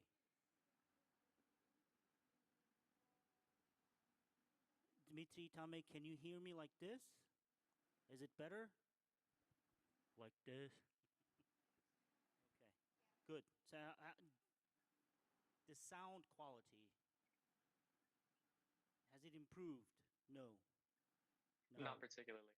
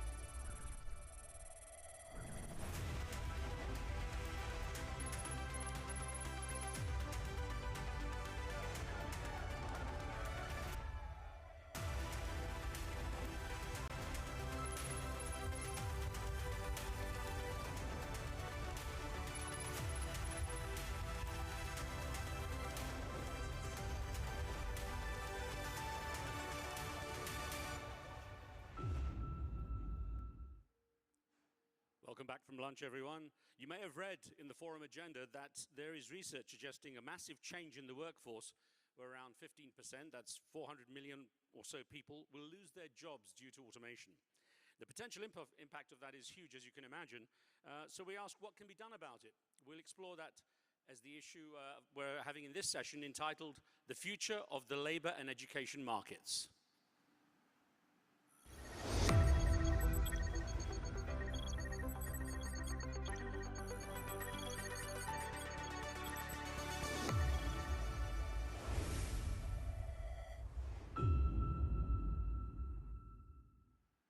And the moderator leading an excellent panel is the General Manager of BTS Education here in Kazakhstan, Sayasat Nurbek. Please give him and his panel a warm welcome. Thank you, Riz. It always a great experience to be at Eurasian Media Forum, and I remember there were several sessions on future jobs and future skills and future labor market before in previous sessions, but they were light ones. They were small and short. And that we have today a proper session on future of jobs and future of labor market is a sign that this issue is becoming more and more important. We have an excellent area of speakers today, an excellent panel of experts joining us today regarding this very, very big issue, which is now, I would arguably presume, would become one of the top 3 or top 5 issues to any government, any international organization in the world. Instead of introducing all the speakers, I'll start, introducing them one by one to keep the flavor.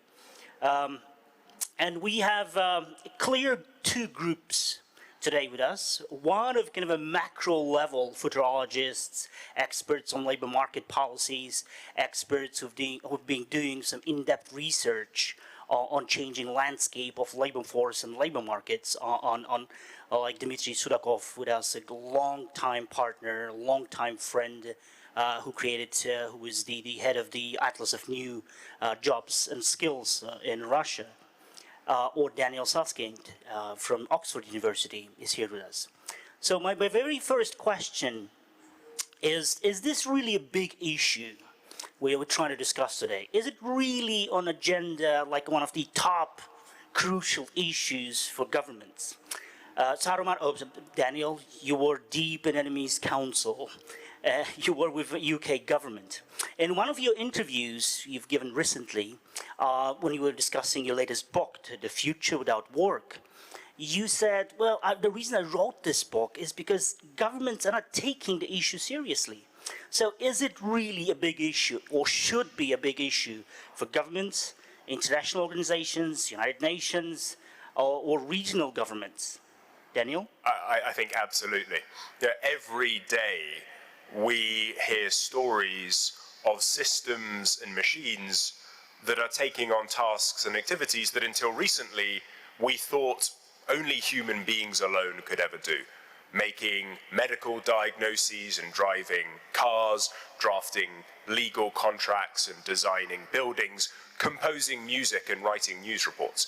What does all of this mean for the vast majority of us for whom our job is our main, if not our only, source of income?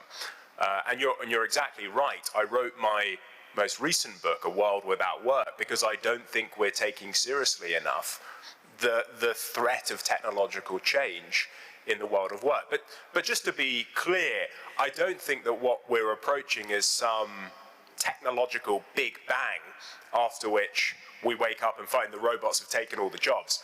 That's very unlikely to happen. Work is going to remain for some time to come. What I worry about is a more gradual problem, that as we move through the 21st century, unless we act now, more and more people are going to find themselves unable through work to make the sorts of contributions that they might have hoped or expected to make in the 20th century, given the education they have, given the background they're from. So it's a more gradual challenge, I think, but I don't think it's any less consequential for those who find themselves affected by it. Thank you. And I'd like to remind that Daniel Susskind is a visiting fellow teaching at the University of Oxford and King's College.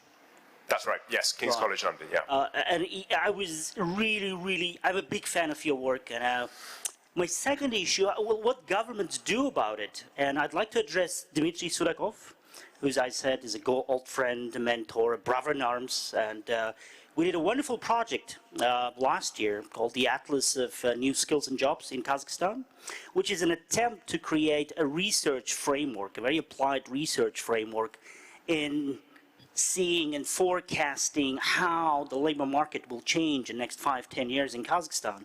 We've come up with 9 priority sectors of economy, and now the Atlas is used in 3 major issues. 1 is forecasting labor market, 2, building a career advisory service for high school students, and 3, upgrading the curricula for the professional vocational education institutions and higher education institutions.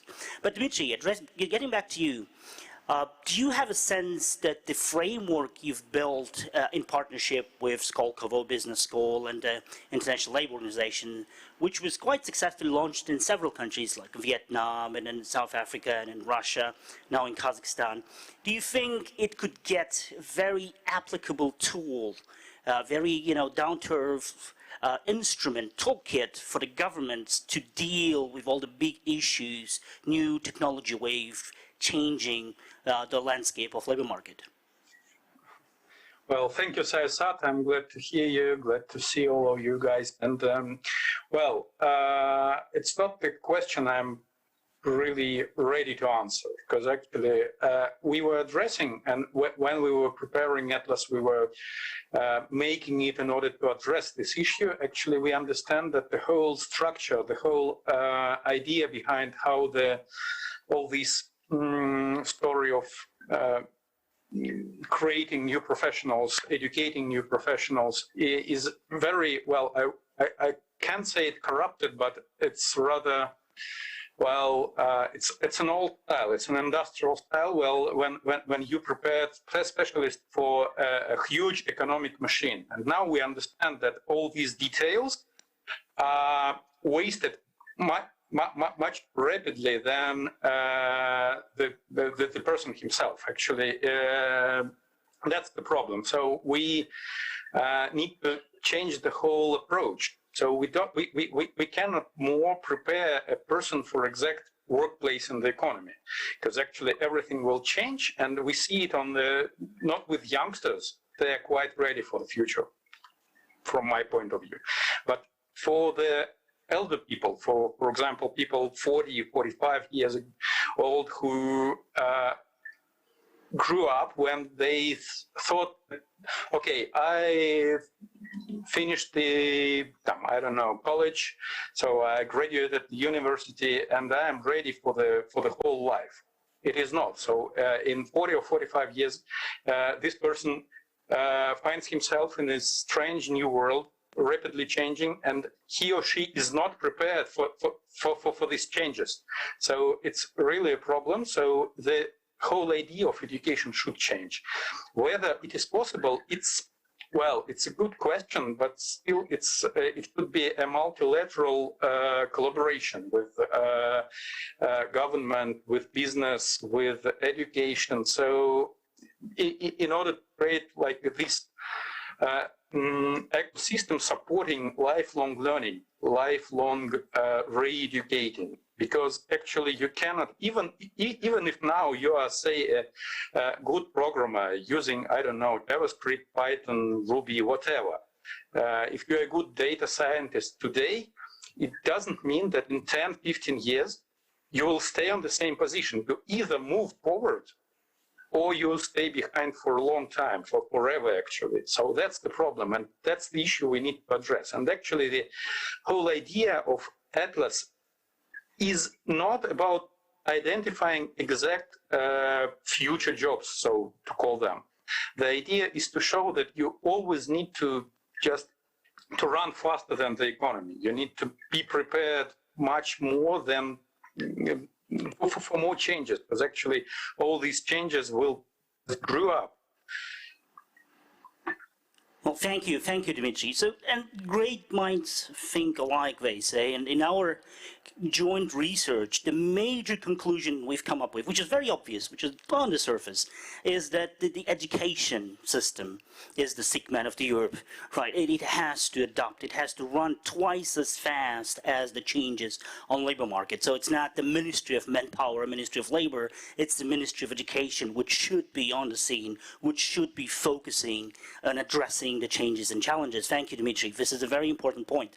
Now, we have Perttu Polonen with us today, who is a futurologist, an entrepreneur, an inventor, trained in classical music. And but Perttu, what I would like to ask, I mean, you've been studying at the Singularity University. You've been at a top, kind of a future studies spearheading research center. Then you went to establish an edtech company in Myanmar, right? So, like, from the first world to the third world, so to speak, right? Quoting Lee Kuan Yew. What was your experience? Because this is the big issue as well. Like, if the developed countries, like states like UK, are ringing the bell, like, guys, we're not ready. How do the third world, the developing or underdeveloped countries would address the issue? What is the striking difference, or what are the key major issues you've seen with your experience in Myanmar? Oh, you have to switch on. You have to. Thank you. Yes, thank you. And first of all, thank you for the whole organizing committee for having me.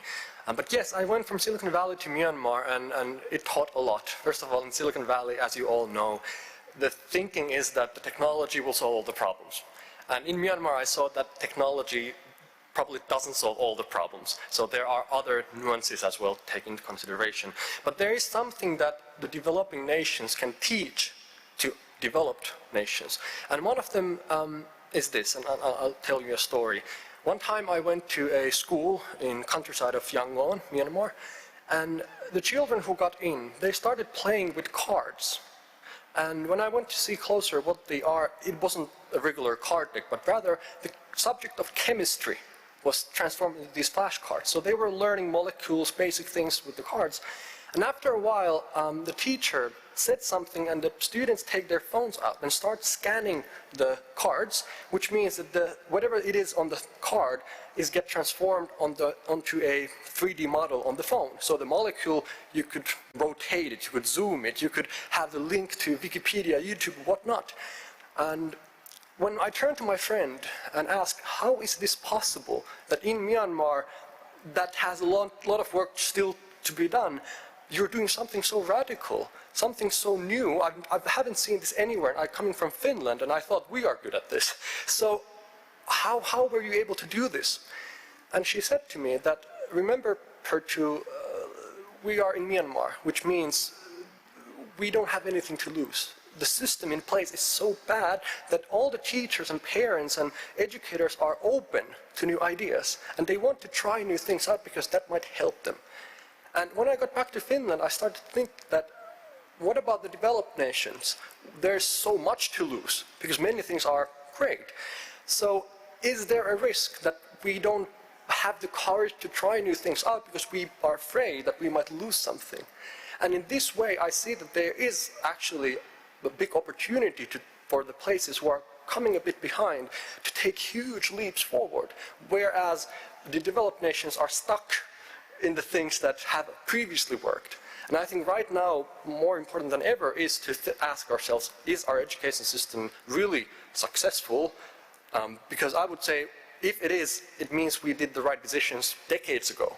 But how we're doing right now, we don't know. We're going to see it in the years to come. So maybe there is something that we could learn as for risk-taking from the developing nations. Right. And the pandemic, you say, was a great equalizer, basically. You know, it hit all the education system equally bad and equally heavy. Now, most of the governments switching back to offline, saying, oof, bad dream. But Finland's education system is kind of regarded as one of the best case scenarios. What are the Finnish education system is doing now? Are they going back to normal, or are they trying to adapt a new normal? Well, by large, going back to normal, as I think it is in the most parts of the world, which brings up the question, you know, we know that education system is slow to change.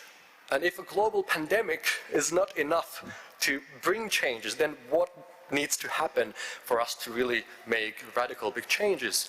And there were some students, even in Finland, who wanted their teachers to really try something new. You know, because we're now in weird times, try something new to us, like experiment with us. So I think even the students had this kind of attitude that we want to try out new things. But yeah, I think by large, going back to normal. Okay, good. Well, I have to pass from macro level. Let's just go down a little bit. One thing we've identified, that education has to change. The education model has to change. The old industrial model is not working anymore. And there's a big quest, there's a big search started by many organizations like OECD, for example, Education 2030 project, which is now in the fifth, sixth year of its experimental trying to find new model education. So I'd like to address Dr. Salah Khalil. You are in education. You founded the Alexandria Trust, the Makata International. You talk a lot about changing the education content and switching to critical thinking, to creative thinking. How do you think education content and methodology should change so that we address these big new issues, which are radical and accelerating? The speed of change is so high that instead of trying to adopt, we need to find something else that the majority of students going out of education system have the inner ability and some basic skills of adaptability to do this new change. Dr. Salah? And then, Tame, I'll go back to you, look at dessert. Because with your experience, we'll talk about the very practical skills. Dr. Salah. Thank you, Saisat. Well, look, I'm going to start initially at just saying how important this issue of skills and education is.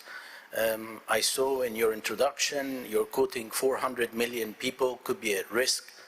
And the latest reports from Korn Ferry, from the World Economic Forum, from Accenture, says that if 85 million people do not, out of the global workforce, which is 3.7 billion people, if 85 million people do not get some form of skilling, upskilling, or reskilling to adjust the skills that they have currently from the old economy to the skills of the new economy, the estimated cost of this will exceed $8.5 trillion.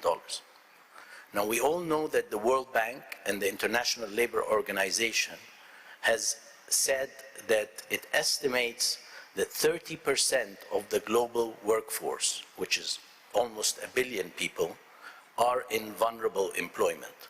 So the problem is not 85 million. The problem is closer to 1 billion. And it's not going to cost 8.5 trillion. It's going to be something like 50 or 60 trillion. So this is something that is in magnitude equivalent to 9/11, the 2008 financial crisis, and COVID combined, even more.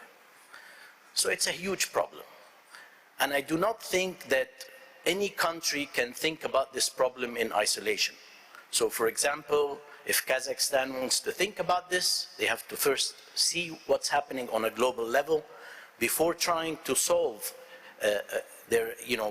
put a strategy for what happens on a national level. Now, that aside, the main question comes, okay, then what are those skills and how do we prepare for them, right? Well, the central issue in skills will be the intelligence that powers the new economy versus the intelligence that powers the old economy. For years, human intelligence had been powering almost everything in our lives. We have recently seen artificial intelligence come in and grow at an extraordinary rate. And depending who you ask about the future of intelligence, and some people might say, you know, if you look at post-humanism, for example, some people might say that, human beings are like any other species and they're subject to extinction. In fact, not some people. Cambridge, Oxford, Berkeley, and Princeton have set up institutes for the risk to human existence. So this is not just an academic debate. This is something that is beyond an academic debate. Now, if you consider that the biggest risk to human beings is being replaced by machines, then you must understand what kind of skills do human beings need to invest in that cannot be replaced by machines. And if you look at the neocortex in the brain, which represents almost 50% of the brain size, you will see three basic functions. The first is memory, and we all know what artificial intelligence has done in terms of human intelligence and memory. There is no competition. Perception, which is another one that's growing. You're now seeing facial recognition. You're seeing all kinds of different things, and we're slowly losing that battle as well. The only area that remains in the brain is actually cognitive functions led by critical thinking. So that is the area where it will take a much longer time for artificial intelligence to catch up, and there is a very good chance that we turn our fear of artificial intelligence into a reality of augmented intelligence, which is a combination of human intelligence and artificial intelligence used subject to context. In certain contexts, your artificial intelligence will be 80–90% and human intelligence 10%. In other contexts, you'll have the reverse situation. If this is the case, then the focus should not be on on job families or doing a directory of jobs. The focus should be, how do we understand critical thinking? What is this critical thinking that has been in universities for years? If you look at this issue and you really focus on it, which is what we have done in our work, we spent 12 years researching this topic.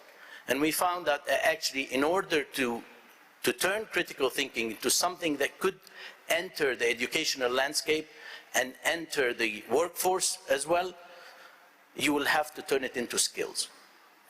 And we did a research that showed that critical thinking is actually made of a number of skills, including problem solving, analysis, creative thinking, interpretation, evaluation, and reasoning. And these skills work in concert and in sequence to create a thinking toolbox that can really help you be extremely flexible and in line with all the serious changes that are happening in terms of demographic changes, in terms of globalization, in terms of the effects of COVID-19, economic and otherwise, digital transformation, the new economy that's going to look more like an on-demand economy, so basically mirroring the work of management consultancy, where permanent jobs will be something of the past, and more like project-based tasks will be the future. So I would really urge that we focus on the skills that power the future. I have one last thing to say about the education side. I mean, you said the paradigm, the Industrial Revolution paradigm is gone, whereby everyone was focused on a single subject. So instead of that the education is based on a T model, where the top T is the subjects and the STEM is how deep you go into a subject. And the Industrial Revolution paradigm is narrow and deep. And the knowledge economy is wide and shallow, right? But the new economy is both wide and deep. And just to give a simple example, a practical example, how much would it cost if you want to take your son or your daughter from kindergarten to doing multiple PhDs or multiple masters in the best universities and schools in the world? Exceeds $1 million. This system is broken. You cannot apply it. Maybe, Finland is a great case, but the numbers are not like Egypt or China or India. We need a really serious look at this, and to try to do that, you will need to look at paradigm shifts that are realistic and in line with the future. Thank you very much. I gave you just a little bit more time because the thoughts were really, and there's almost a perfect transition to you, Tanmay, because Dr. Salah was talking about artificial intelligence, and let me introduce our prodigy from Canada, Tanmay Bakshi. Your father taught you coding and programming when you were 5 years old, Tanmay. I've really carefully watched your TEDx talks. I was really fascinated by what Dr. Salah said, the depth of your thinking, and also the width of the broadness of your understanding of very crucial issues.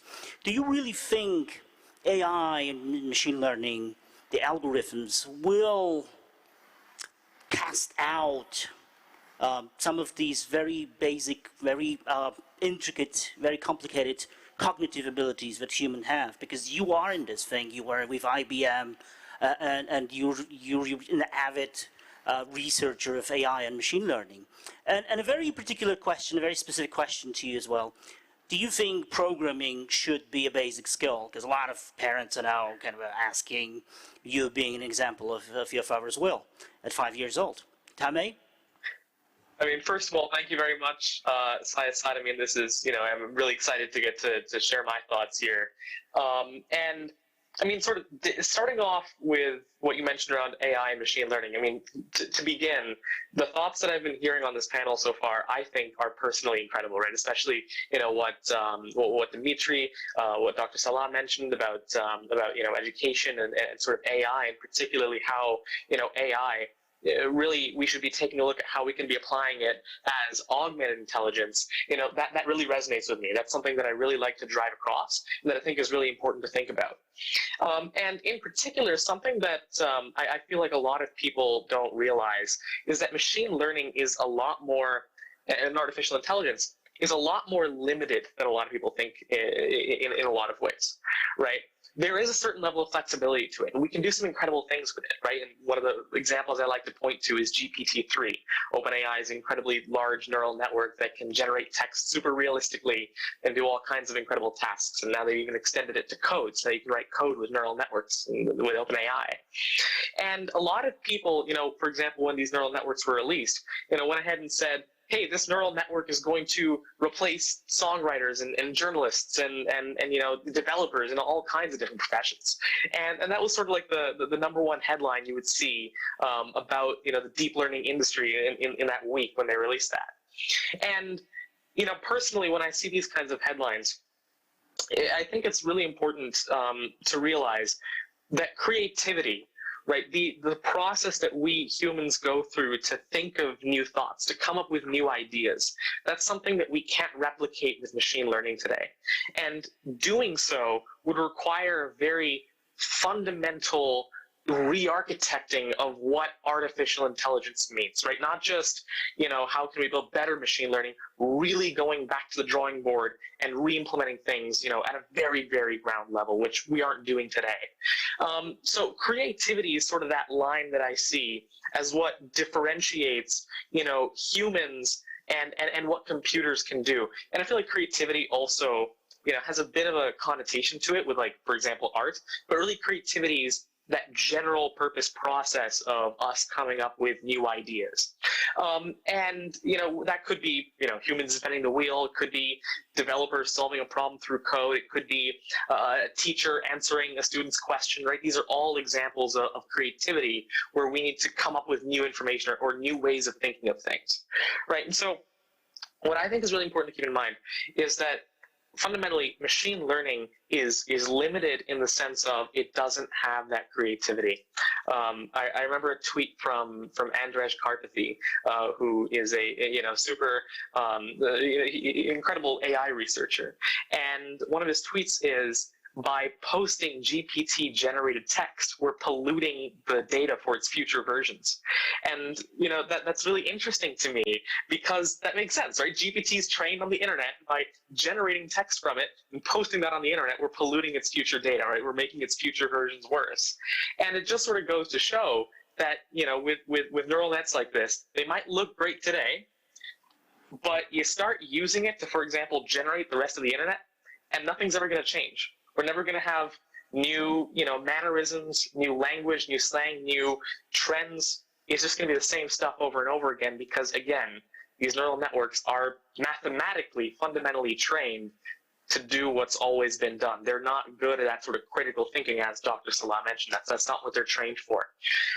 And so I think the future really is that sort of hybrid of humans being able to apply their creativity, dealing with edge cases, dealing with coming up with new ideas, and having that sort of perception, as Dr. Salah mentioned, and dealing with memory, having that dealt with by machine learning and AI systems. And getting to your second question really quickly about, should programming be that sort of basic skill that people learn? I mean, I feel like programming and writing code is a lot more than just writing code, right? I was working with one of my friends the other day, trying to teach them a new programming language, and they've never coded in this language before. But despite that fact, after just a couple of hours, they picked it up practically instantly, and it's because they've had experience in the past coding in other languages, and even if they've never coded in this one before, all that really matters is that you understand the fundamental technical problem solving, right? How do you take this abstract problem that's given to you, break it up into smaller components, take a look at how you can solve them algorithmically and tie them up together, right, into an elegant technical package? That is creativity. That is problem solving.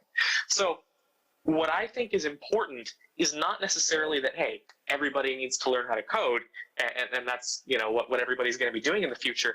But I think it's important to introduce it, or at least the concepts behind it, at a young enough age, so that students that are passionate about it, first of all, have the ability to say, hey, I enjoy that. I want to dig into this deeper into in the future.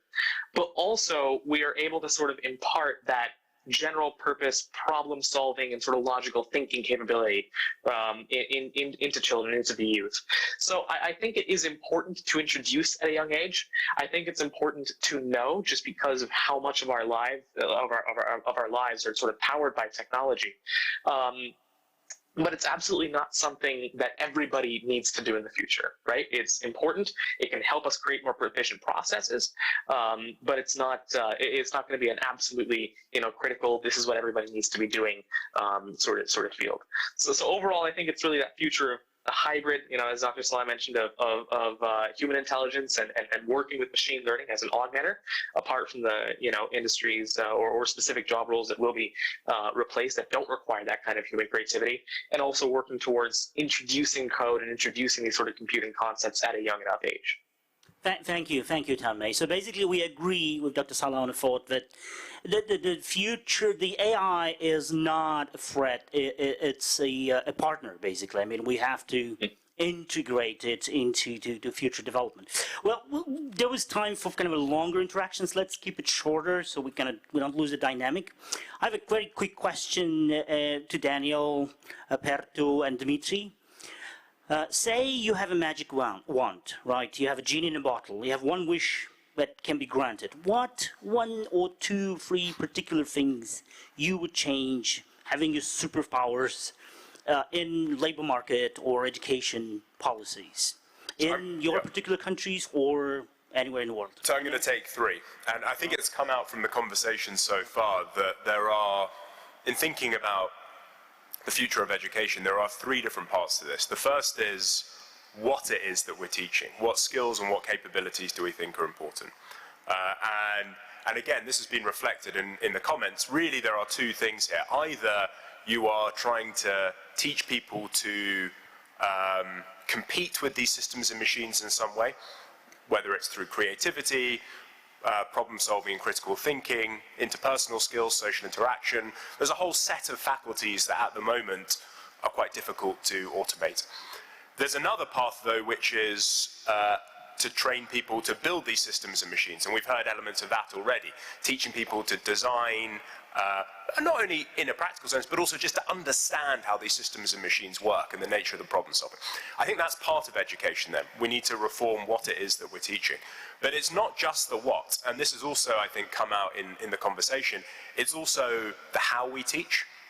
And the pandemic has been a real wake-up call in how we can use technology to teach people in very different ways. Overnight, not only telemedicine and virtual courts, but online education became the norm.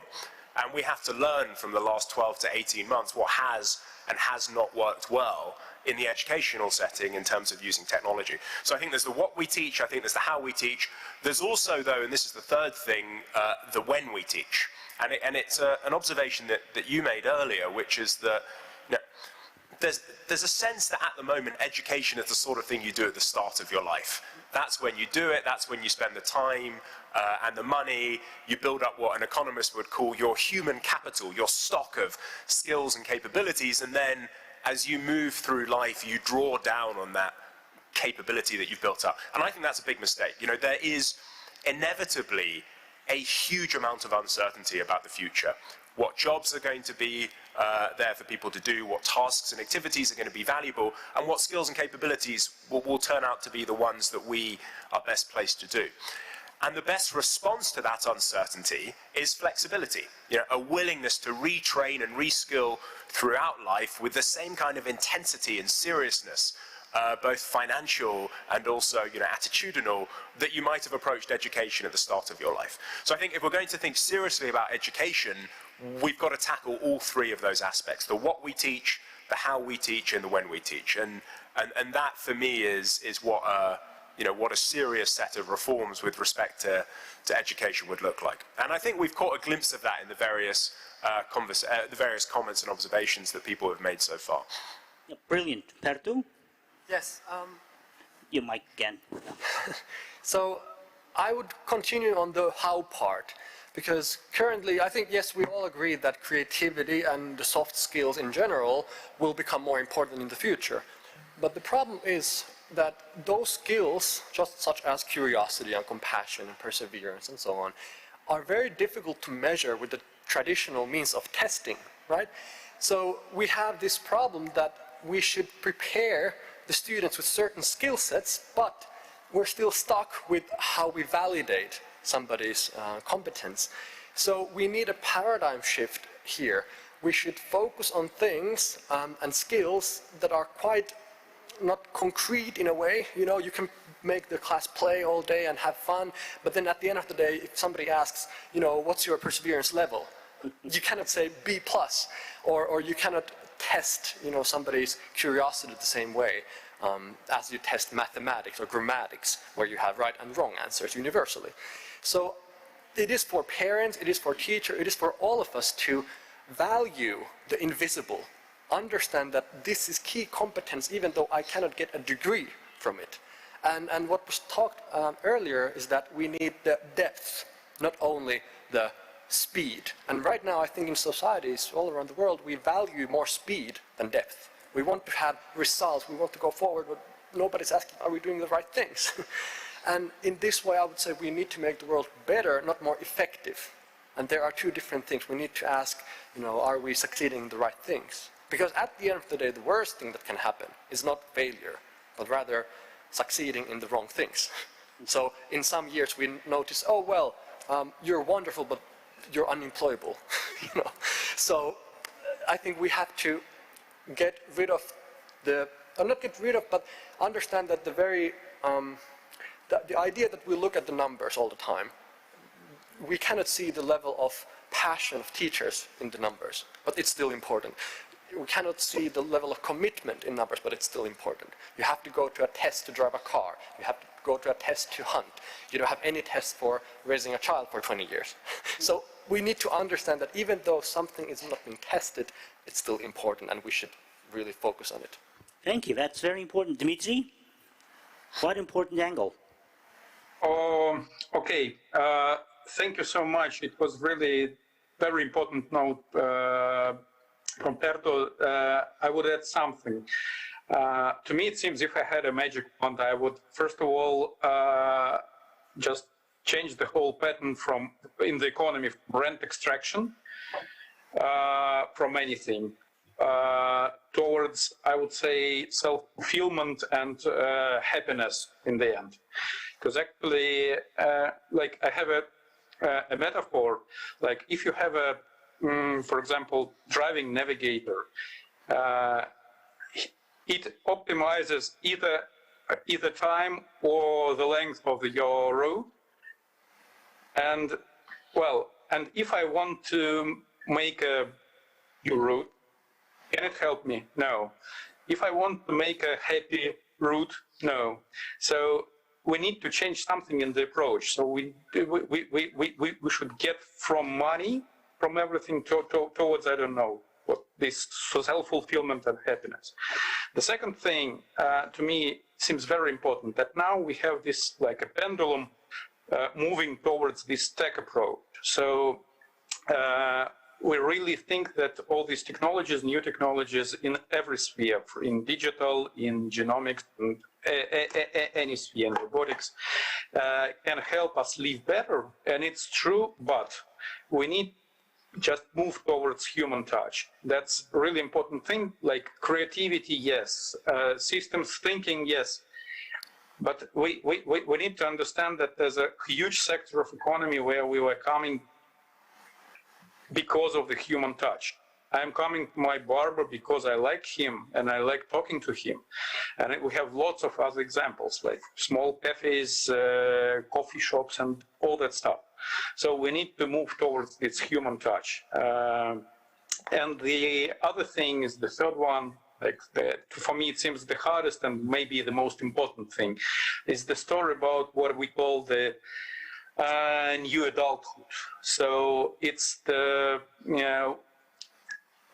today's what is called adult people, for example, my age, for me are not really adult, because actually they're living like a train on rails. So they're just traveling across their life, expecting that someone will pay them salary, someone will teach them, and so on.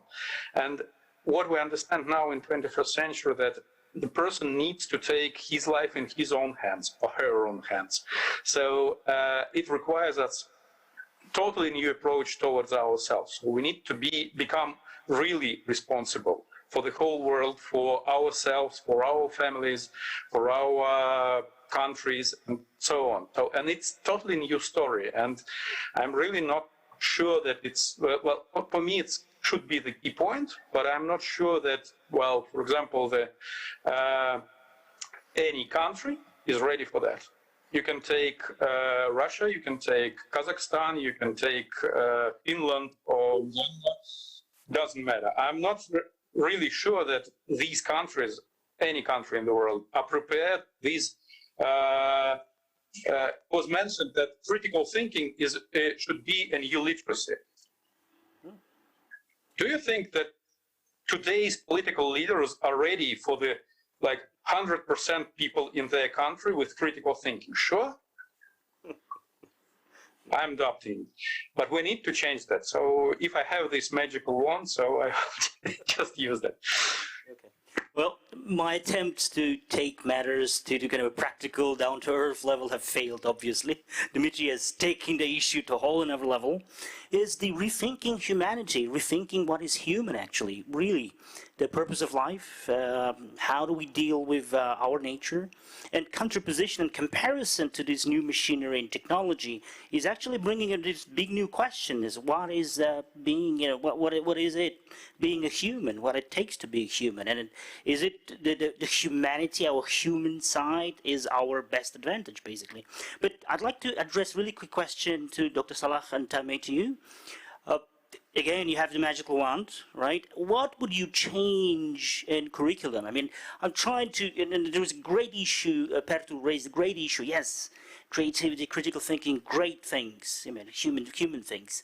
But from the point of view of policymaker, let's say a school principal, how do I introduce, whole school creative thinking, critical thinking program? How do I measure it? How do I deal with it? How do I make sure that, let's say, 89% of my students going out of the school are critical thinking at critical minimum level, right? What should be changed in procedures, policies, from your point of view? And Talmay, yeah, both of you. Dr. Salah? Well, we can, yeah, Talmay, we'll give you, yeah, you go first. Sure. This time. Sure, all right. So, I mean, really to start off, I think it's really hard to say what to add to a curriculum, because in order to fit to what I think is important for the education system to look like, and as we discussed previously, I think it needs to change at a more fundamental level. However, I've been lucky enough to have the experience of going to schools and universities and colleges across the globe and getting to take a look at how they do things there, as well as specific institutions and academies, and sort of get some experience as to how education happens in different places.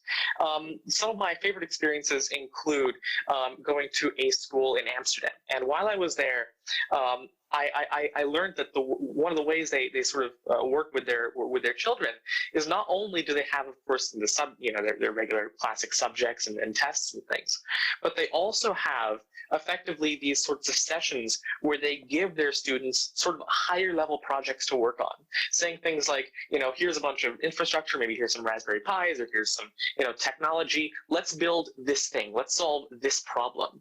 And instead of hand holding the students through every step, saying, now let's open this IDE and write this code, don't worry about what it does, just run it, there you solve the problem. Instead of making them feel like they've done something, they actually give them that sort of creative freedom to say, get some experience, get some hands-on, practical, real-world experience doing things.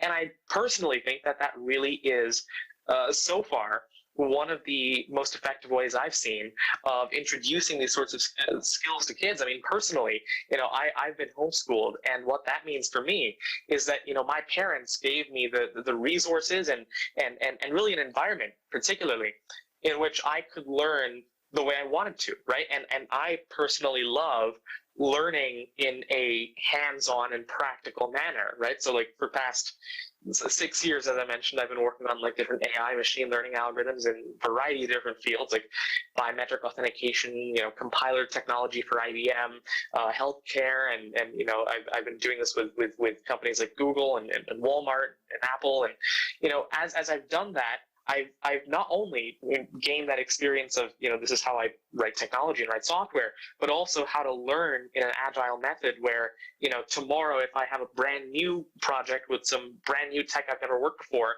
I can pick it up pretty quickly because I've learned how to learn in that sense. And that's something that I've picked up, as I've built things, as I've actually experimented with them in the real world, and seen not only how do I use things, but how do I figure out how to use things too?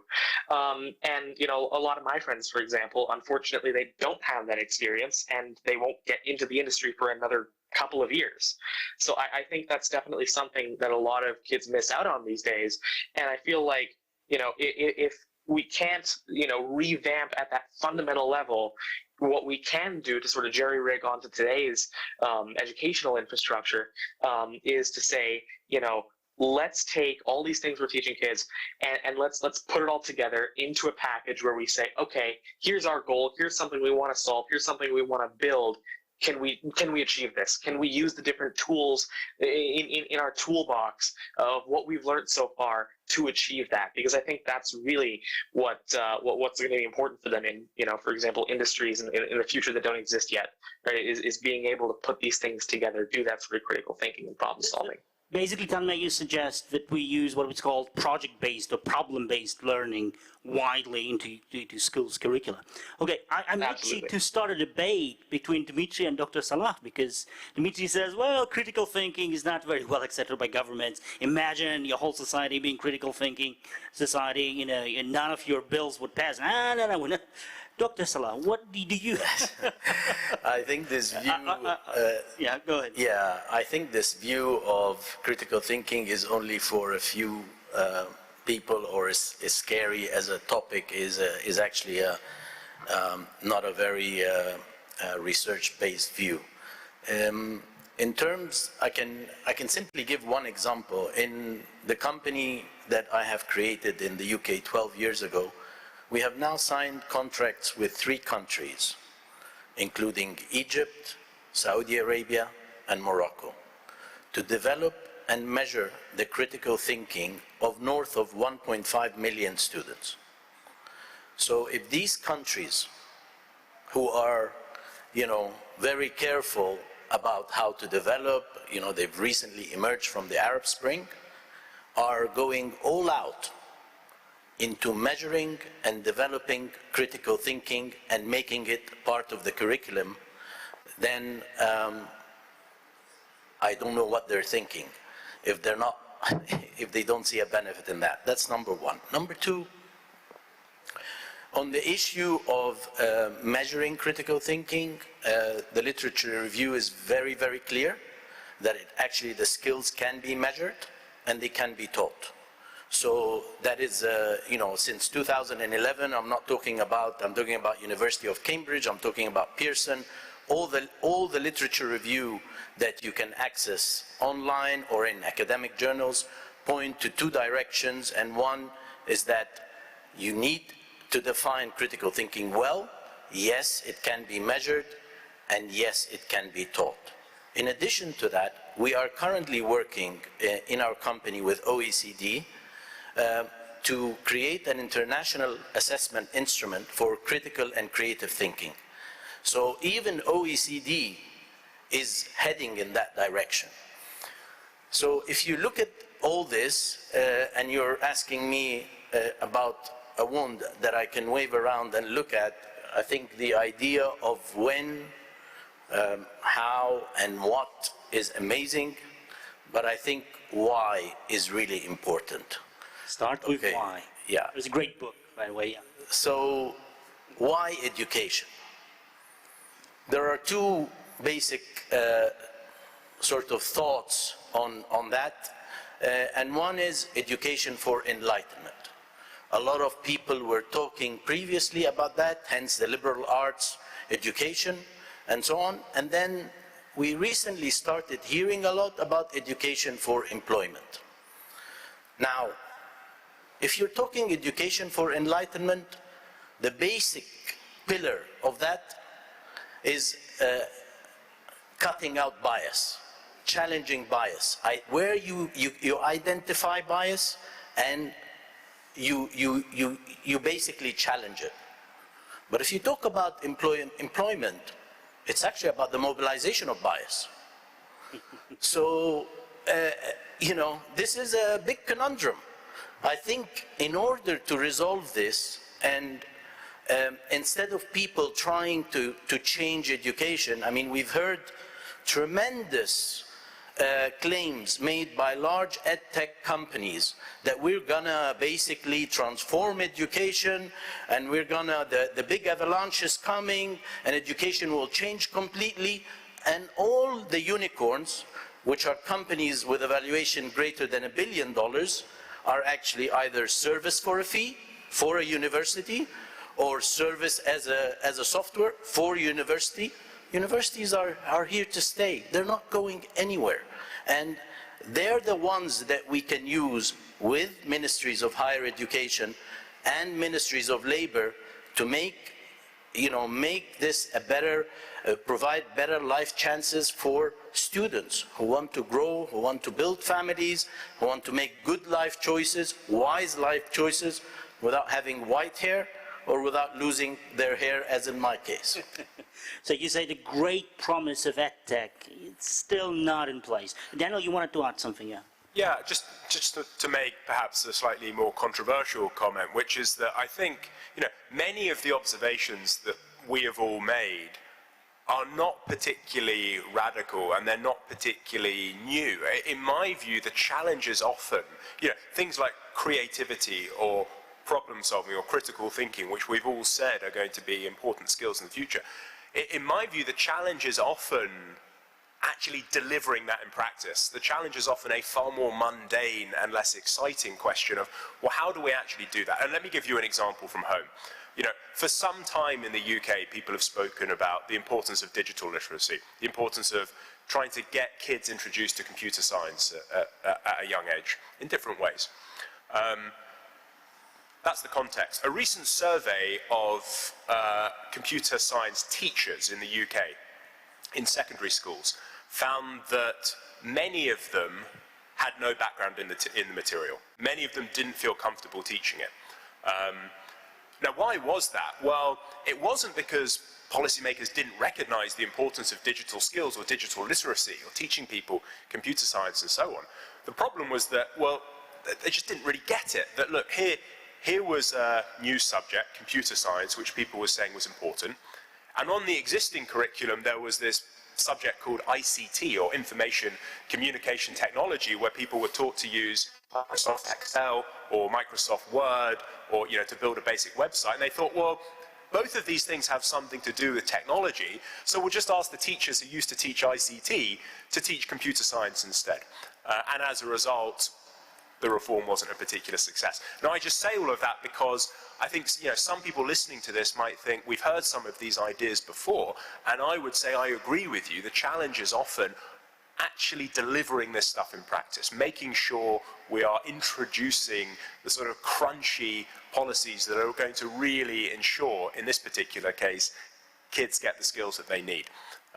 We often recognize from a sort of priority point of view what matters, but in delivering, we often fall short. And that's one of my concerns about where we currently are in trying to prepare young people for the future of work.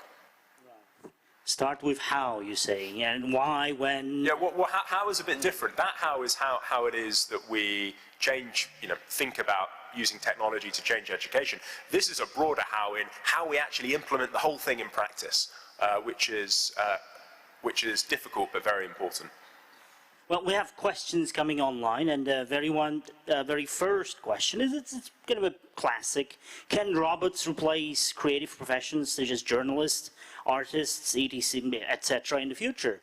So, Perto, being a futurologist, really quick answer from you, and I will give some floor for Tanmay as well.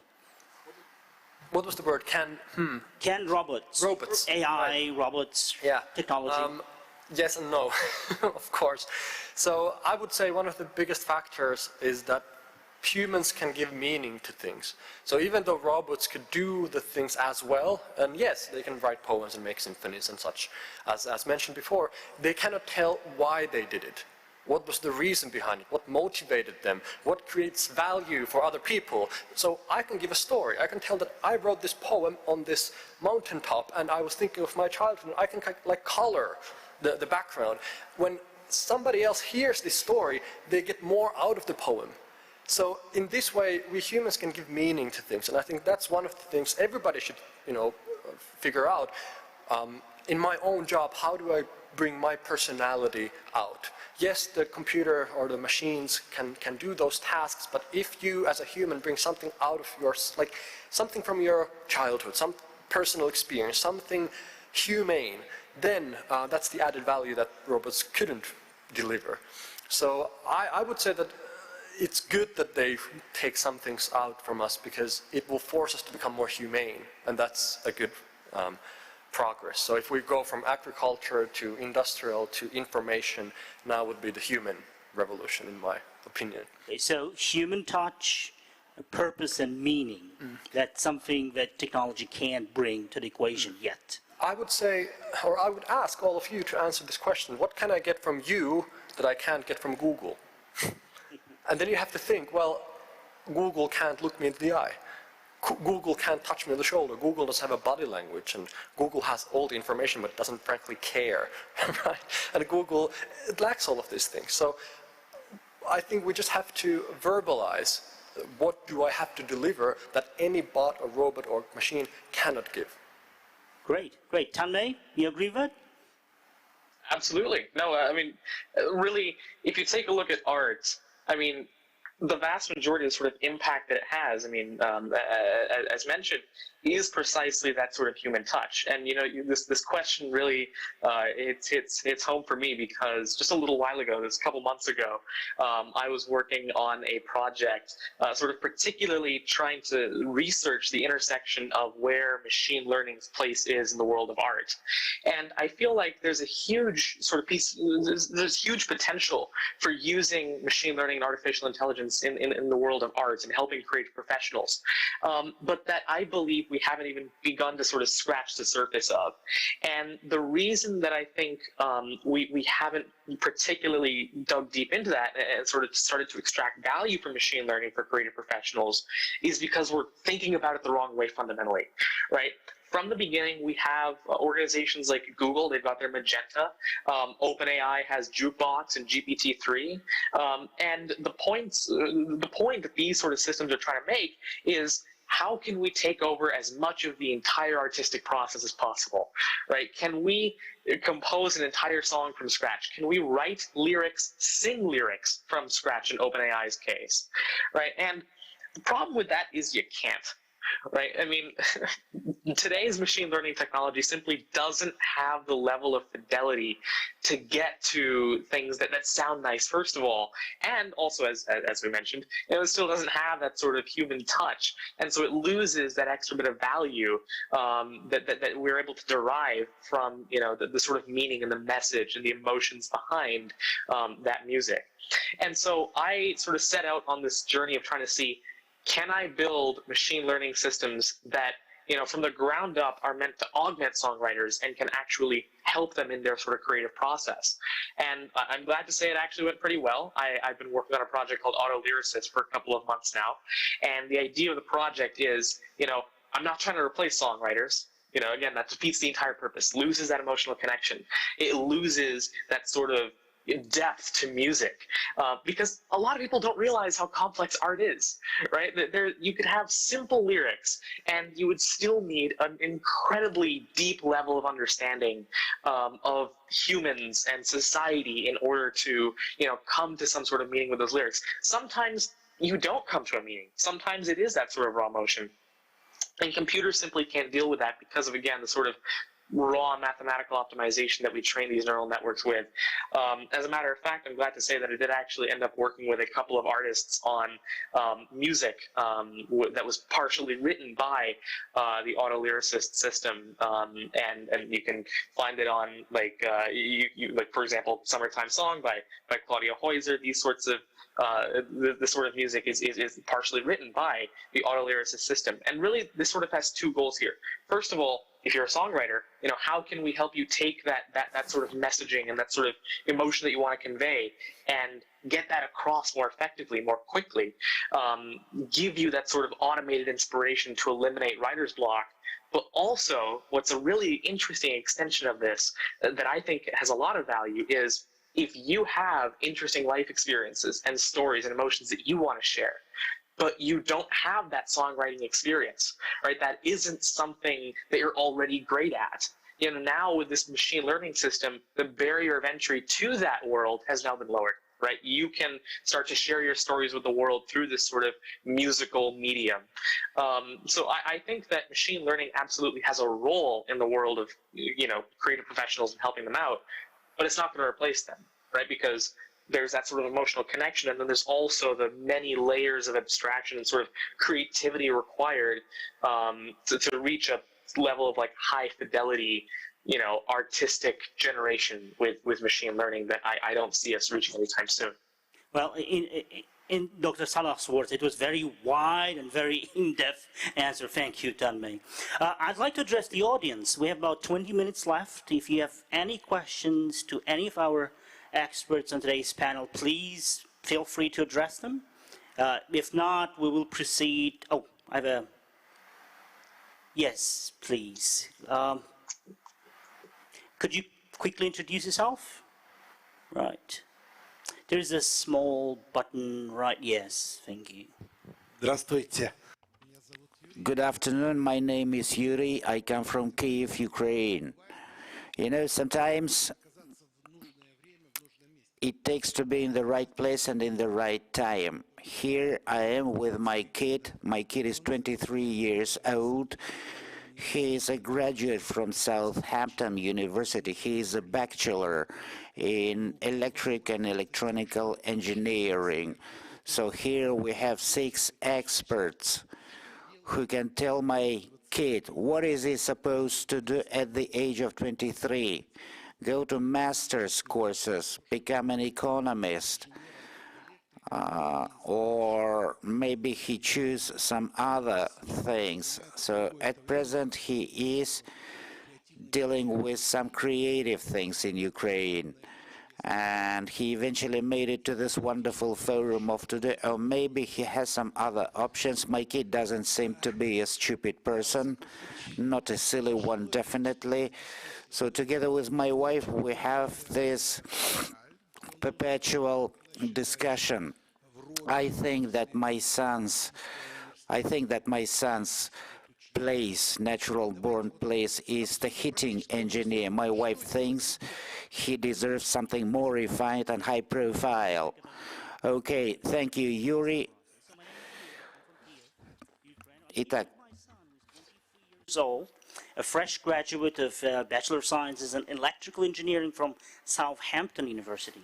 What do I do as a parent? Should he go to the power plant, put on his working clothes, become an industrial, get some industrial experience, or do something else, continue with his studies, pursue a master's degree? Really quick recommendation, advice to a parent really worried about his kid who's 23 years old. I had a similar question a couple of years ago in Silicon Valley when I asked Ray Kurzweil, a futurist, what should I go to study? I was 21 back at the time. And maybe he wanted to provoke me a bit, but he answered, well, why would you go to study anything else than art or fine arts? Fine arts or philosophy, sorry. Because everything else will come and go. Of course, you can study coding, you can study this and that, but maybe in some decades, machines will code, maybe the languages we can translate into our earpods. So start with something that helps you throughout your life. And fine arts, philosophy, it's characters, thinking skills that really is useful for you. So I just wanted to throw that in. Okay, great. Daniel.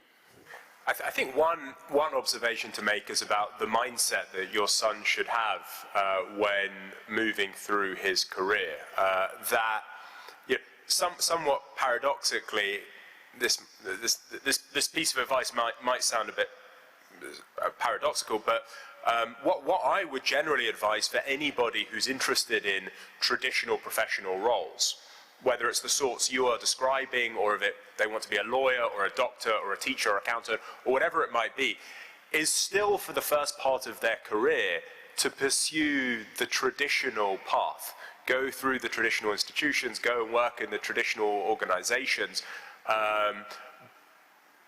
but then be far more agnostic and far more open-minded as you move through your career about where you might then go. I think the idea, and people often say it, but I think it's true, that the idea that we will have, that a young person setting out on their career might have one single career that they proceed through in a relatively linear, deterministic way. I think that is an old model of career progression. I think we now need to be, young people need to be far more open-minded to moving laterally, taking up entirely different opportunities, perhaps enabled by technology as they move through their work. But I do think it's important in those first few years to take the traditional route. And I say this because I think it's quite important that people still learn domain expertise. If they're interested in solving legal problems, they should still train as a traditional lawyer, because that's a great way to find out what the law is all about.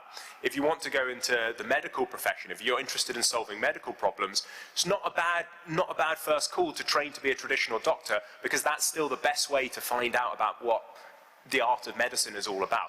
But later in life, with that domain expertise, to be willing to move, as I said, in lateral directions, perhaps into roles or jobs that might have been that might not have been the sorts of things that people might have done a few decades ago. So that would be my advice. Start off in the traditional way to learn the domain expertise, but then as you move through your career, to be far more open-minded about moving laterally into different roles. Sorry, is that your son there? Is that who you? I should have been addressing you. I'm sorry. I was addressing your dad.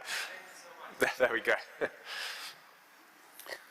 Yes, I would start by saying that everyone knows that education is a right, but the reality is that education is a privilege. Whatever you're getting in education, you're privileged, because I know already of millions who would be in your shoes right now, would love to be in your shoes, getting some kind of education. Yes, it may not be Harvard, it may not be Cambridge, it may not be Oxford, but you're so much better off than so many other people. So that's number one. So let's be clear that your parents have brought you to this point, and you're very lucky. So now what next? I would give you the same advice I gave to 3 of my boys, and they're about the same age as you are. And that advice is, do so well. When you think that this is a privilege, work hard, take university serious, audit classes in different subjects, so go sit on classes, even if it's not in your curriculum, make the most of this experience. But then when you're ready to go to work, there's only one thing that you should be doing, and that is internships. Do 20 internships. Go try working in a legal office, even if you don't have a law degree. Just go there and see what they're doing. Work for a charity. Work for a volunteering organization. Work for a bank. Just to see what it means these jobs are really. All my children, and I tell you, I don't want to even mention the fees, they exhausted me. But at the end of the day, I told them, don't think you're going to get a job. They each went to a very good school. They had a good undergraduate university, and they did their masters. Some of them have 2 masters. And I told them that means nothing. When you go, you have an internship, you grab it, and you work and prove yourself. That's how you get jobs. Really get in there and show what you can do in reality, and make relationships and nurture these relationships. Then you build your profile, then you can move around and decide, actually that makes better, this, so on. And then make contacts with people you want as mentors. So if you feel someone in an area is a good lawyer, then make a contact with this person, follow them. If someone is a really good doctor, follow them. Someone is a good speaker, follow them. You will definitely learn more. That would be my advice. Дмитрий? Можно на русском, Дмитрий, чтобы... Okay, I'll switch to Russian, maybe.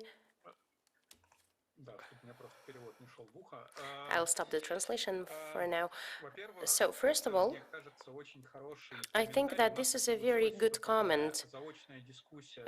Somehow we had this kind of interactive discussion with Salah, and I think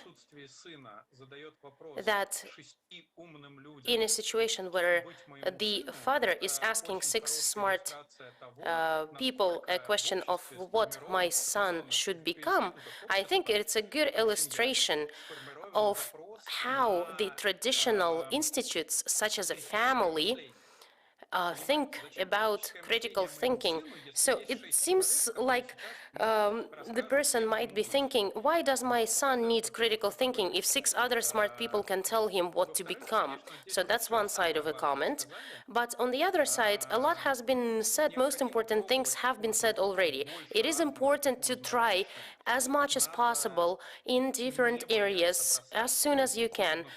Don't be afraid to stop doing something. You need to recognize that your career could change multiple times, and you just need to be ready that sometimes you would have to stop doing something, stop beating the dead horse. And the last thing, a motivating component in my comment, is that according to all the studies, people who found the area that excites them, they get a salary that is, on average, 20% higher than the rest of the workforce in this particular area. And it doesn't really matter what sector they're working in.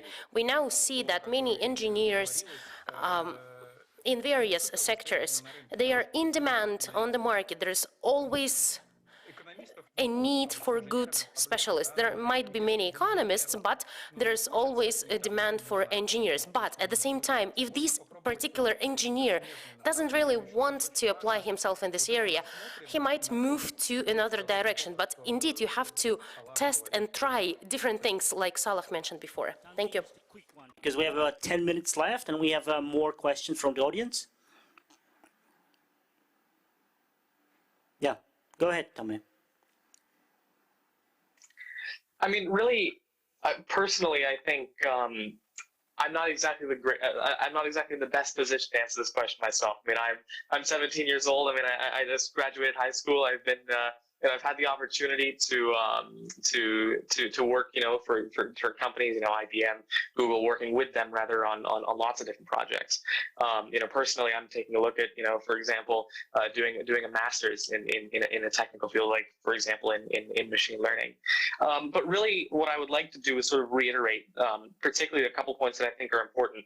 Like for example, what Daniel mentioned about being able to work across different domains and different sort of, you know, careers laterally, I think is really important. I mean, personally, I've been working towards not only, you know, what is sort of my core passion of like developing technology and innovating from that technical standpoint, but also, you know, creating educational resources for developers, doing, you know, keynotes and talks to enable people to understand generally, you know, what AI and what sort of technologies impact is on their life. And as Dr. Sala mentioned, you know, getting experience working in different fields, doing internships, this is absolutely critical. You know, that's something that I've been doing personally. Again, is trying to get as much experience as possible across practically any opportunity in any domain.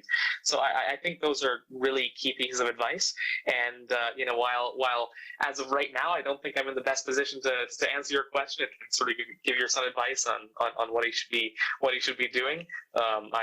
Hopefully that's helpful, and I think a lot of the points on this panel are really do make a lot of sense. Thank you, Tommy. Well, yeah, you are very, very lucky today. I mean, you have top 5 world experts giving you a personal advice, and we'll have a chat later on. So I'll give you, in order to save time, I'll give you mine, like more personally.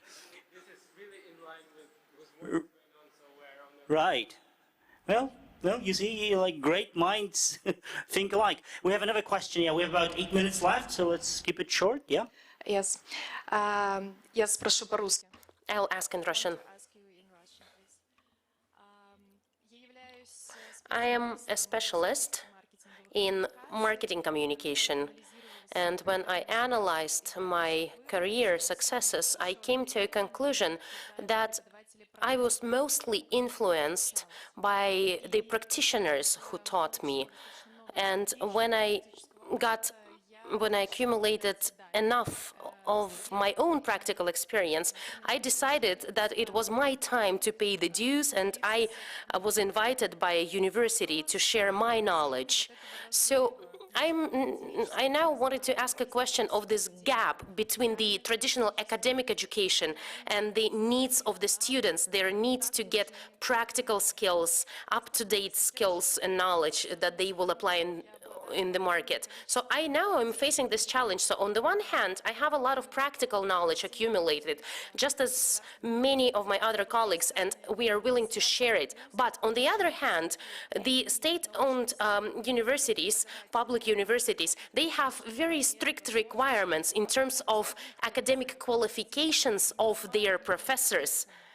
To be able to teach full-time, you know, not just to be guest lecturers from time to time, not just to be assistants. We want to be real professors, instructors in those areas that we have experience in. So, to summarize my question, my guess is that you have a lot of experience and you are in contact with many universities and educational institutions. Is this a similar situation in your countries? And were you able to, how were you able to teach the students? Were you able to actually become parts of these curricula and educational programs, and were you able to change them? And personally, I am looking at that situation from the standpoint of the generational theory, and I think that in the public universities, many decisions are made by people over the age of 50 who are very conservative, and they have their own opinions on how we are supposed to educate our students. They even care about the terminology that we use, and we actually argued a lot about it. So ultimately, I left this university, and my students were quite sad about it, and they said that we actually wanted to have a practitioner to learn about something. Thank you. So it seems that there are 3 questions compiled into one. Do you want me to summarize it? Because we have about 5 minutes left. Well, I might just jump in and really just a quick response, which is that the problem you're identifying about the conservatism of different educational institutions and a preference for those with particular types of background, that is not a problem that is unique to the institutions that you're interacting with. You know, our universities are, you know, some of them are some of our oldest institutions. You know, the one that I teach at is hundreds of years old. Inevitably with that comes a conservatism, and it's been, you know, it's been a challenge for me too in straddling both the academic world, which has a particular way of doing things, but also the practical world, which also has a different way of doing things, and it's a tension I engage with as well. So it's I think the challenge you've identified is more widespread than just the institutions that you're interacting with, and it's you know, it's a challenge for many people who are interested in both academia and also interested in applying those ideas in practice too. But is there any way to solve it? Think of Oxford, 800 years of history, colleges. Yeah. And so you can see these institutions adapting to try and solve it. So the rise of public policy schools, for instance, that give people who are interested both in, you know, the sort of the academic side of policy and policy issues, but also, you know, coming up with policy ideas that are actually going to be able to be used in practice to make improvements. Or, you know, business schools. It's another example of an institution that's trying to bring people in who are both interested in academia and also in practice. So you do see in certain parts of the universities movement in that direction, but it's a tension. I think it's a productive tension. I think it's quite a good tension to have these people from different worlds, you know, competing with each other, interacting with each other. But if it's too conservative and it's too difficult for people without those backgrounds to get involved, then I do think that's a problem. We have about 2-3 minutes left, but I'll have to ask 2-3 more minutes on that. Dr. Salah, yeah, you're like kind of come from academic world. Really briefly. Right. Well, my advice to you is actually do 2 things. One is this happens in Harvard or any of the leading universities. They usually bring in experts who do not have academic, you know, like PhD or above qualifications. So if you find a number of professors, not through university, direct, and build relations with a number of business professors or marketing professors, and you start coming in, instead of teaching a whole, a whole curriculum or a whole course, but coming into classes, if you like to teach, because I can see you have a passion for teaching. So if that's something you like, then it may be a good thing to cooperate with a business professor, and just they would invite you as a lecturer in some of the issues that needs practical experience, and then they can continue with their class. So that's one issue. Of course, the other one, which is slightly more dramatic, is actually you start pumping up your qualifications. So if you want to teach, if this is something that you're really passionate about, then get the qualification needed to have this not being something that you lack, but so you have your academic, you have your practical experience, and you bring it up with academic qualifications that give you these. And those would be my two simple advice for you. I hope it helps. Yes, and as a general reminder, I guess, at the end of the session, I would remind everybody that over than half of the population around the world is under 30. And in a couple of years, over the half of the population will have been born in the 21st century. So in 10 years, 15 years, they're overrepresented in the work life. So it is very probable that their ideas, thoughts, values will direct or give the direction where we will go from now on. So it should be, certain that we need to hear them more, and we need to understand their point of views more. So let's keep in mind that over half of the population is under 30. Dmitry? And let's just, Yes, actually it's a very important question, but it seems to me it requires a standalone session for it. As a practical advice, I would suppose that if you want to return your debts to your teachers, then you can easily in every country, I believe, in Myanmar, in Kazakhstan, in Russia, they didn't hear where are you from, but you can find a university. It can be a private university, it can be not paid, but I believe that there are state universities as well who are hunting for people from the market with market experience. So for me, it seems quite obvious that you can find an opportunity. So just you have it. So just best luck for that. Keep searching. Right, and Tame, just a quick thought from you, and I'll have to wrap it up. Yeah. Absolutely. Just really quickly to mention, this is definitely a problem that I've seen, but I will say that from my own experience, I've seen this changing. So as an example, as of around 2 years ago, there's a new university in Japan called I University, and I've already been sort of onboarded as a visiting professor at I University. For technology concepts like computer science and machine learning, and I feel like this is something that's starting to change, that I've seen from my own experience. But as to how we can get it to change at larger scales, and how we can get practitioners like yourself to actually teach these sorts of universities and sort of share your experience with students is something that again, as Dmitry mentioned, requires an entire sort of standalone session. Thank you, Tame. Well, we have to conclude and wrap it up. I'd like to thank all the experts today for your excellent in-depth commentaries, for your in-depth insights on the issue. Critical thinking is important, as we understand. So basically, the three major conclusions that I've made up for myself today. One, education is important. It is the key component in this big problem with technology influencing labor market and employment. And the paradigm has to change. I mean, there just should be a big international, not only regional, not only national, but an international attempt and search for new model.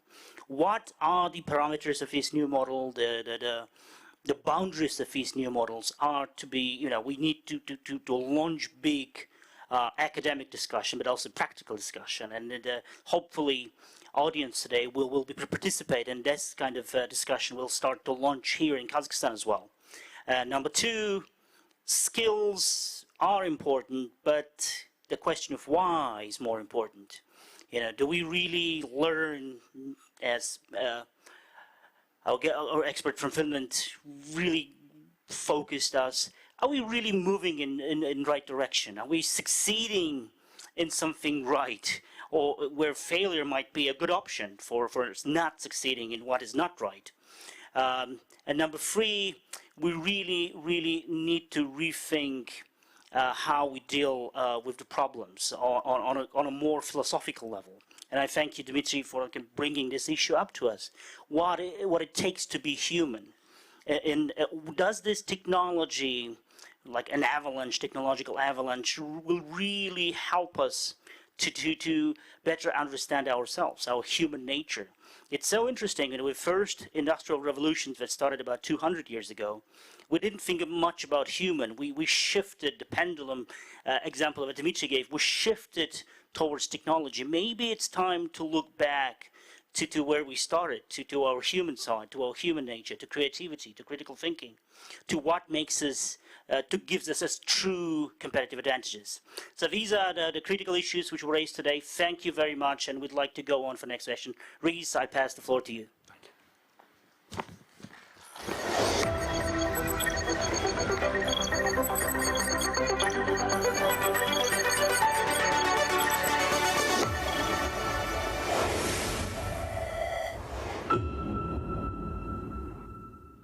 A big thank you to Sayasat Nurbek. Please, a round of applause for him and the panel. What an excellent job. Thank you.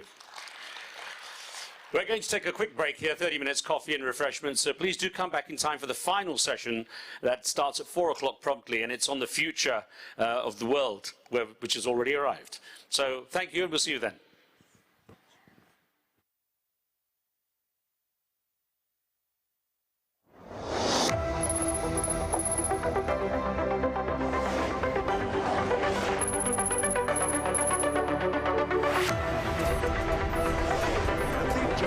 Of East and West. Open dialogue in the heart of Eurasia.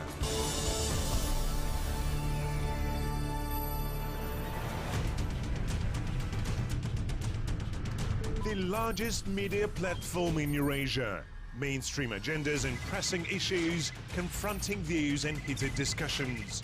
Weighty arguments and search for compromises. World-class experts and top-ranked speakers.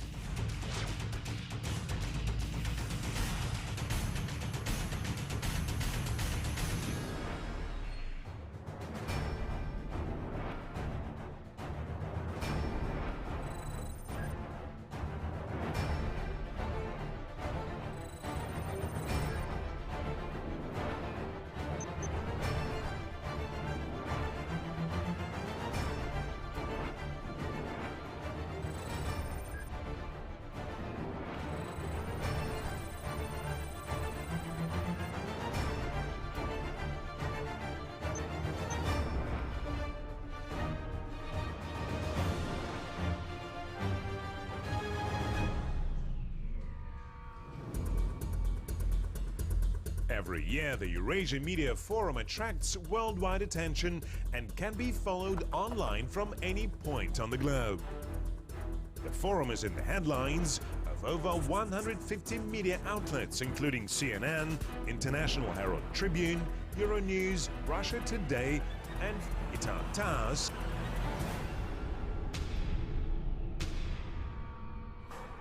We are proud of what we did in Iraq. Absolutely proud of what we did. Mr. Safarov is the head of a body deployed, I believe, in Moscow. Who is your number one enemy, ISIS or Assad? Both. Lies, slanders, misinformation, of course. But we get that from the mass media now. We feel sometimes prisoner of it, right? Because you just look at the way we're using our cell phones and emails and the fact that we're reachable at any time now. I mean, do we control it as much as we think we can, or is it because it's addictive? The world in 20 years will be so vastly different that we couldn't even imagine it in Hollywood. The purpose of the operation was to stop ethnic cleansing. I did not say the purpose of the operation was to stop Russia's influence in the Balkans. I said that's one of the outcomes of the operation. That was never my intent. It was a Russian misconception. It was a Russian effort to continue to play the great game of geostrategy. Of course, many people around the world won't understand. The Paris Climate Accord is simply the latest example of Washington. It's absolutely ridiculous. It's shocking that the leader of a country which has the highest scientific expertise has to make a statement which really goes back into the 15th century. The decision of President Trump was political. He was playing to his political base on climate change. Today, there's again talk of a Cold War. Only way for us to have a secure future is for each side to explain itself better to the other and to the rest of the world. I know personally, and I work.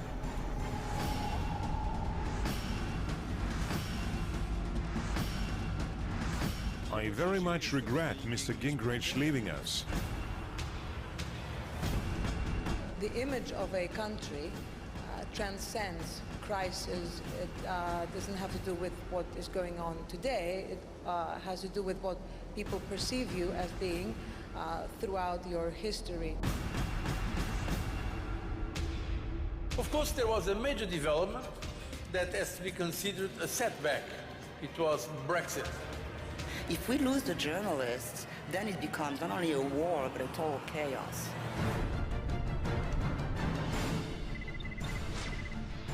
The Eurasian Media Forum also includes ad hoc press conferences, motivating meetings with keynote speakers, opportunities to discuss cooperation, unique masterclasses, and getting acquainted with the culture of Kazakhstan.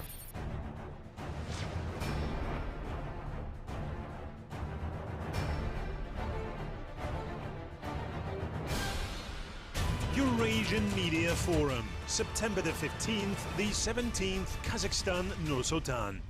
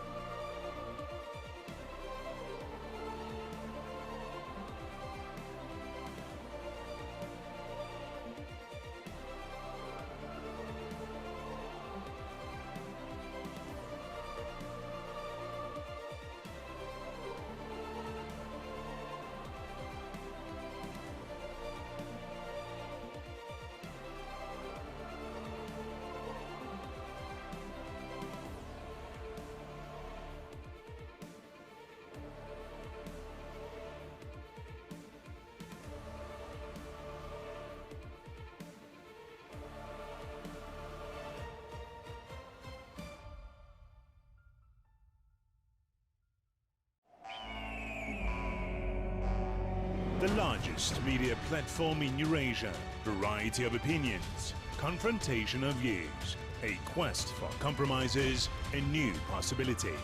Eurasian Media Forum, September the 15th, the 17th, Kazakhstan, Nur-Sultan. The world is evolving rapidly, and the human need for resources is increasing every day. Metals and various energy sources are particularly important for our technological advancement. Eurasian Resources Group, ERG, provides the world with these materials. Our group is a leading high-carbon ferrochrome, copper, and cobalt producer, and one of the largest suppliers of iron ore, alumina, and aluminum in the CIS region. The group supports global initiatives to promote a green economy and develop alternative energy sources. ERG operates in 15 countries, with the majority of our production assets located in Kazakhstan. Today, ERG represents 1/3 of the mining and metals industry in Kazakhstan. ERG is the first and largest producer of alumina and high-grade primary aluminum in Kazakhstan. The company's electric power assets account for 17% of all electricity generated in the country. The key overseas markets are Europe, China, Russia, and Japan. ERG's Metal Coal RTR, a major copper and cobalt tailings reprocessing operation in the Democratic Republic of the Congo, is ramping up its phase 2 of production. It is now the second largest standalone cobalt producer in the world, as well as a major supplier of copper. In Brazil, ERG's Bamin subsidiary, a large integrated iron ore mining and logistics project, has started commercial production of iron ore with the launch of its Pedra de Ferro mine in January 2021. ERG has also started the construction of Porto Sul, a deep-water port in Ilhéus, and has won the auction to complete and operate the first 537-kilometer stretch of the Fiol East-West Integration Railway. In this spirit, ERG is accomplishing its mission of responsibly unlocking the potential of the Earth and its people, ensuring the prosperity of those who rely on us. This is a sight I honestly thought I would never see. Scores of Taliban fighters, and just behind us, the U.S. Embassy compound. There is obviously seismic news for people in Kabul to digest. In times like these, the key planks of America's policy here have really evaporated. No U.S. network is more equipped to cover such a major story, quite like CNN. What does the future look like to you now?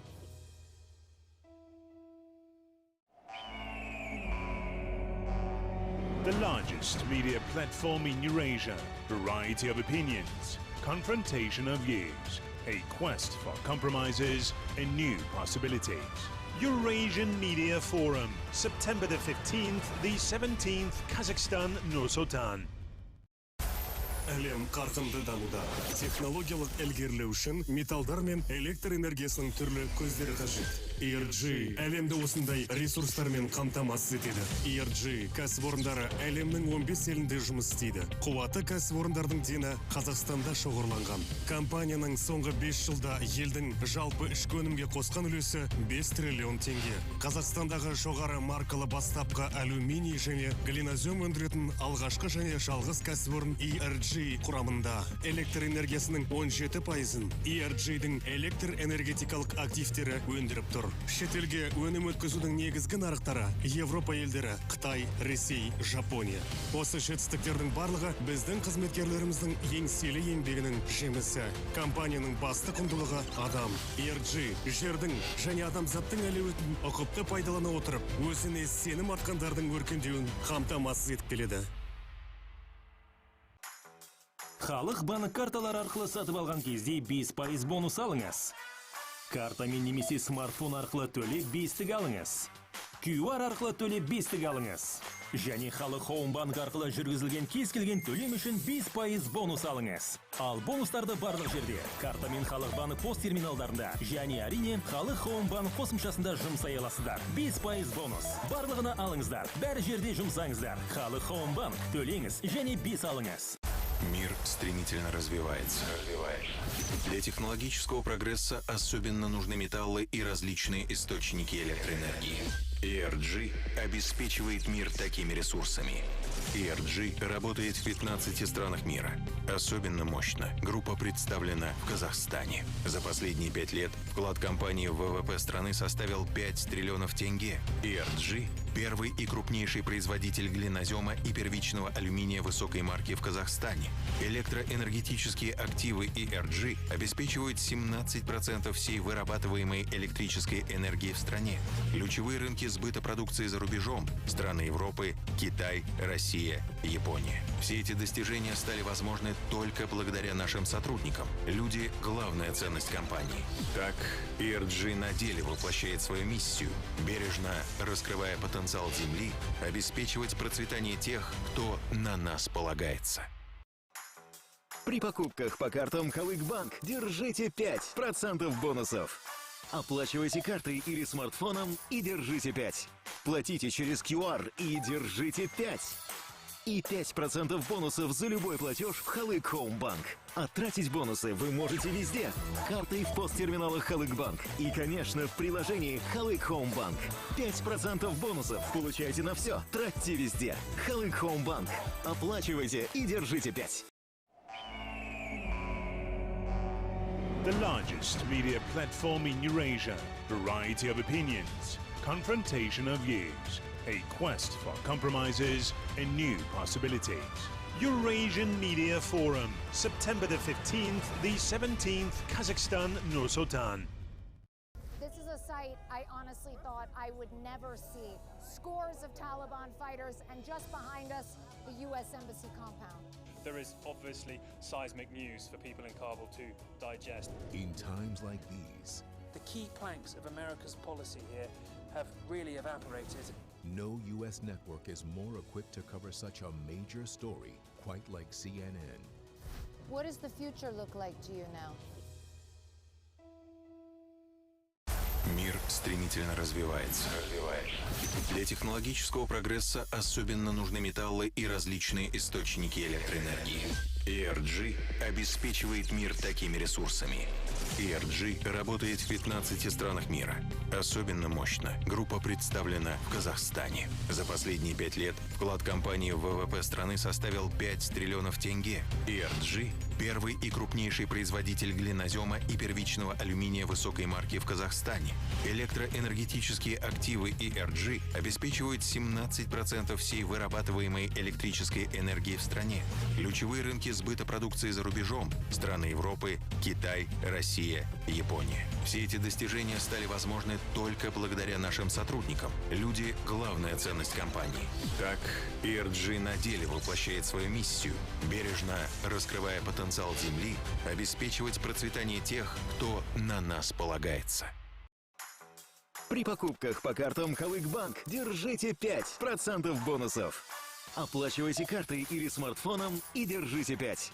Платите через QR и держите 5. И 5% бонусов за любой платеж в Халык Хоумбанк. А тратить бонусы вы можете везде. Картой в посттерминалах Халык-Банк. И, конечно, в приложении Халык Хоумбанк. 5% бонусов получайте на все. Тратьте везде. Халык Хоумбанк. Оплачивайте и держите 5. Каждый день, вне зависимости от географии, времени суток и погоды. Мы стараемся сделать жизнь людей лучше. Безопаснее. Светлее. Неважно, в какой вы точке страны. Мы сближаем. Быстрее, чем вы думали. Обеспечиваем жильем. Энергией. Миллионы казахстанцев. Потому что мы – Фонд национального благосостояния.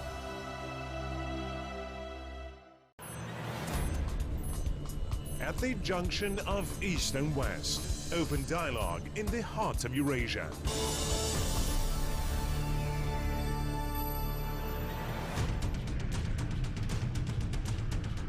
The largest media platform in Eurasia. Mainstream agendas and pressing issues, confronting views and heated discussions. weighty arguments and search for compromises, world-class experts and top-ranked speakers.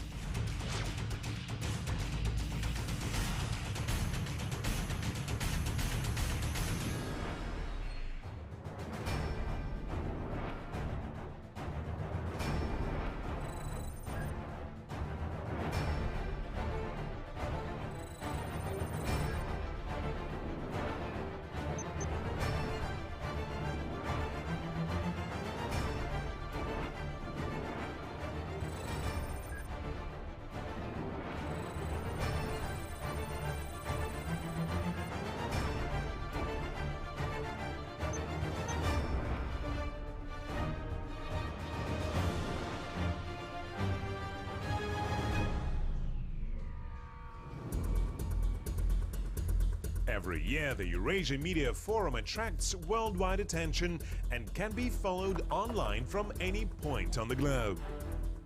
The forum is in the headlines of over 150 media outlets, including CNN, International Herald Tribune, Euronews, Russia Today, and Itar TASS.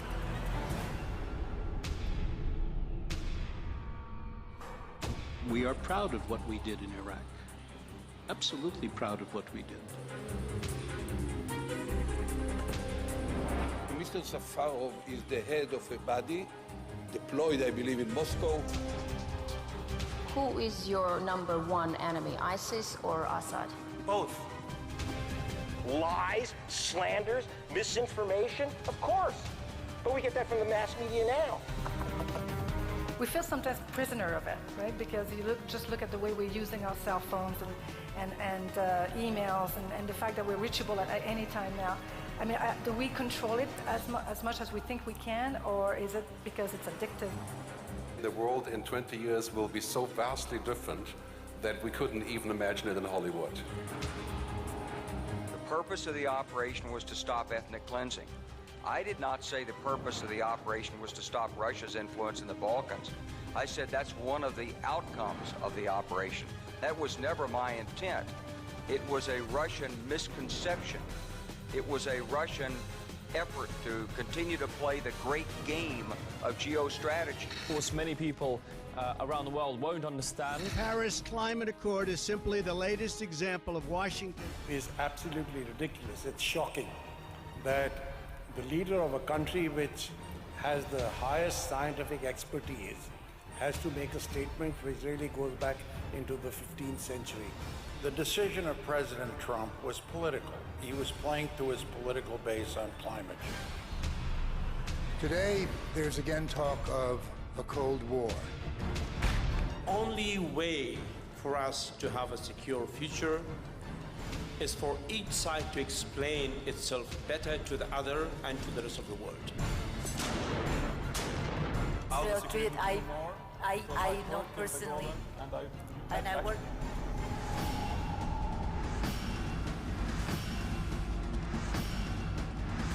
I very much regret Mr. Gingrich leaving us. The image of a country transcends crisis. It doesn't have to do with what is going on today. It has to do with what people perceive you as being throughout your history. Of course, there was a major development that has to be considered a setback. It was Brexit. If we lose the journalists, then it becomes not only a war, but a total chaos.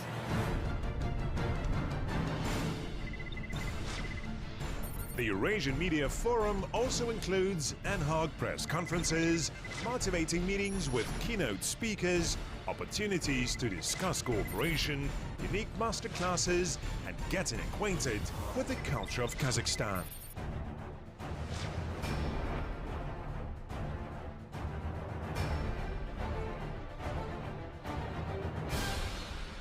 Eurasian Media Forum, September the 15th, the 17th, Kazakhstan, Nur-Sultan.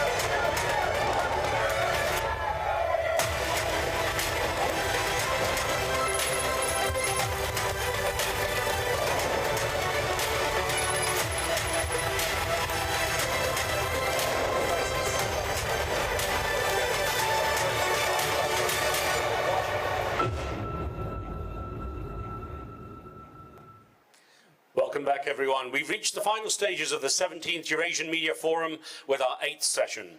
As we wrap up 3 very informative days, we look to the future and explore how it might take shape in a world that's already changing by the number of rapid advances in technology, as well as the adjustments we've all had to make during a global pandemic.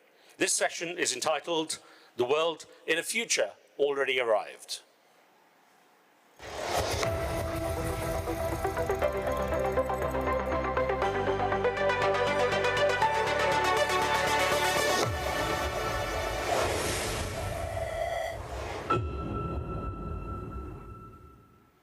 And it's my honor to introduce our moderator for this session, a homegrown talent, Kazakh journalist, Lazat Chatayeva.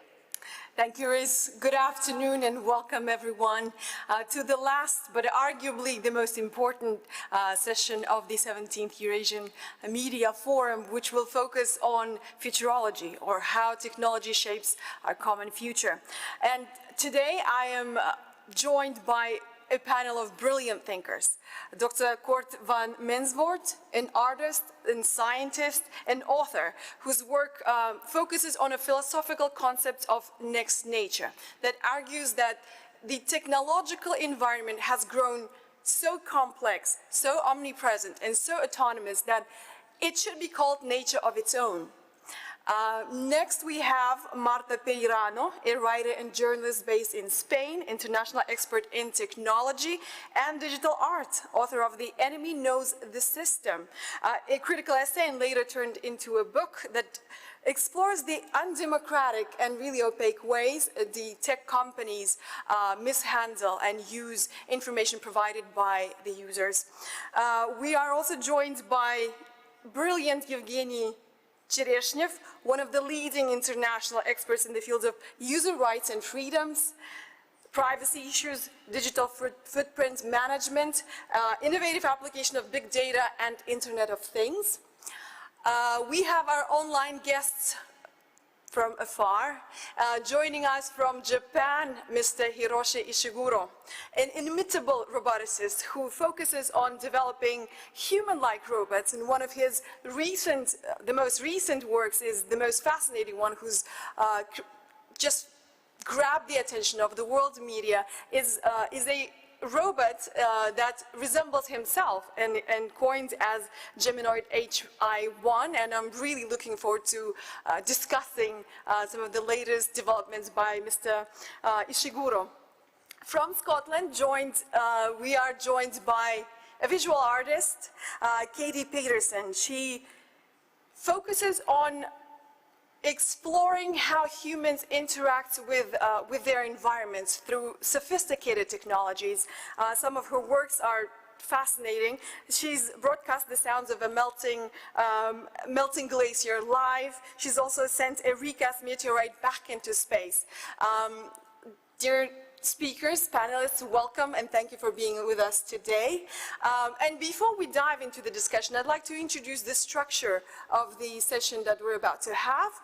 We are going to give 5 to 7 minutes to each of our speakers to have some opening remarks and statements. Later we will dive into some of the statements and ideas voiced during these speeches and discuss what really technology and future holds for us, for human beings. We will also have a Q&A session, so if you have a question, please make sure to submit it or leave it in the comment section if you're watching us online. Dear panelists, thank you for being with us once again. And let's start with you, Mr. Kort van Mensvoort. Sorry, Kort. Please, the floor is yours. Yes, thank you, Lazat. While we are here together at this very moment, there are more people flying in airplanes than lived on Earth 70,000 years ago. What happened? we as humans, we used to be a kind of insignificant species on the planet with very little impact compared to gorillas or fireflies. But then, with our imagination, our creativity, our inventivity, we started to manipulate our environment a long time ago, of course. And we became so impactful on our planet.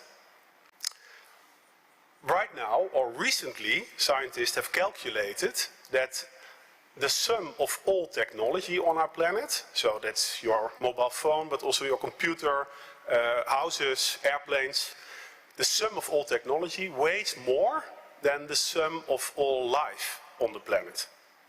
Plants, animals, microorganisms. The technosphere is now heavier than the biosphere. And this is happening in our lifetime. And of course, we can also all feel the impact of technology. Everyone, you know. You feel it in your own life. You have to cope with technological change. You, me, you, everyone. So this is an important conversation also to have. And I think we have work to be done because our understanding of technology at this moment is really quite limited. If I walk on the street right now and I ask people to give me examples of technology, they will mention smartphones, computers, internet, blockchain perhaps. These are all inventions that were made during our lifetime. So that's also as if we have this informal, unspoken definition of technology that is everything that has been invented after I was born. Or sometimes it's even worse, that people have a feeling or an image of technology. Technology, that's everything that doesn't quite work yet. And this is very limiting, because technology is much more than that. Take, for example, the alphabet. The fact that we as human beings can read and write. This is an ancient information technology that was invented a long time ago, and it enables us to make our thoughts and speech permanent in the physical space. It's applied everywhere, you know, books, displays, billboards, graffiti even. And as a child you have to invest to learn how to read and write, but then you forget about it. It just works. It's very elegant. Another example of a technology that we don't recognize as a technology anymore would be clothing.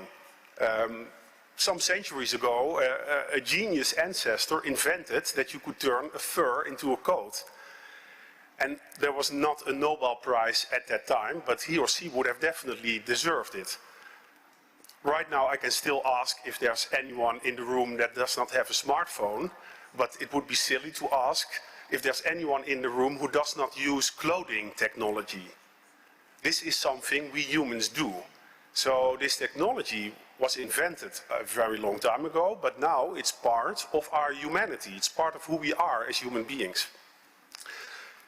Another example would perhaps be agriculture, introduced some 10,000 years ago, and today with 7 billion people on the planet, without agriculture that would not work anymore. It's also part of what we do as humans. Or the most ancient, the first invention, so to say, that's like 200,000 years ago, the invention of cooking, that we domesticate fire and cook our food. That was a technology then, and that also changed who we are. Because of cooking we could intake more calories in less time, grow bigger brains, and basically become modern human beings. Here we learn that the new technologies, in the beginning they're always artificial, alien, a bit weird. What should we do about it? Hey, let's have a conversation. But once they're successful, they become more familiar. And if they're really successful, they become part of who we are as humans. So I would say any sufficiently advanced technology is indistinguishable from nature. It becomes part of our human nature.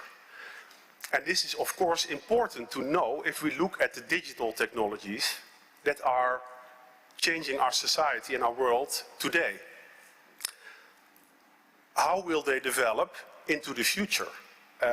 We're not only making choices for our lives, we're also making choices for all the generations to come. So that's a big burden. But if we're not ready to do it, then we would have better stayed in our caves as humans, and we did not do it. We are now co-evolving with technology. Just like the bees and the flowers also co-evolved. The bees take the nectar from the flowers, but they also spread their pollen so that the flowers can replicate. We help technology to replicate on our planet. And next to the biosphere that we know is already on our planet for billions of years, now this technosphere is evolving on our planet. And this was not our big plan as humanity, but it's happening now, and we better steer it in the right direction and also try to balance it with the biosphere that's already there. I think in the end, the most important thing is that we steer towards humane technology. That we basically ask with every new gadget in our life and every new technology in our life, we ask ourselves the question, is this a humane technology? Does this enlarge my senses or numb them? Does this empower people or outsource them? Does it reflect human needs or not so much? Does it fit our intuition? Does it feel natural? And also does it realize dreams that we will have of ourselves? The only thing we can predict about the future is that things will change. And I hope by selecting the right technologies to thrive, we can find a path towards the future that's not only to the benefit of humanity, but also all the other species and the planet at large. Thank you. Thank you. That was a very optimistic take on Court's part. I'd like to give the floor to Mr. Ishiguro-san. Ishiguro-san, the mic is yours. Please take it away. Hello, everybody. So let me talk about my statement. I want to share my screen, and so probably this is it. Okay, can you see my slide? Yes. So what I'm studying is interactive robots. So these are my robots. I have created this robot software. You know, my goal is to create this kind of human-robot symbiotic society in the very near futures, especially in Japan. Our population is going down to the half of the current population within 50 years. And probably we need to have more support by robots, right? So, and in order to achieve, in order to develop the human-robot symbiotic society, I have started my project, robot project in 2000. And I have created these very human-like robots and, well, just cute robots or many robots, okay? And then, just a moment. You know, basically these robots are very human-like. So why do we need humanoid robots? So my answer is the human has a brain that recognizes humans, and the ideal interface for the human is a human. Therefore, the information media devices such as talking rice cookers should be at least, you know, the partially human-like. And conversely, to understand humans, very human-like robots, androids are needed. This is the you know, very important things. And you know, because of this, so we want to have you know, the human-like robots, and we want to understand humans by using a robot. So this approach is formally called constructive science with intelligent systems. So past brain studies have found that human intelligence comprises elements of memory and computation, inference, learning, etc. The challenge is to identify how these elements can be put together to realizing the human intelligence. The constructive approach will reconstruct the robots and androids to model humans and use such robots and androids to study human macro level or meta level the functions. So now we are focusing on these meta level functions of humans and robots. We are trying to implement a real human-like intelligence and embodiment and multimodal integration.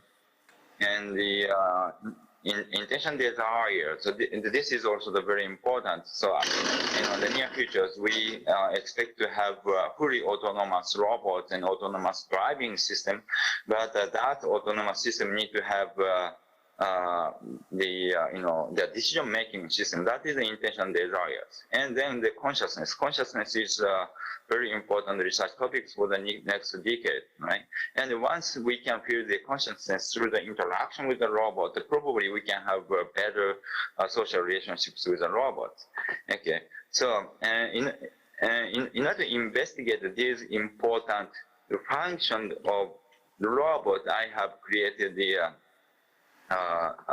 the very human-like robot for right. So this robot, this is most human-like android, I believe. Right? So everything is specified, the voice is specified, and this android can handle the more than 150 topics. Now, of course, the purpose and situation is quite limited. The android is sitting in the front of a lobby and talking with the visitors, right? So, in the first contact, we do not have a deep conversation. Therefore, the android can focus on the simple conversations, but Android can talk about the 150 topics, and usually the people can have 5 or 10 minutes the conversation together. Let me show you the. Sorry, what? The one more example. Yeah, and actually, around the 30% of people, they couldn't, they believe that this Android is operated by a computer. So they consider that this Android operated by humans. That means that the conversational level of the Android is quite human. And this is the more impressive of a child Android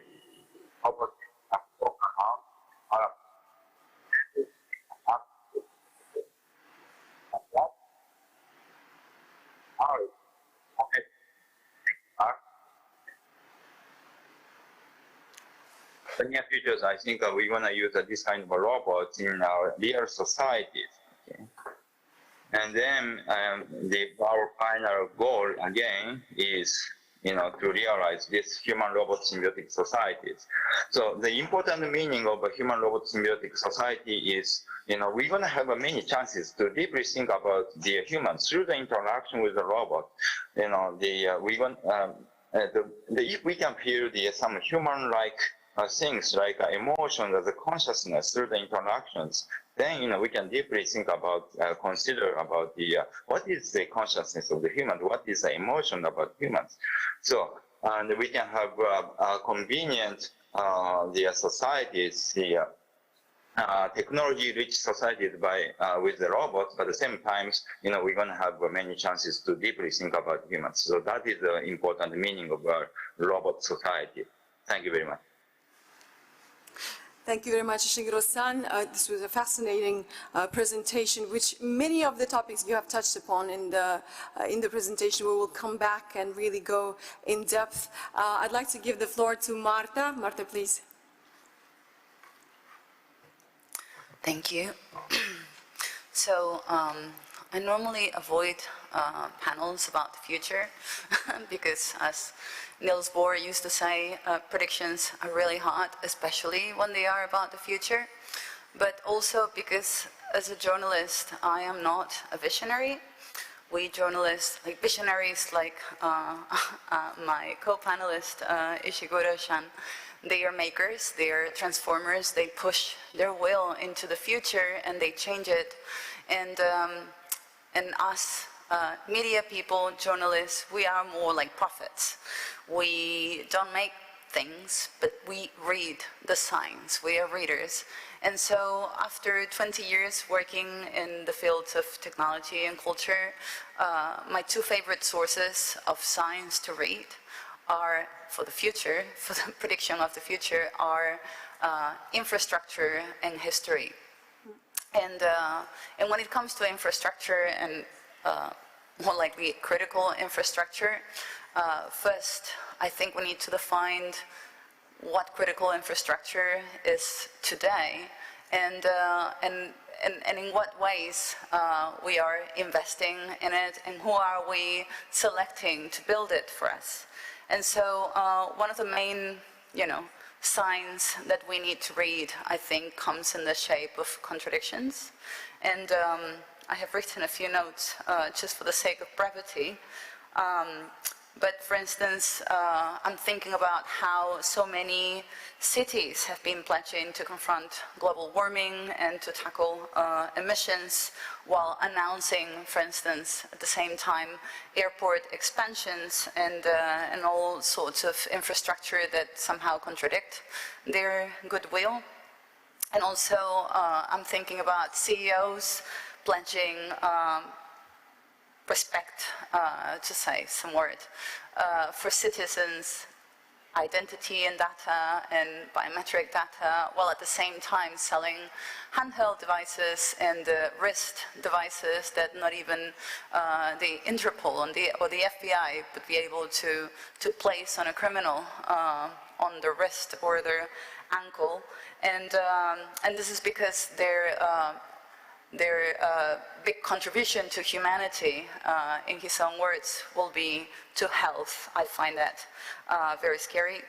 Also, there is the promise of automation that sells AI-heavy company solutions to AI-less factories and administrations and cities, while their artificial intelligence, as Professor Kate Crawford explains in her super brilliant book, Atlas of AI, is not artificial and non-intelligence because it's heavily dependent on manual labor and the slave-like conditions of metal and rare air extraction from the earth, but also the mostly unpaid or very little paid brain power of citizens in their training and moderating for the algorithms.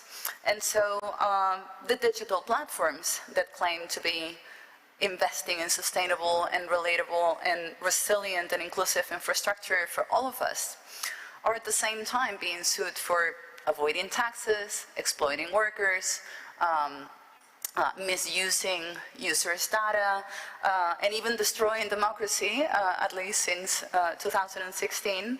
And so all the while extracting resources and polluting the air, the land, and water for all of us. And yet, budget-tight cities tend to hire the services of this. Cities and administrations and organizations of all kinds, they tend to rely on the services of these big platforms because they seem to offer cheap, effective, efficient management solutions for all kinds of problems, from, like city traffic to health management. And so these are the signs that I see in infrastructure, and history tells me that the signs have appeared before, that these contradictions are not new. And it also tells us that centralized management of the sorts that is based on surveillance and extraction and quiet censorship can only lead to one kind of government, and it's never the kind of government that benefits or protects all of us, or at least most of us. And so I'm a prophet, but I'm not a doomsayer. I see extremely challenging problems ahead, but I do firmly believe that technology can help us to have a better future for most of us. We are reaching a scenario where real-time planetary scale computation is happening, and we definitely need it because we need planetary scale coordination and action in order to tackle the climate problem, which is our main problem ahead. And as Professor Matthew Pye was exposing yesterday in his panel about climate, we do have a carbon budget that is not undefined. It is exactly 233 gigatons before we cross the 1.5 degrees scenario, not a good scenario. So we do need planetary scale computation in order to measure it and in order to effectively put the changes in motion that will help us avoid that. But yeah, this new infrastructure, not only in order to be, fair and just for all of us, but in order to actually work, it does require that it's based on coordination, shared protocols and values, and not in a totally centralized and opaque management platform that is literally designed to avoid taxation, to avoid legislation, and to avoid responsibility. So these tools, their tools, are definitely not designed to help us manage the climate challenges. They're more clearly designed to help some people manage us during the climate crisis. So I think this real-time planetary scale computation system needs to be publicly funded, it needs to be publicly owned, it needs to be totally transparent, locally managed, and globally shared, and it needs to adhere to the fundamental principles of justice and the fundamental principles of science. So history, my second source of science, tells us that it's not something big tech corporations are capable of doing because it's just not in their nature. So I think we are definitely at a crossroads. Many institutions and administrations are thinking of ways to rebuild their systems and infrastructures and their protocols. And I would hope that we know enough already about the nature of this enormous technology companies to avoid their cheap and efficient services. Thank you. Thank you, Marta. And as a fellow journalist, I want to thank you for the perspective that you brought in. Me too, I'd be very much inclined to thinking the pragmatic side of things, which is why I could never be a scientist or an artist. That is why I'd like to hear from Katie, who's joining us from Scotland, on how art helps us make sense of the world that is ever changing.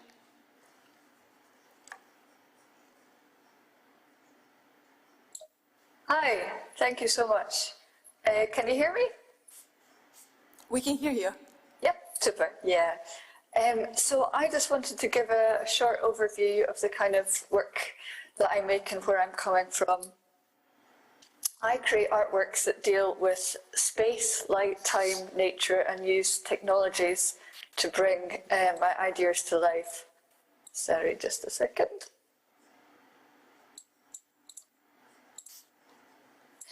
I believe art can help us make sense of the world.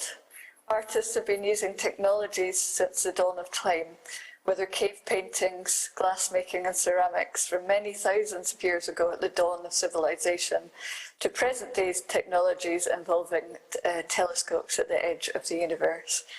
Art allows us to express, communicate and relate to the world around us and to each other. Technologies can be the tool to do so, but they're not the essence. Art can connect to the emotions and to the heart. So I use technologies in a subtle way. I'm going to describe just a few of the projects before the conversation.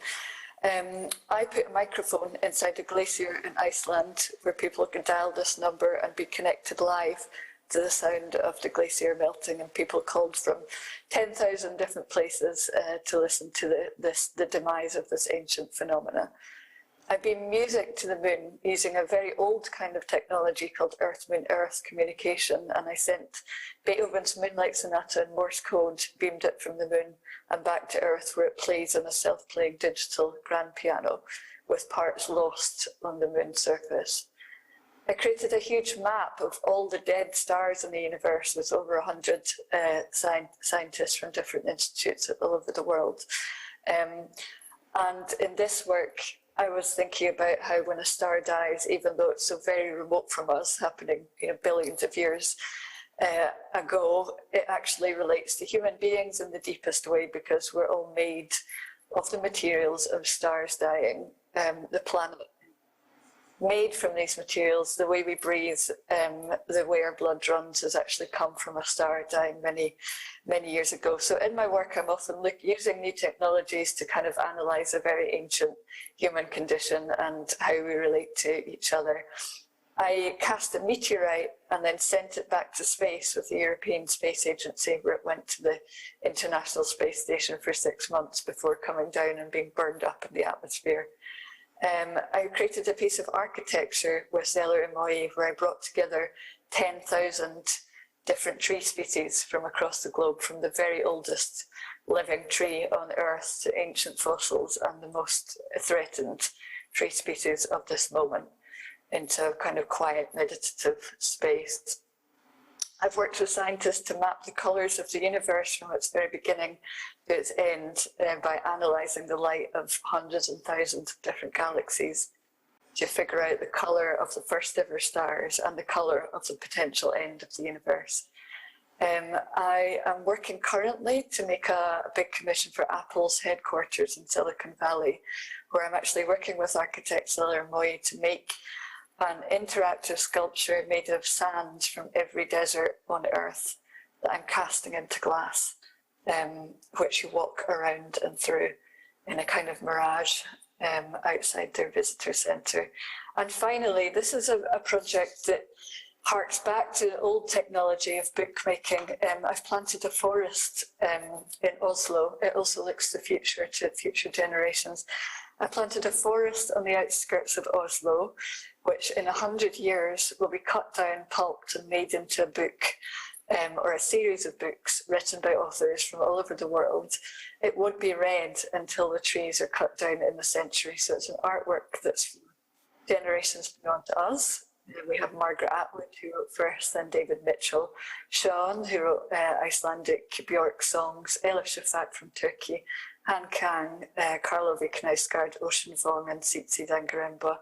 So I just want to end with a kind of thought on this project, where when I began it 7 years ago, I was being asked questions about the technology of reading, and whether Kindles and so on were going to take over the form of reading now. And in just 7 years, the questions have moved to, will there be human beings to read the book in a century? So I've found in the progression of my life, in just a few years, being faced with very, very existential questions that are kind of pressing for all of us. So I'll end there. Thank you for listening. Thank you, Katie. And Evgeny, we'd like to hear from you, and then we'll dive into our discussion. All right, I'll try to be as brief as possible, but very intense. So, not all life is equal. Bacteria, it doesn't have a choice over hardware or software. The bacteria is born in a certain form, and it has a very specific function. If we basically apply the same measurement system to human life, which is a different type of life, we don't have a choice of our form either. Our DNA essentially is a blueprint to our body. So basically, when a child is conceived, it's already pre-programmed how this child will look when he's 40, and whatever he will have certain diseases, for example. And we have an illusion of software in comparison to bacteria, because humans, they typically can learn something. We can learn Chinese, we can learn literature, we can learn how to code on Python, we can learn how to build robots. What's important is to understand that nobody can learn everything, because everybody in this room will die sooner or later, and I guarantee it's going to happen earlier than in 100 years. And it's very important to understand that as life number 2, we're doing everything to create life number 3, which is artificial intelligence. And right now it's dumb as wood, but it has a very important set of differentiators from us. First of all, it can choose its form and it's software. AI can be anything. It could be a phone, it can be a driverless car, it could be a military drone, it could be a human life robot. It just, you know, life number 3 doesn't have any restrictions, honestly. And in terms of software, so what AI can learn, there's no restriction either, because actually it doesn't have this time cap. Because our life's meaning is determined whenever we can write something down. So the next generation takes over. AI, as soon as AI learns something, it just becomes the best in doing this. It doesn't matter whatever it's differentiating cats from dogs, or fighting a target when you're a military drone, or being in an autonomous car. It doesn't matter. What matters is just it's going to get just better and better and better. And if we take the amount of work that's done by humanity as 100%. So let's say 100 years ago, it was 100% done by mankind. And let's say right now, which is 2021, AI does roughly 2% of 100% of the work. And it's important to understand that this scale is shifting towards AI. So it's getting more and more heavy on what AI does, and we as people will actually do fewer and fewer things. And we're looking at this, you know, situation from the point of view of evolution. Sooner or later, it's going to be 3% of work will be done by man, and 97% will be done by AI. And evolution would sooner or later ask, well, metaphorically, like, who is important? Who is important? This species or this, I don't know what it is, like a merge of species and technology.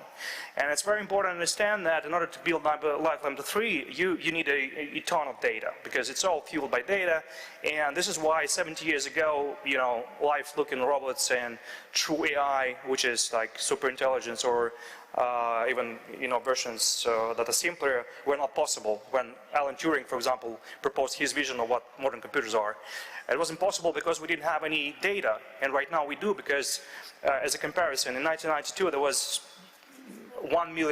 1 million computers connected to the internet, just 1 million. By 2025 it would be, my team tells me, the rough estimate is about 500 billion. So 500 billion devices. Considering that we count the Internet of Things sensors and basically everything that can mine data, not just the phones and all that. And it's a tremendous difference. And it's important to understand that this is the reason why in 1992 people were called users, because we used tools. We were using tools such as computers, and we were users. And right now, honestly, we're not users anymore. We're sensors in a system that we do not understand or control. And this tremendous power of mining this data and using it is distributed unequally. And this is why we're partly gathered here on this panel, because there are literally, I would say, 4 countries on this planet that have a true leverage, like a true leverage over the rest of the planet. And you cannot change that. It's a very important thing to understand, that if you're a company that is valuated at $1 trillion cap, you have resources to develop AI on the scale that nobody can afford. And you can buy startups just the way you want it. Price is irrelevant. You just gather in and harness in tech the minute you see it. Most people, honestly, and most countries, they do not understand what they're doing. And plus, actually, we live in an era of total surveillance. I actually wrote a book that will come in October. Unfortunately, it's too early to show it to you, but I did some calculations, and I can give you one number. As species, we spend $200 billion per year on surveillance. And those are just budgets of military and intelligence services. I'm excluding companies like Google and Facebook from that, because technically they do mine data, but it's a different type of work. Just to understand the scale, the whole moon program, the Apollo program, did cost humanity about $288 billion. The whole program, all launches, all development, everything. The first launch of Saturn, a rocket with the crew, did cost $100 billion. So we spend on surveillance per year twice as more as the moon program costs. We could go to different planets twice a year if we just stop tracking, or at least we consider what we're doing, what we're trying to solve. And my problem is, I don't know how to deal with that, because everything that we are doing right now with data mining and AI training is perceived as a good thing. And there's this word called automation, and a second word, digitalization, in most countries that heavily involved into it. Very few of them honestly understand what they're doing, and I'm consulting some of them. That's why I know. And the problem here is, it looks awesome. The dark side of the moon is a couple of numbers, and a sentence I'm gonna say in a second. So basically, the dark side is that digitalization means excluding humans from making decisions, from the decision-making process. This is what it is, roughly. And the trick is, we are doing tremendous progress with it. For example, autonomous cars, they're roughly already there. It's just a matter of whatever insurance companies will start to accept this risks. Those risks, it's not related to technology anymore. And it means that in the next few years, I'm not saying like 50 years, I'm saying 5 years, or 8 years, well, before 2030, we will face a couple of things. First, autonomous cars, as an example, means that if this technology becomes public, everybody who is an Uber driver right now, or a taxi driver globally, again, I did some math, and at least 20 million people globally will be, out of their jobs, like in a minute, because it's going to be useless. I don't know how many delivery boys will be out of their jobs when autonomous delivery cars will be out there. And actually McKinsey says, and it's a real number from their report from 2 years ago, they predict that by 2030 we will be out of 800 million jobs. 800 million. And I think they're very, very optimistic. I think that they didn't know about COVID that much, so I'm thinking 1 billion, maybe a bit more. So 1/8 of the population would be out of their jobs, and I don't see this conversation going anywhere. Like, what will those people do? Of course, there are ways of dealing with this, but this is where I'm about to end.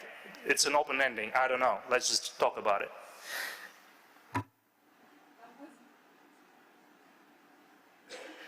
That was indeed a heavy and intense start to our conversation. So I'm going to dive into some of the topics that Evgeny has touched upon, because they really are very sensitive.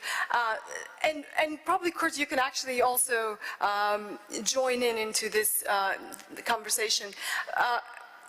The idea that Evgeny was talking is that technology in and of itself is not deterministic. Am I right? So whatever we think as having in mind the humane perspective in developing a technology may then be used otherwise to the detriment of humanity. So is technology really deterministic? And if it's not, then how do we approach this dichotomy? Well, this is a philosophical position, but I'm not a fatalist in the sense that that everything is predicted and deterministic, and it will run its course. And even if I'm wrong, then I choose to live as if that's not the case, because that allows you to participate and to make decisions. Looking at the different presentations, Hiroshi, great work on building humanoid robots.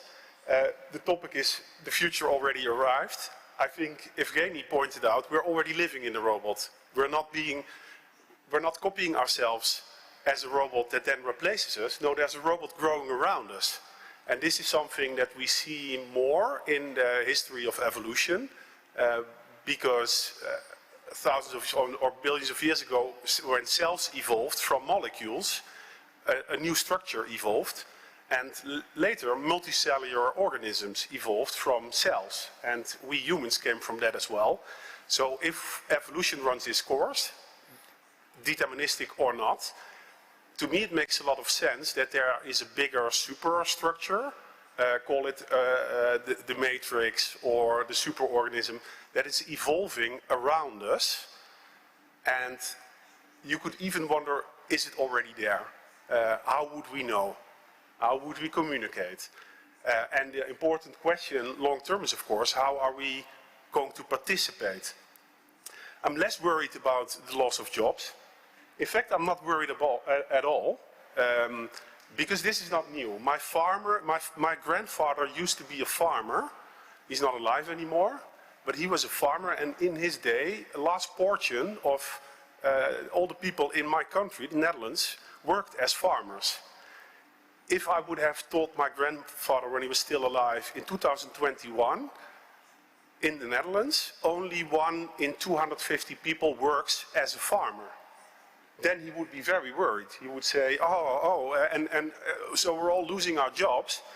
No, you're not losing your job, you're shifting, you're doing something else. Now people work as a web developer, game designer, personal coach, interior designer. All these things, new kind of roles for people emerge as well. And I think there's a risk in jobs we lose, but there are also opportunities for us as humans to live in a maybe much more desirable way. I'm waiting for the Homo ludens. That's what I'm really waiting for, the playing human. Why haven't we arrived there already with all the resources that we have? And then final remark about the planetary computer, because I'm really also interested in that, and maybe it's already there, but how do we participate in it? I'm waiting for global governments. You know, we have nation states now, and they try to organize themselves. We need something better. We have climate change, we have deforestation, we have mass urbanization, the rise of artificial intelligence. We need to also govern at a planetary level. This is very difficult for us as human beings because we haven't evolved to live and to think on a planetary level. But I think if there's one thing one project that we need to dive into now, it is this planetary government. Evgeny, would you like to? Yeah, a quick comment to that. You're right. It's not the first time such amount of jobs shifted. I mean, percentage-wise. For example, before the Second World War, U.S. was mostly farmers. But when Pearl Harbor happened, basically over a couple of years, they became a totally different country, like fully committed to industrialization. But what I'm saying is, it is true, but we never faced such an amount, such a scales, because when you're changing 50 million jobs, it's different from 1 billion jobs, and timings is very short.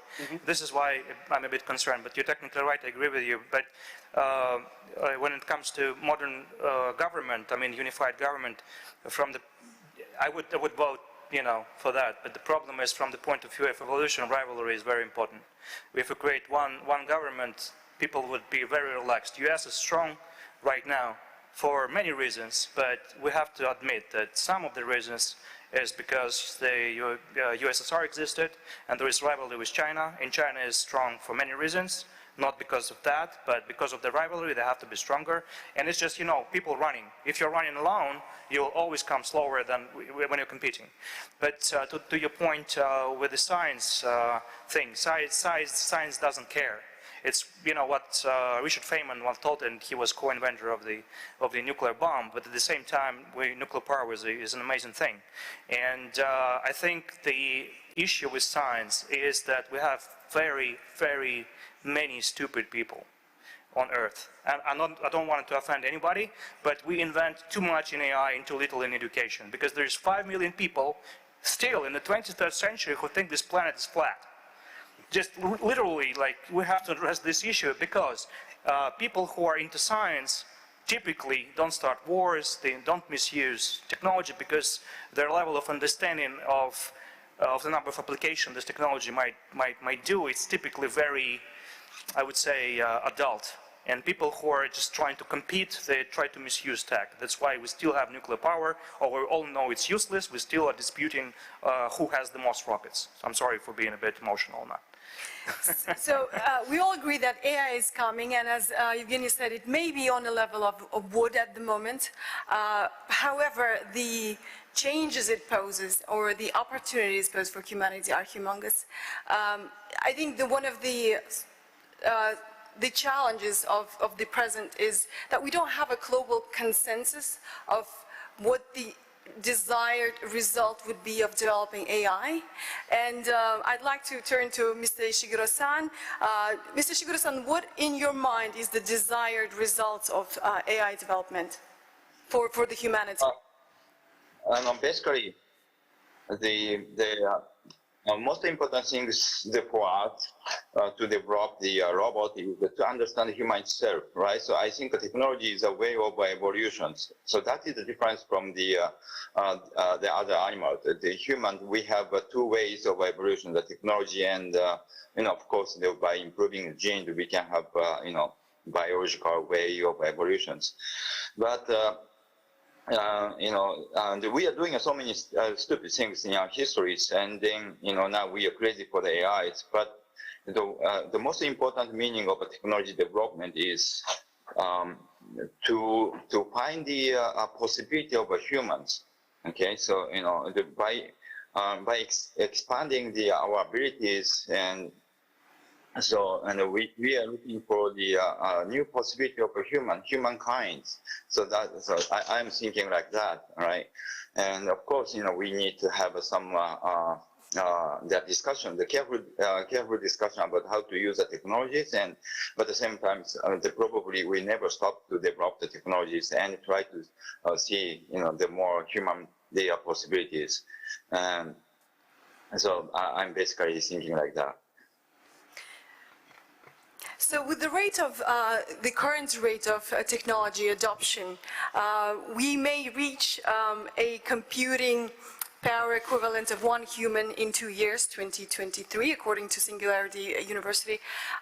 And we may reach a computing power equivalent of all human beings by 2055, which Evgeny is very skeptical about. What are the threats that it actually poses? And I'm sure Evgeny did talk about, Marta, if you could weigh in. Well, I am also rather skeptical of the second number that you pulled off. I don't think we're going to have such level of computation or general intelligence as such. Maybe, I don't know, I'm not the expert here, but like in 100 years? We don't know, honestly. The AGI is very hard to know where it's going to happen. Maybe 100 years, maybe even more than that, maybe 1,000. Maybe even never. But it is interesting, like the way how in the face of the scaling up of the problem of humans on Earth and Earth being a limited resource, that we are focusing so much on the possibility of uploading ourselves into machines, into this ongoing project of becoming the ghost in the machine, which for me, like maybe, you have a better approach to this, but it has a lot to do with the fact that humanity has been defining itself from the very beginning as a non-human animal, as a non-nature creature, and so we've been at the top of that hierarchy that we ourselves created and that have justified our destruction of our own home until we suddenly jumped up, scaled up this hierarchy into a creature that is cleaner, healthier, and a harder worker than us, and we are somehow aspiring to become that clean, odorless, and emotionless, and deathless. It seems a paradoxical situation, given the conditions that we are now in. I guess it literally reflects the lack of solutions that we have for our own misgivings, but I don't think these projections have really much to do with reality. So I don't see that the problem is there. I see that right now the idea, this projection, has become like a mirror that doesn't that allows for the opacity of citizen control, of the development of surveillance tools for people's management, and the extraction of limited resources from the earth and away from most people. So essentially what we were talking about, how that for the entire history of the planet, which is 4.5 billion years, we have had an organic evolution, which Kurt has spoke about. But the rise of high-tech in the past 50 years, it brings about a new type of evolution that is non-organic. And the changes it's bringing about are fundamental and profound. So what happens when the pace of change exceeds the human ability to cope with it? So another existential question. I've been thinking a lot about that. And And it seems to me that this is pretty much the oldest story that we've been telling each other for thousands of years, which is the idea of the ark, no? Like every time there is like a natural disaster that projects us into the future from an evolutionary perspective, only one family survives, no? And so such projecting into the future comes with a really massive sacrifice. And this is an archetype that we've been submerged in for so many years, I think. It would be very hard to shake it off. I think we are already sold into this possibility, into this jump forward into the future. So I don't know what has to happen for us to change the narrative from a planetary perspective, but also I don't even know if that narrative is always true. I don't know if we are just doomed to project ourselves in such a manner. So with this, sorry, Kurt, would you like to join? Yeah, maybe if I may add, because I completely agree, but I think it also makes us more modest. And it's not a bad thing, because as you already mentioned, we used to see ourselves as the top of the food chain, the end of the evolution, the summit of evolution. You know, you had the microbes and they evolved, and then some monkeys, and then in the end humans. They're the summit, and that's it. But of course, things will move on, as has been pointed out, and things will change, and that makes us very modest. But we're also still connected. And the question one could ask is, in the far future, will there be a world with lots of technology and no biology? And I don't think so. I don't know, because I cannot predict, but I rather see a world in which there's a merging and a connection between biology and technology, and multi-species can thrive. Humans as one of it, connected to all the other living beings. Well, that leads me to a question to Katie then, because Katie explores the way humans interact with the changing environment, especially the changes brought about by the technologies. Katie, how do you think art can help us understand the ever-changing world? Because for human history, humans have been able to appreciate objects of art or understand literature throughout centuries and relate to them, because these were essentially human stories. These were, whether there was a Shakespearean play or any Netflix series at the moment, it's still around a human story. It's a humanistic viewpoint. So with the changing world where we are merging with the technological environment, how does art help us make sense of it? Well, I think, yes, throughout human history, you know, artists have responded through communication, through expression, with the world around them. But the world around us right now has been moving at such a pace, and there's been so many extreme changes in just, you know, in the last decade. I think we all kind of need a human story, and we're kind of scrabbling to find what our story is right now because of the mass amount of changes. I think humans have become a geological force. This is the first time in the entire history of the Earth that we shaped the biosphere, the technosphere. You know, the oceans are acidified. The plastic is in our blood. We're biologically we're changing. We've changed almost every element of the Earth, and this has happened in just a couple of decades. We're in a very, very grave situation with the climate crisis, and immense changes have to happen from technological view. But I think when I come at it as an artist, it's to attempt to connect with some of these issues on maybe an emotional, intuitive level. It's something where we are connecting with our heart to issues that are almost so beyond us. Like, for example, you know, I've worked with astronomers and think about deep time. I look at deep time quite a lot. And they're using, using telescopes to look to the end, or the very beginnings of the universe. We're looking at the first stars to evolve, looking at the Big Bang live. So we're actually able now, through technologies, to visualize in front of our eyes a place in the universe, not only before humans existed, but before the entire Earth existed. Now, this is such a huge kind of conceptual change, from just one lifetime ago, when, looking at the moon was an extraordinary discovery. Now we know billions of other planets, potentially other life everywhere.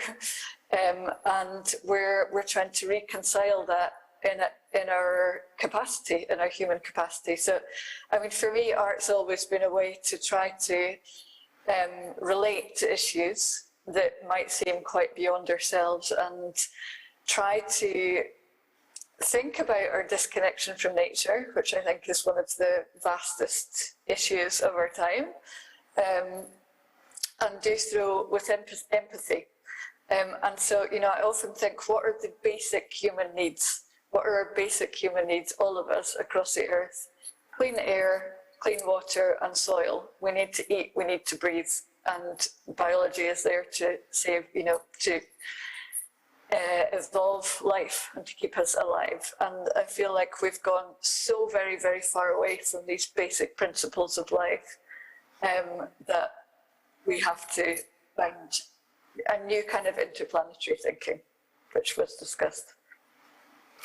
Thank you, Katie. And with this, I'd like to turn to Marta, actually, which would be a continuation of some of the ideas Katie have uttered. Let's go to some of the pragmatic things that you have touched upon in your opening remarks. Let's talk about regulation versus innovation, because I think most of the tech companies argue that a rigorous regulation really hinders innovation, whereas we now understand that the technological development really precedes regulation at the moment, and the way governments react or societies react to it is reactionary rather than proactive. And this has led us using technologies. Most of us use technologies that have been developed by a handful of companies. That means only a small group of people, decision makers, are actually affecting the experiences we're having on a daily basis. Where do you see the solution to that?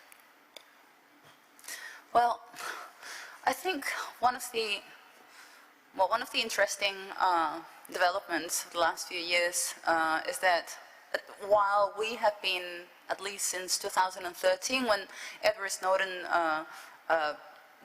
made available a number of documents that proved the very symbiotic relationship of this handful of companies with the intelligence services, not only in America, but with all their allies. We've been noticing, learning, knowing that, that we are paying to carry handheld devices that spy on us and that basically ruin the future for us and even our children in ways that are very hard to anticipate. And yet this phenomena, this fashion of late capitalism that we've called platform capitalism or digital feudalism has only been growing ever since. It's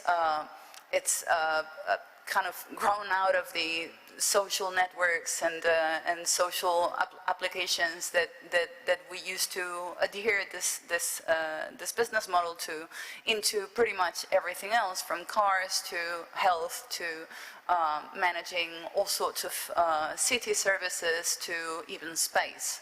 So it's expanding, it's doing it real fast, and it's doing it without any particular legislation. There's so much talk about how to handle this problem, and yet it seems that the American government, for instance, finds it very hard to tackle, mostly because it's become their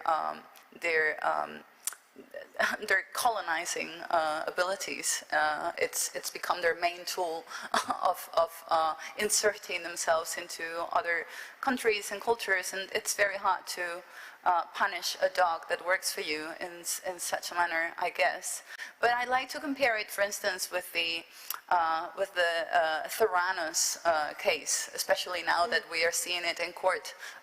Theranos was commercializing a clinical device that was supposed to analyze blood and offer information about all sorts of diseases and conditions with just one drop. It so happened that it took 10 years to, I don't know, to the rest of the world to establish that this ability was physically impossible, which says a lot about investors in Silicon Valley and the media. But the reason why Elizabeth Holmes, the CEO of Theranos, and her partner are in court right now is because it was commercialized as a clinical device. And the world of clinical devices is actually heavily regulated because, you know, it deals with very vulnerable material. And yet, most of this handful of companies like Apple, Google, Facebook, etc., are entering the field of health with a whole bunch of devices and materials, and they will not be in court regardless of what they do, because the world of computing software and applications is not legislated the same way. So these two extremes are not extreme at all, like they're touching in so many different places, and yet people are buying these wristbands that measure everything about their health, and they will be buying these glasses that will be probably measuring their reactions, their pupil reactions to the people they see and to the movies they watch and to the things they eat in real time. And there will be two companies measuring all this information. It won't be regulated the way Theranos was. So just a thought. Yes, Evgeny, please. I could add to that, actually. I couldn't agree with more, but I would differentiate and separate innovation, restriction of innovation and restriction of data mining. And I will explain what I mean. So when it comes to data mining, for the reasons of mostly of lack of STEM education globally, people do not understand, they have no idea what's going on. They just don't understand what data is, how complex it is, and what is more important, they don't understand that it's not about data, it's what about you can learn about a person or a company when you know we don't have enough data and you have enough skill, basically. And I think that this question should be raised by someone on the G20 summit, that we definitely should regulate data mining. So if a person is voluntarily giving his medical data to a scientific research or a charity or whatever, and he's doing it voluntarily, fine. It should be, you know, an informed choice. But please explain what you can truly do with this data. Not just we're facing right now, like, okay, read, we respect your privacy, blah, blah, blah. I've read most of them. It just doesn't make any sense. And doesn't contain the truth. For example, Facebook right now is mandated by European law, which is GDPR legislation. It mandated, for example, to provide all the users with a copy of their data. Well, copy of their data is not enough. Give me what you've learned about me. Like, give me what you've learned about my preferences, whether I'm Republican or Democrat in US case, whether I'm straight or gay. Like, give me that. And GDPR does not regulate that yet, but still, very good initiative. But when it comes to innovation itself, the problem is all attempts to restrict that are useless and actually harmful. Because, and I can prove that hopefully, because right now you can restrict access to the internet. You can do that. China is a good example of that, for example. But innovation is a different animal. If you restrict, let's say, AI development in any country, in Mexico, let's say you do that, just for the sake of illustration, not offending anyone. You do that, it means that all other countries, they would be better at AI because they actually are not about to restrict that. And I'm going to give you an example of cloning, by the way. Cloning, as soon as we had this Dolly case when a ship was cloned, most of the countries in the civilized world, they got together and said cloning is basically should be banned for many reasons, like because we didn't find our any language with the church or any other, religious institutes, and we don't understand how the legal will work if they're too similar, like absolutely identical people. Well, not absolutely identical. Even clones they have minor differences, but still, how to deal with it legally? Like it's impossible. So let's ban that. Well, surprise, surprise, in 2018, a Chinese team led by a brilliant doctor, I unfortunately right now cannot remember his last name, unfortunately, but they actually cloned basically a primate. They got 2 monkeys, basically, from the same cell. It means that cloning a human being, it's not a question of possible or not, it's a question of when. And the rest of the world who restricted cloning, they're far, far away from this skill. Same with artificial intelligence, same with autonomous vehicles, same with, I'm not even mentioning the military technology combined with machine learning. It's very unequal.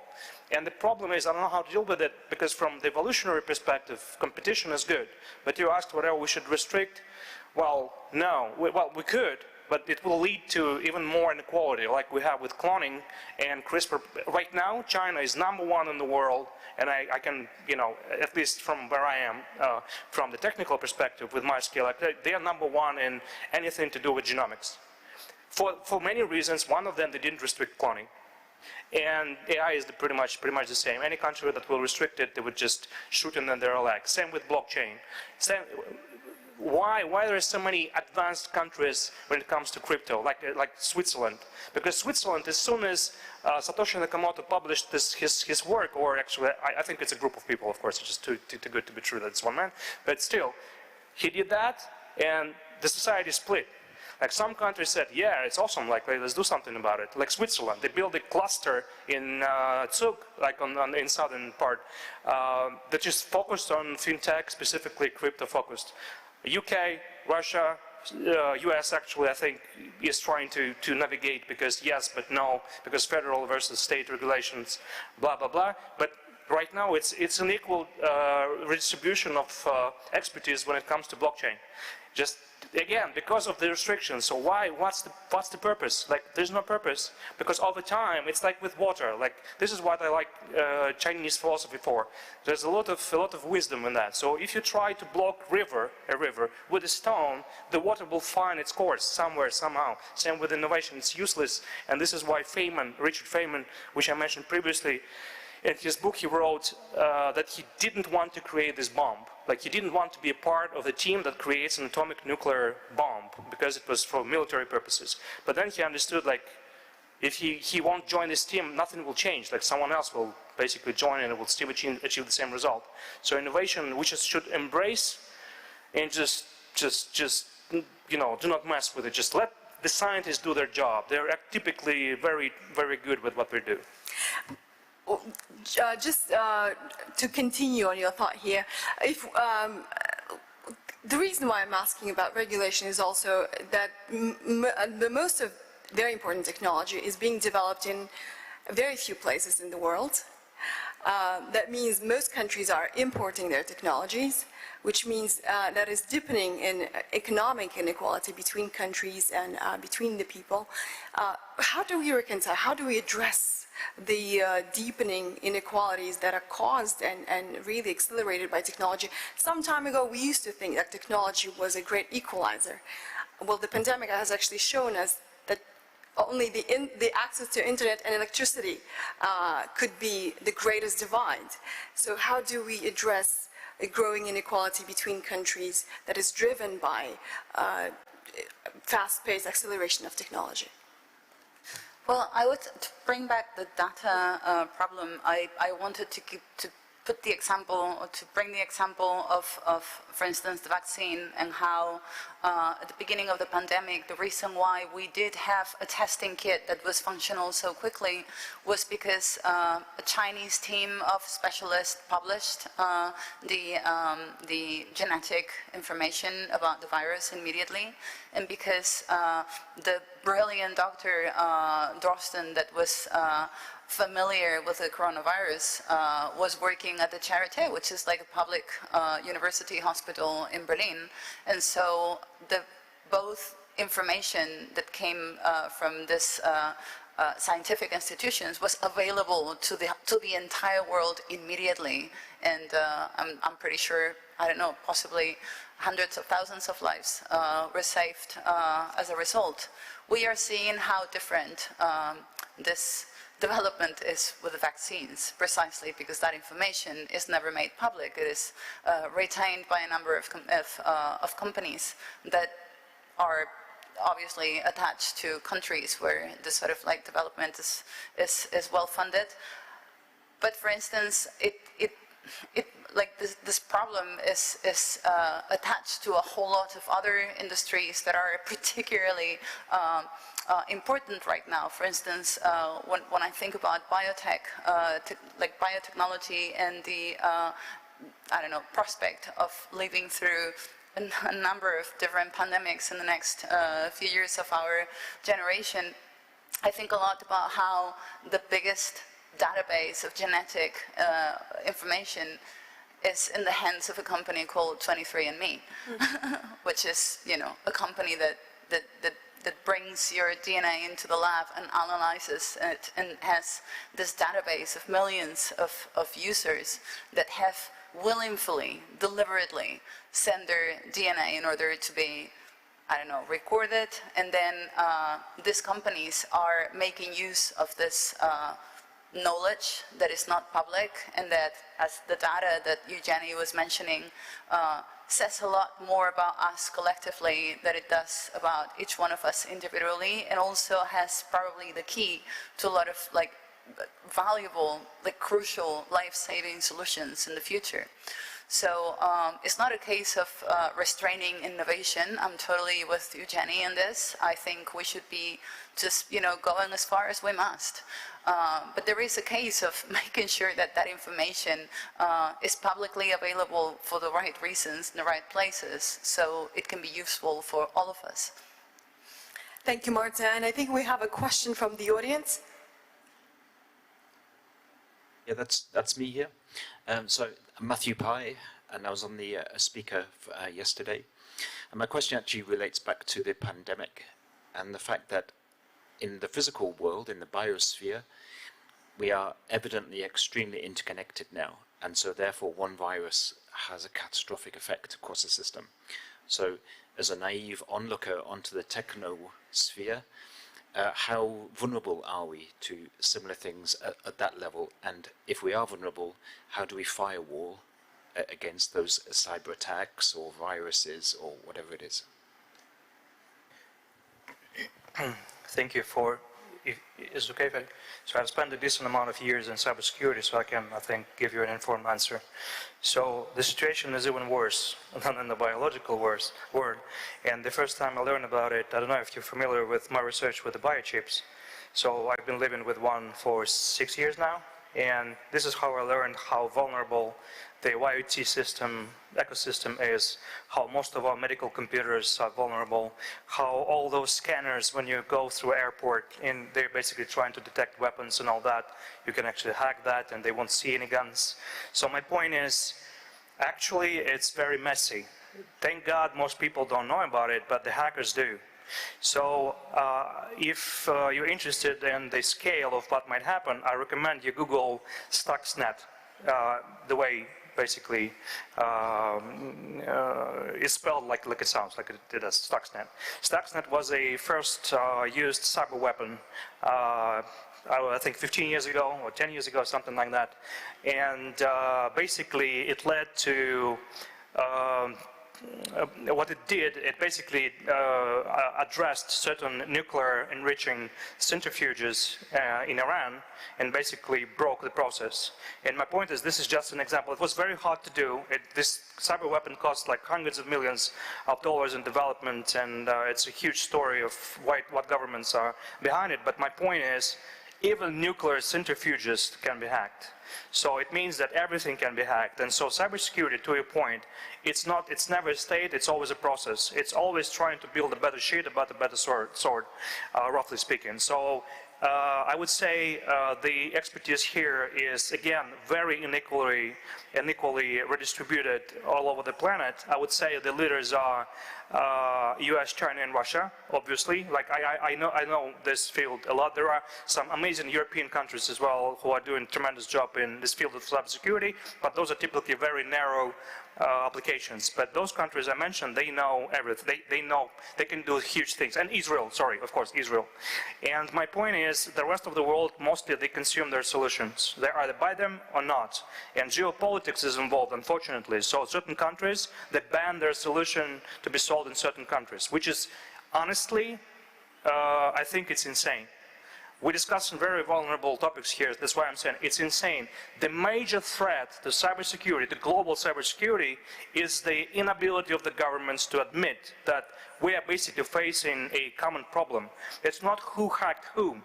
It's just about, like, let's unite our efforts. What can we do? And the problem is if one country, if one hardware or software manufacturer decides that, okay, I want to join this club, hackers will say, thank you.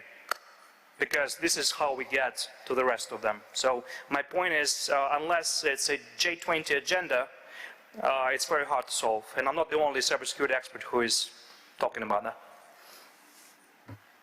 Marta, would you like to?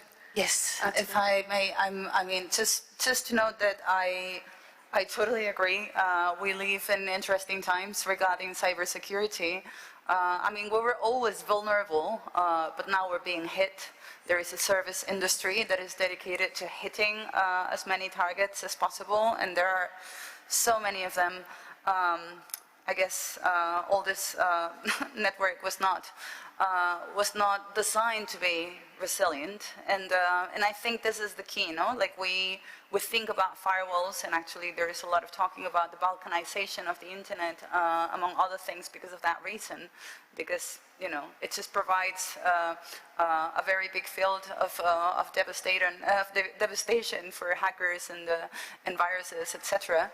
But I think the key is precisely in a global resilience.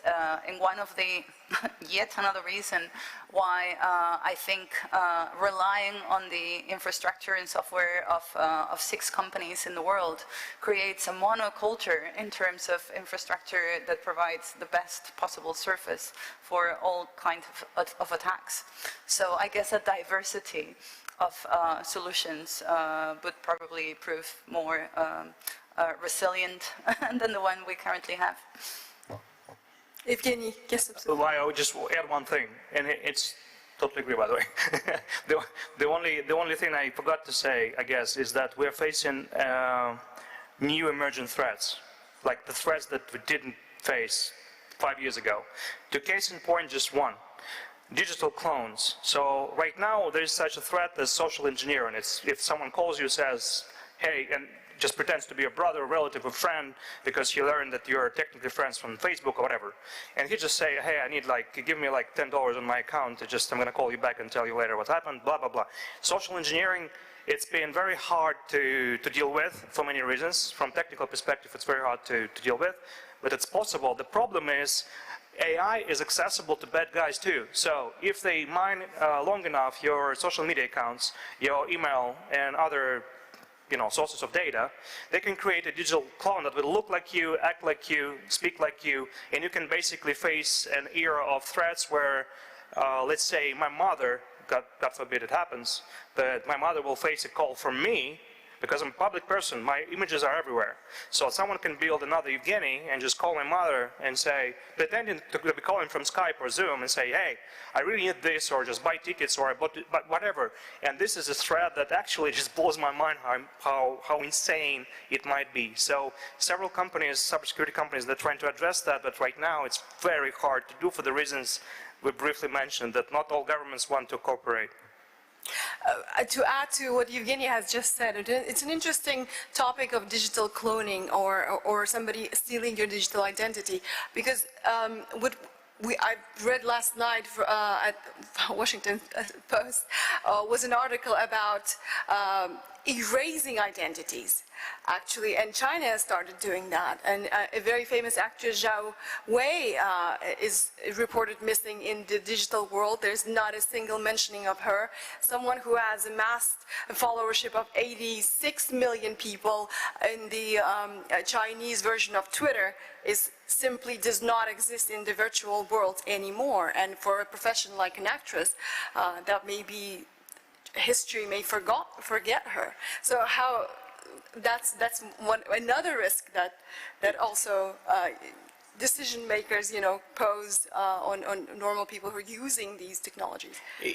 Is it okay if I take this one as well, Please. just at least briefly? Please, yeah. You're right, and actually it's not just China. Remember Trump. I'm not against or pro-Trump. Just Twitter said you are not on Twitter anymore. You cannot do that. You are not the legislator or an executional branch of power. You're a network. You're a software provider. Be one. Just make sure that you're basically not affecting any tonality, any tone of voice. It just should be absolutely not your job. Journalistic media community or experts, they could actually, I think, influence or what's true or what not. We definitely have to do something about the fact checking, that's true. But to ban people, it shouldn't be the job of the networks. It's either governments or maybe something international to make it more secure. Because we all believe in corporate governments, well, let's create one. I'm absolutely 100% persuaded that any social network that will try to be the judge is doomed to fail, because we'll sooner or later just come as regulators and say you're not allowed to act in this country, and just it's already happening. I guess that's the point. They should be banned from power of this sort. Just sort of to conclude the fascinating discussion we had today, I'm going to ask a question, and please everyone weigh in. So how do we, let's say the next decades will be crucial in how we determine ourselves and our future. How do we ensure that we as species can be sustained on planet Earth? Can have a sustainable presence in living, and how do you see that, Kurt? Well, maybe to have a short answer to that, of course, existential question, is that we need to realize that this technology, that we put it in the world, it is the materialization of our own ingenuity, and it's, in a way, it's also a self-portrait. It's a collective self-portrait of us as humanity that we put out there in the world. And we better turn it into a beautiful artwork that we also like to relate to. And this is not certain, because much has been said about this technosphere. It's wild and unpredictable as ever, which is the irony also that we started using technology to free ourselves from the wild forces of nature. And now we created so much technology that it has its own wildness, that it becomes difficult to legislate. I also perceive this as a wild west, and at a certain point the sheriff, we're waiting for the sheriff to come in, but the horizon is shifting so rapidly that it's difficult.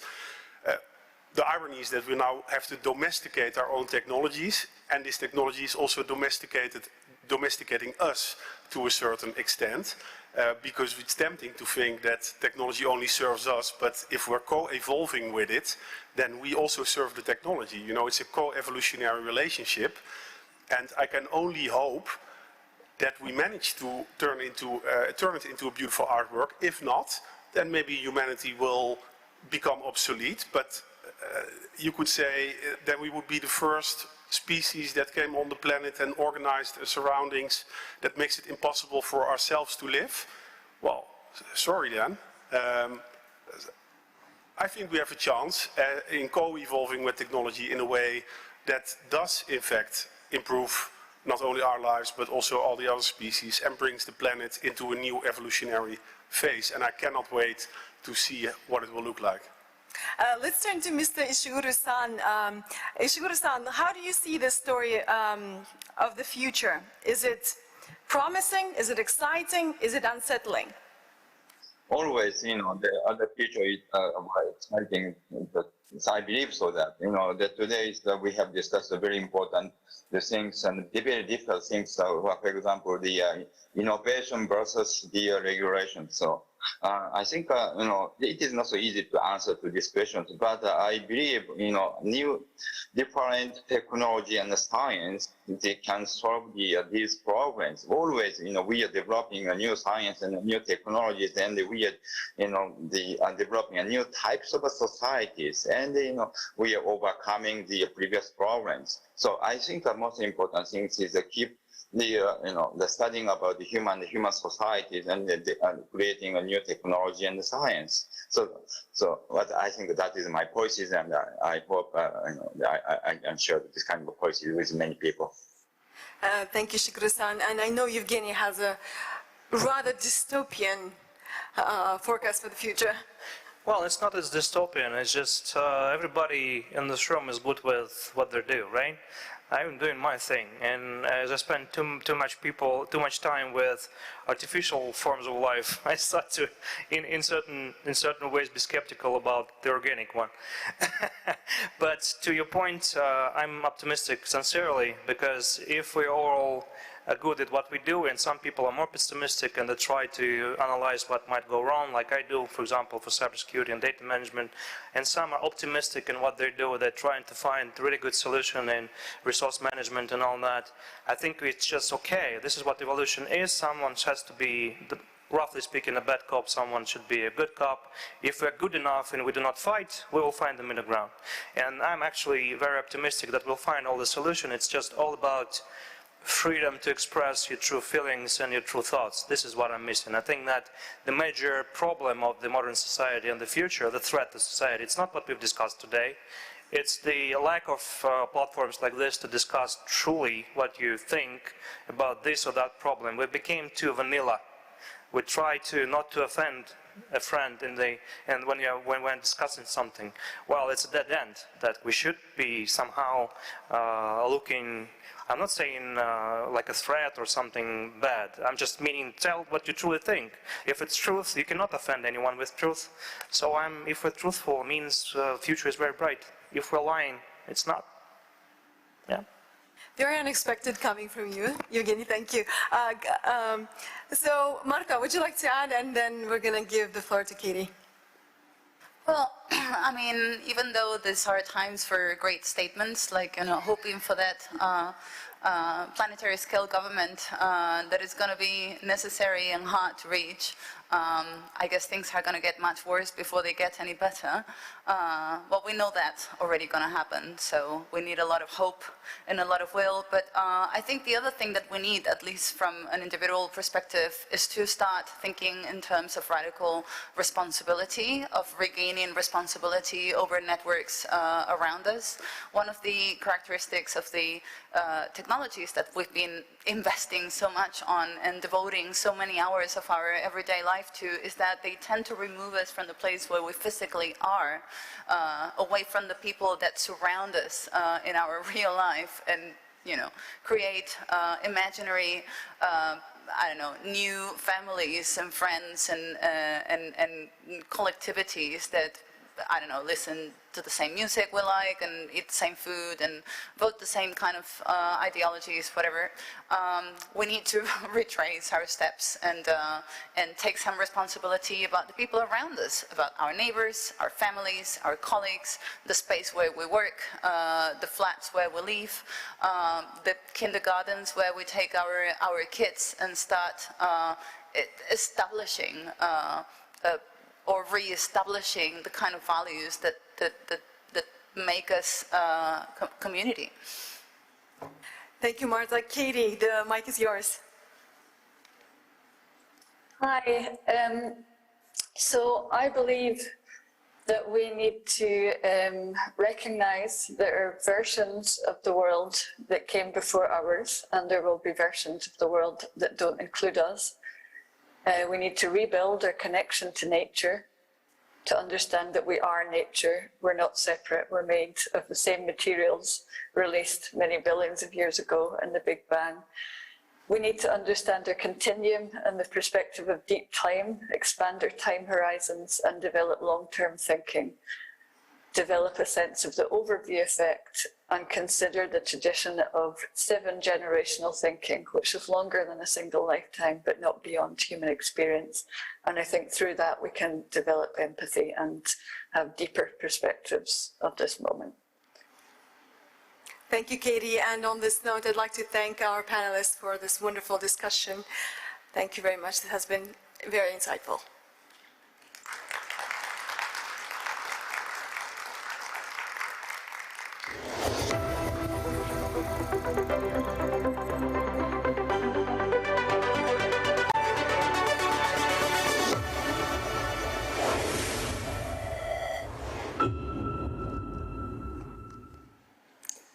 big thank you to Lazat Chataeva and her panel again, and thank you for ending with such a fantastic session and some really interesting points made there. I'm going to let you escape the stage, if you like, as we wrap up the event. A big round of applause for them. Thank you.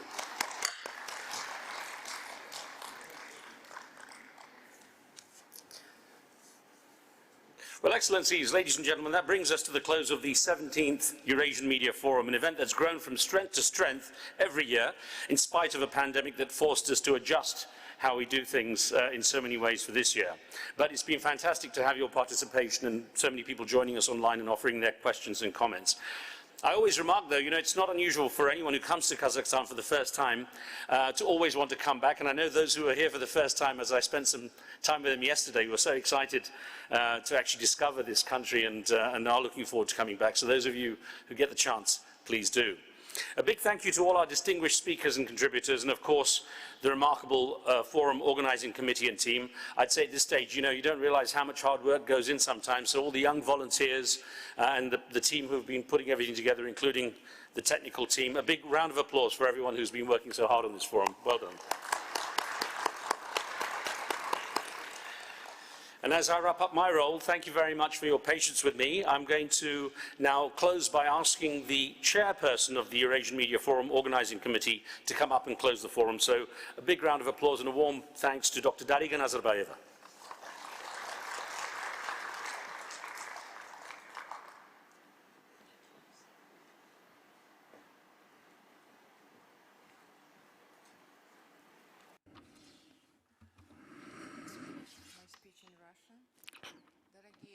Dear friends, dear colleagues and guests, audience, colleagues, partners, unfortunately, our forum is coming to its end. It is to the merit of our bright moderators, speakers, participants, the discussions of the global political, environmental, newly technological and media affairs was both interesting and productive. We express gratitude for the active contribution into the conversation and your support.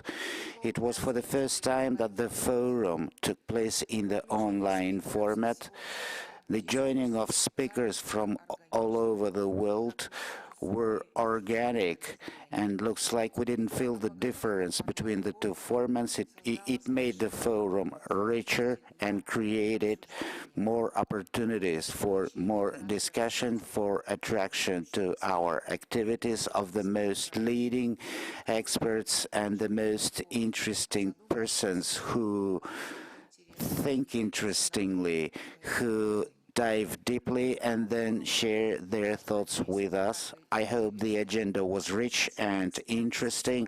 The best experts from the whole planet discussed the most topical problems of global politics, communications and media.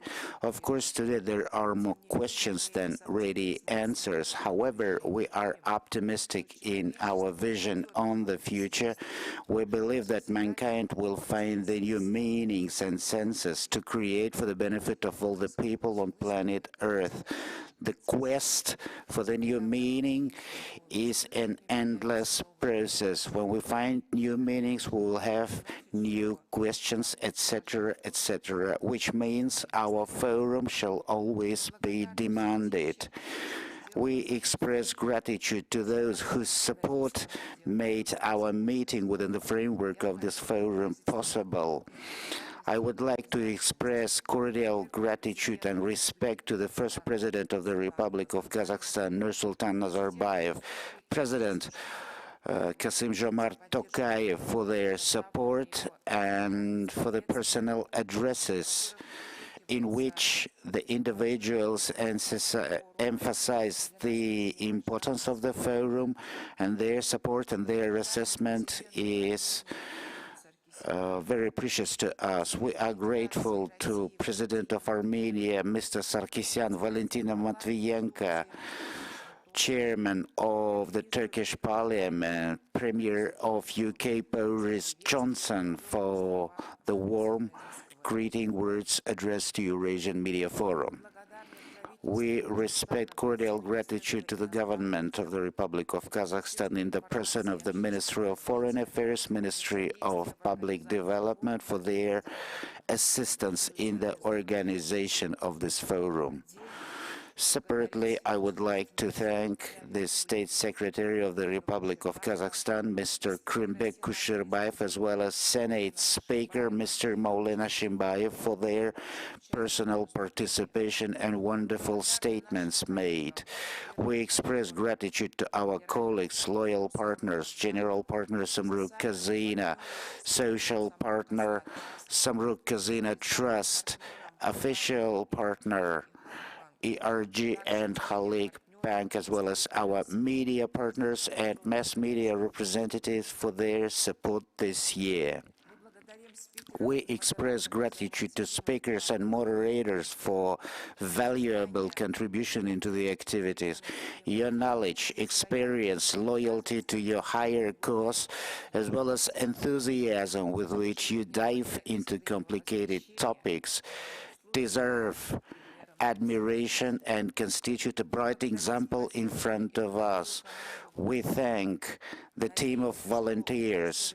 We hope that the participation in the Eurasian Media Forum gave you unforgettable impressions, new experience and motivation for future plans. I wish all of you all successes.